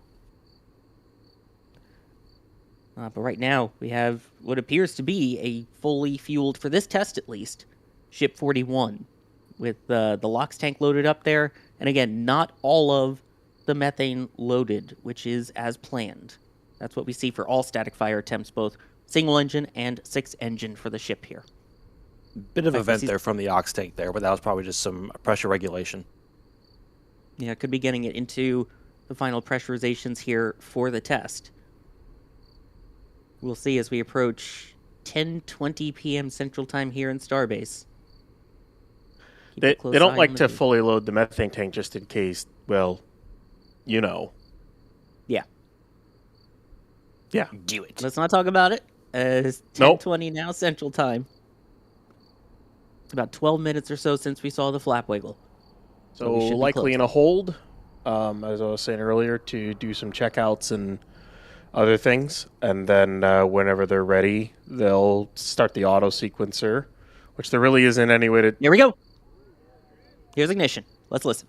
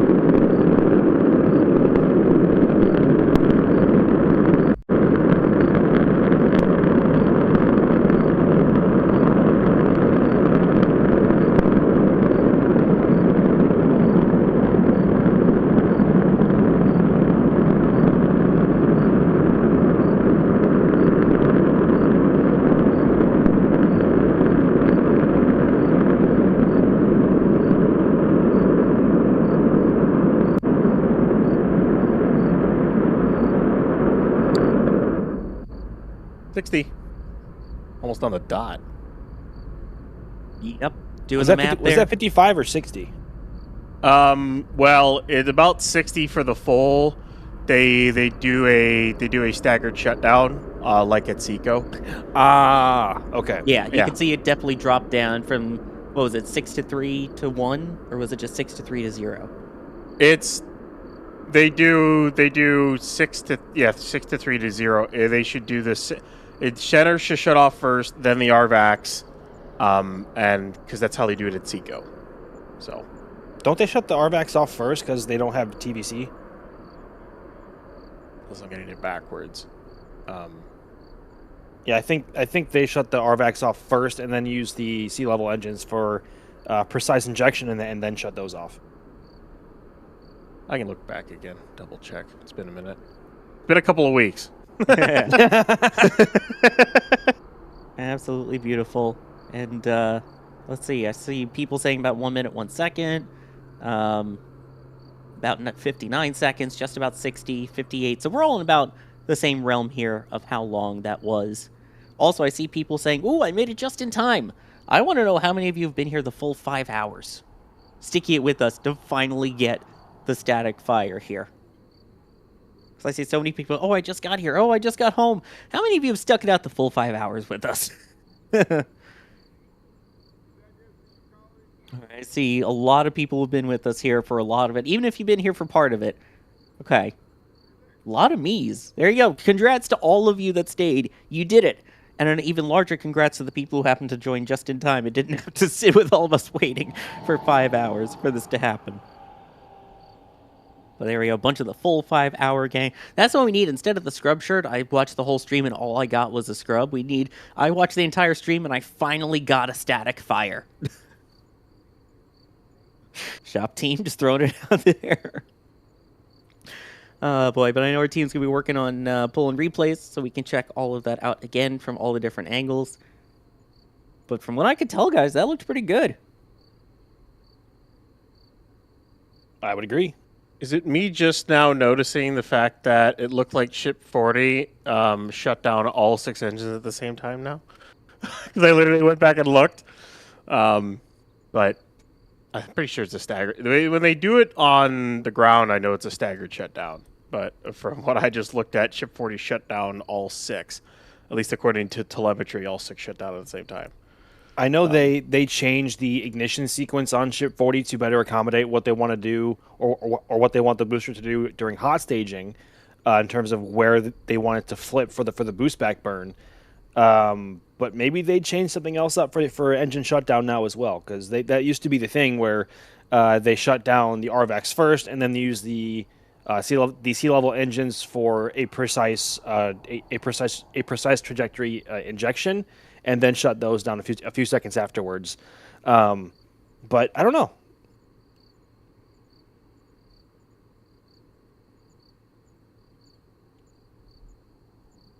Let's see, the first attempt. Yeah, but I can say for sure, though, that as of right now, Ship's 40 engines are still off at last check. They are. They definitely are still off, which is a good thing. Hanging out near Christmas Island on vacation, but yeah. If they were on, we'd have problems. We would have gotten back faster, that's for sure. The world's fastest speedboat. Let me catch up on the people I didn't get to thank while all of that was going on, and we'll keep taking some more questions while we get the replays going here. Bideford saying nobody's allowed to lose their mind on this stream except for Kevin Michael Reed. Enjoying Sawyer, Ryan, and Max as usual. Are we having a flame trench tomorrow? Yes, we are. Usual time, starting right around 5 p.m. Eastern.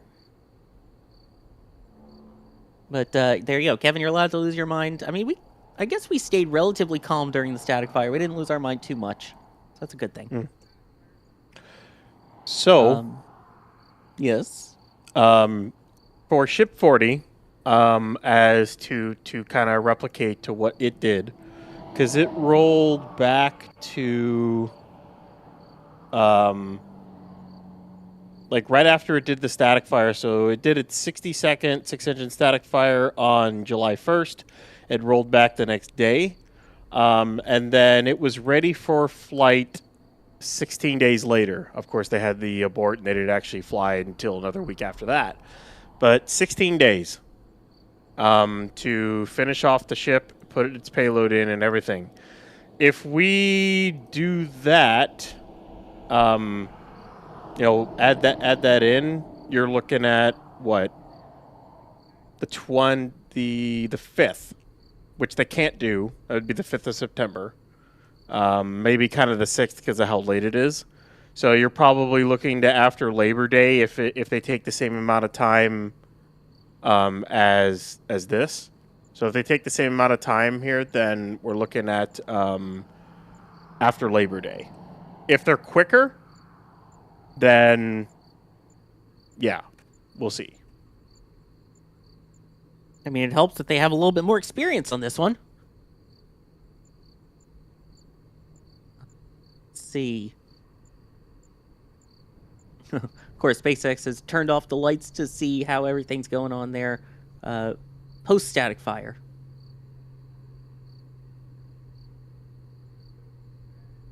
Let me continue thanking some people here. Kevin saying, it'll be worth the wait. Hopefully it was. Saying, thanks for keeping me awake. Getting the Starship thermal protection system sun shirt, the UPF 50 Plus, keeping yourself protected from the sun and keeping cool throughout the heat, and looking as cool as a ship wearing shirt. Honk to you too. Echo Deal saying, I guess honk if you like the NSF shop.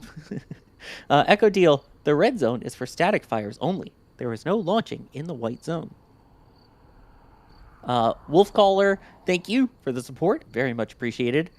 And Wolf Caller also saying here, my son will be born in December. Tank Watcher inbound. That is awesome. Congratulations. And yeah, again, baby onesies are in the shop. Just start them early. Oh, man. So I guess then, based off that timeline, I'm sure they can speed things up, though.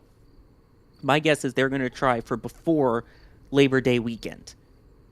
So, for those who don't know, again, that is the first Monday in September, which this year is the 7th. But they also cannot do Labor Day weekend, which is the 6th and the 5th. So it would have to be before the 5th. Are they allowed to launch that Friday? No. That would be considered, if I remember correctly, that Friday would also be considered as part of Labor Day. If I remember, the Labor Day weekend, if I remember correctly. I'd have to double check the PA, and I always forget this part of it.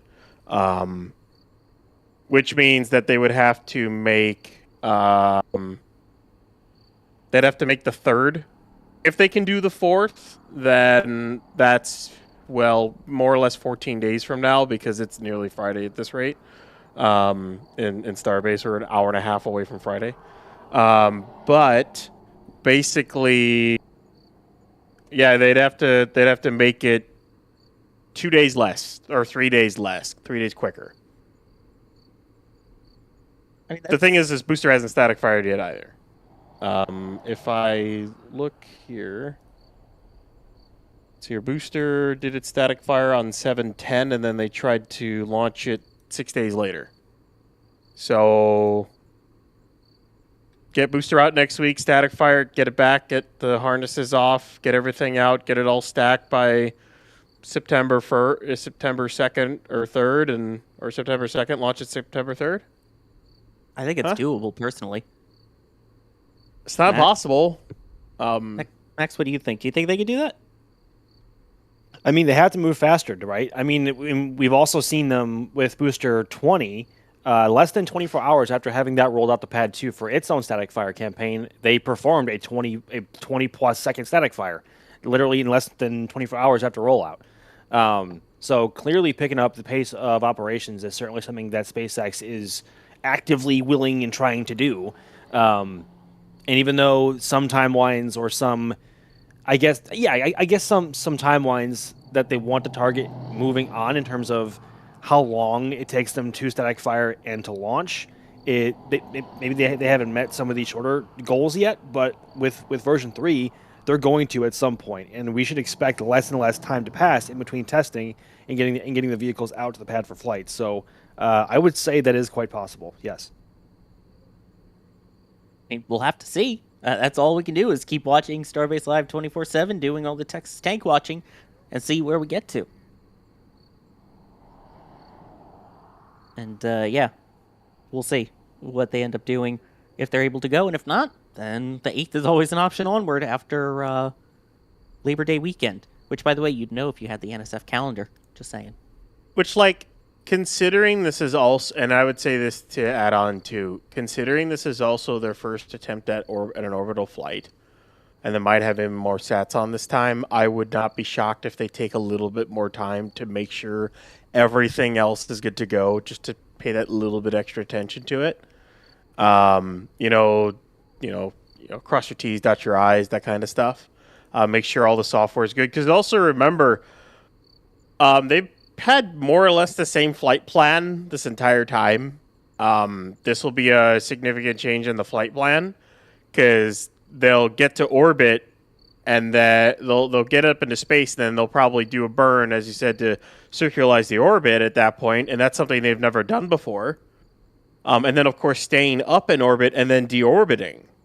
So there could be software reasons that they might take their time, and it would push into mid-September. It wouldn't shock me.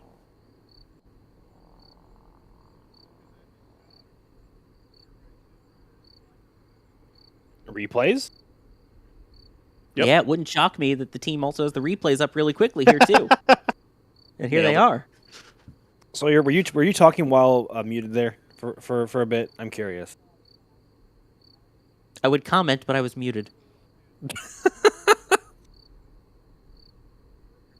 Anyway, I love how far you can see just the exhaust plume from this shot, how massive it is. And we thought even last night, you're like, oh, even with a single engine, you could still see a good amount of it.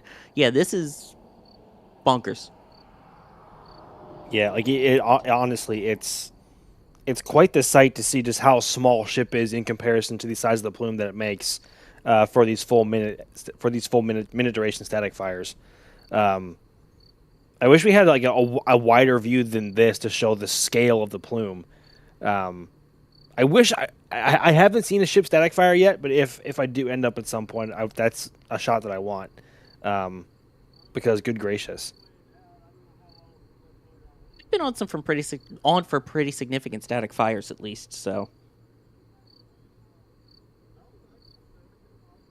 I won't name names. I know you don't like it when I do. don't say his name. If we don't say his name, it never existed. Golly, that plume. Just how well it's lit up. Quite the sight to see. Kevin, I was talking about a different ship that ended in the number 6, not your wannabe ship. Ship 26, as we know, is the best ship. That is a proven fact. Millie, that is also a ship that we don't name, so we don't have to acknowledge its existence. The best ship so far in the program is 40. 100% is ship 40. It survived. It's still alive 3 weeks after it landed. Ryan, you're making too much sense. Stop it. Nope, it's 40. 100% it's 40. Ryan, you're making too much sense. Stop it. Nope. That actually is a really good call. Best ship so far is 40. Yeah, I know 15 landed. I know it did, but 40 landed and stayed intact after coming back from space. It's the best ship so far in the entire program to this point. Just when 100%. I thought it was out, pulled me back in. I mean, that was the ship that was not supposed to survive, and it did. My death I don't think they really wanted it exaggerated. To. Yeah.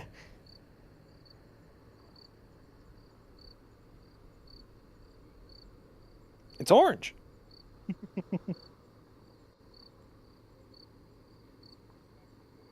That is gorgeous.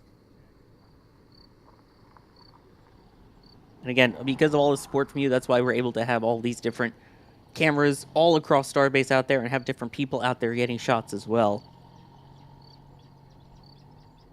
Oh, man. She is a beaut. So thank you to all those who support and to all the members, including Spunky becoming a Pad Rat member. Although I want to keep saying it like Rocco's Modern Life, but anyway. All I'm going to say to both of you, since you're both in Florida, you might be seeing this multiple times a week, depending on ship fixes, ship changes, new ships coming in, as they're making new Starlink ships, new tanker ships, ships to send to Mars, cargo ships. Well, maybe not like this specifically, because this is from Colleen, who's out in the field tonight. I want to make sure we thank Colleen for rolling out and getting a feed up there for the live stream before you continue talking. But, basically, yeah, as always, thanks to the field teams and even you guys when you guys go out to the field and everything like that. But you could be seeing this just being fired, a little bit, not very that far away from Titusville. At night, during the day, in the evening, multiple times as they test and bring in new ships. Like pizza in the morning, pizza in the evening, pizza at supper time, except it's static fires. This is another one of the great views that we had tonight. I will say, static fires in the dark aren't always the greatest, but tonight was a good show. Ooh, I'm seeing something that Caesar just posted in the back channel, and it looks wonderful. Sounds wonderful, too. Oh, boy. The team cooked tonight. Yes, Caesar out there as well tonight.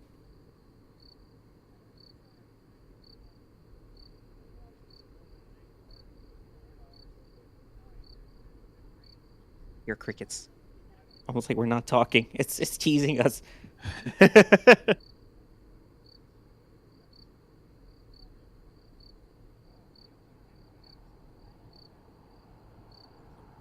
just like watching static fires. Yeah, I should be saying more, but it's mesmerizing. I like, especially at night.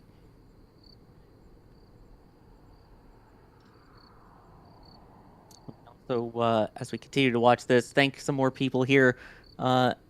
LCY Rockets, thank you for becoming a Capcom member. Oh my gosh, Kevin. Oh my putting that goodness. up there. Kevin, Oh, no. go away. Apologies, Thanks, Eric. LCY Rockets, that this is what you get greeted with to become a Capcom member. Don't worry, it'll be less crazy, potentially, when you join the NSF Discord. These are by the way, the sound.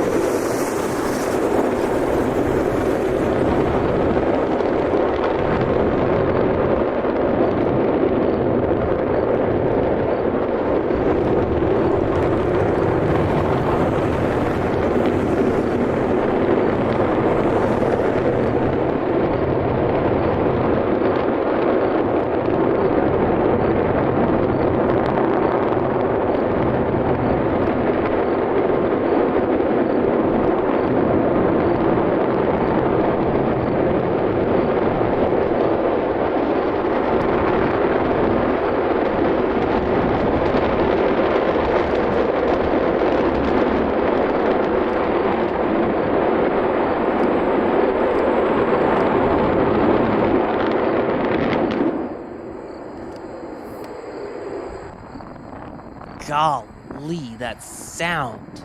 That is so good. That video is from Caesar, by the way. That is just spectacular. And the venting after.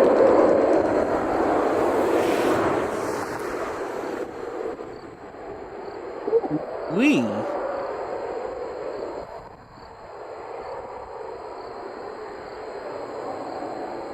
Chemical rockets for the win. You're not kidding. That was amazing. God, I love that sound. The sound of Raptors are always awesome. Like, seriously. Was there a bit of a shutdown honk there as well? The old Raptor honk? Yeah. Well, like, I don't... Because obviously the ignition of Raptor 3 sounds way different from Raptor 2. I don't recall if we've heard an actual, like, honk from Raptor 3 at shutdown yet. We should watch that again. We should watch that again. Let's watch it again. And listen again.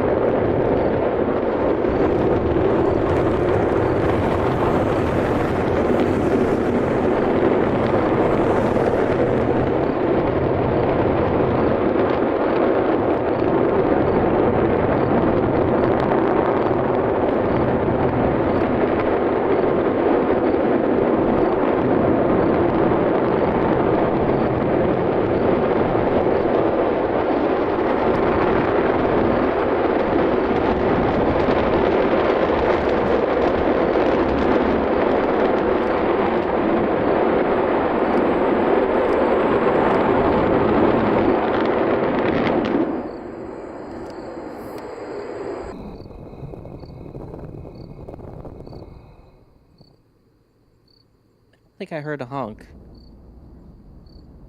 I want to say I heard one as well.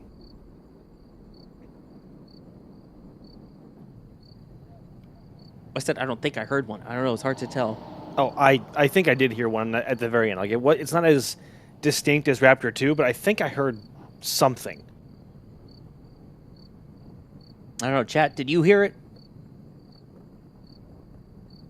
For chat to catch up. No honk, bit of a honk, heard the honk, only a bit. This is turned into the VAB squeal. Some people hear it, some people don't. But admittedly, we know the VAB squeal is real. Someone else just said it's like the VAB squeal I never hear. A lot of no's, a couple yeses, a squawk. I don't know, it's hard to tell, but I personally didn't hear one, and I hear the VAB squeal. So I don't know. Ryan, what's your weigh-in? I didn't really hear it myself, but you never know. My hearing might be bad. I don't know. I've been next to a lot of loud things at times, so who knows what my hearing's like these days. What kind of loud things could you have been next to? I don't know, APUs, engines. Who knows? Wait, you worked on aircraft? I might have. I might. What? Huh?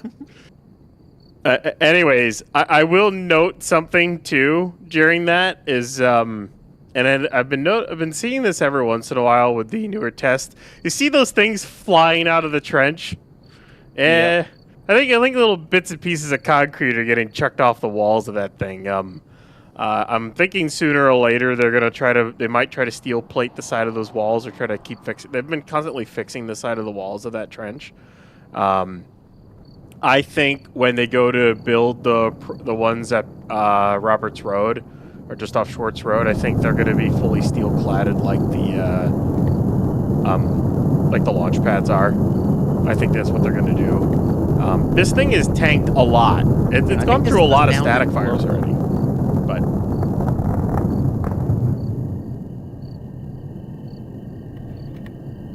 you're getting quizzed in the back channel, Sawyer. That was the shutdown slow-mo there. I am? Oh, gosh. By the way, first off, I do want to say, I'm guessing that was not sub-Sharpie then temperature-wise for that flame trench. Yeah, probably not. Let's see. Okay, I've got to see if I can remember this one. The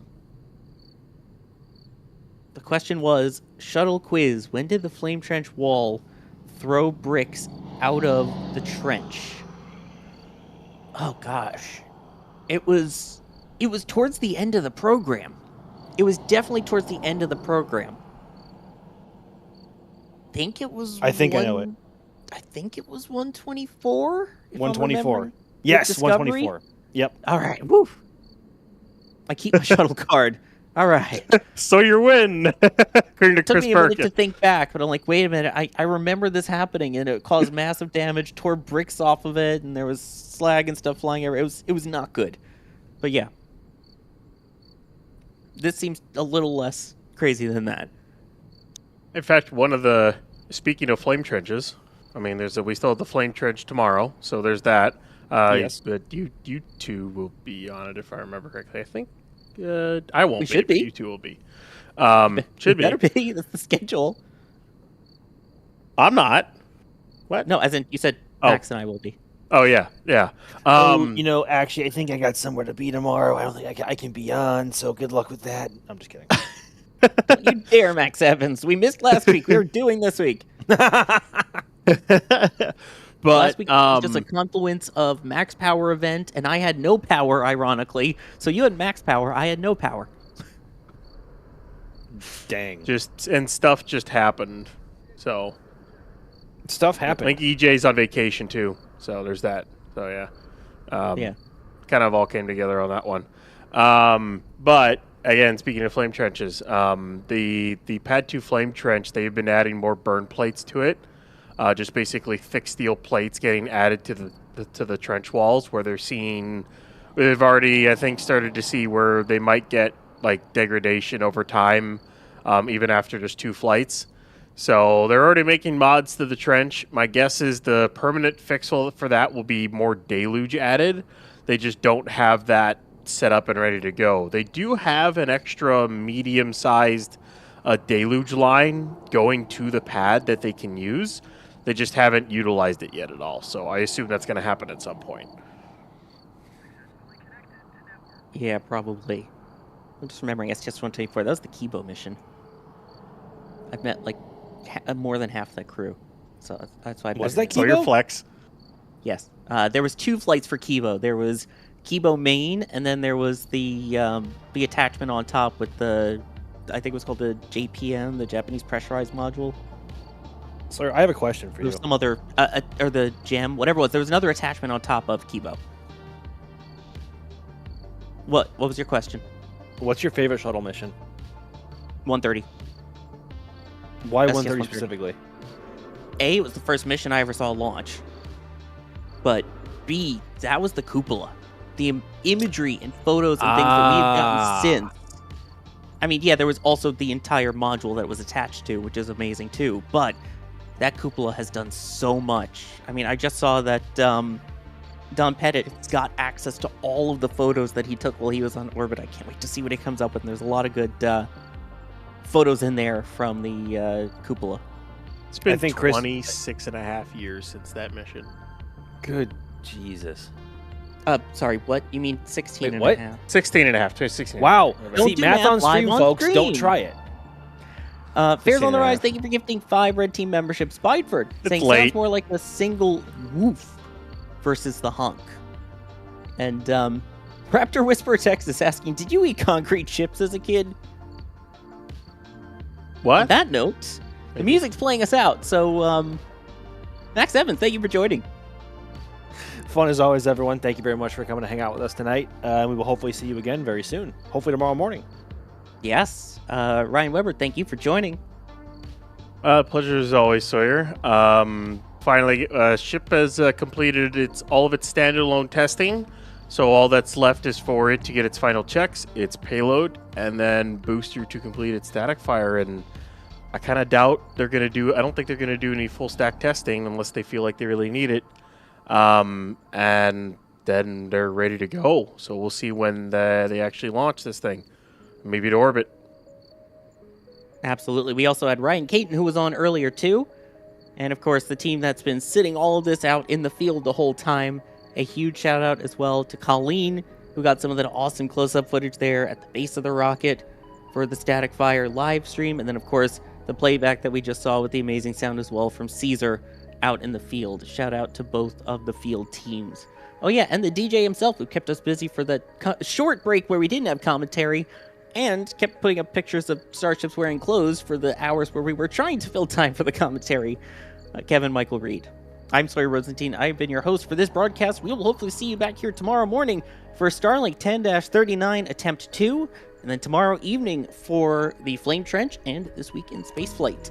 There's our lovely photo again. We will see you all for the next one.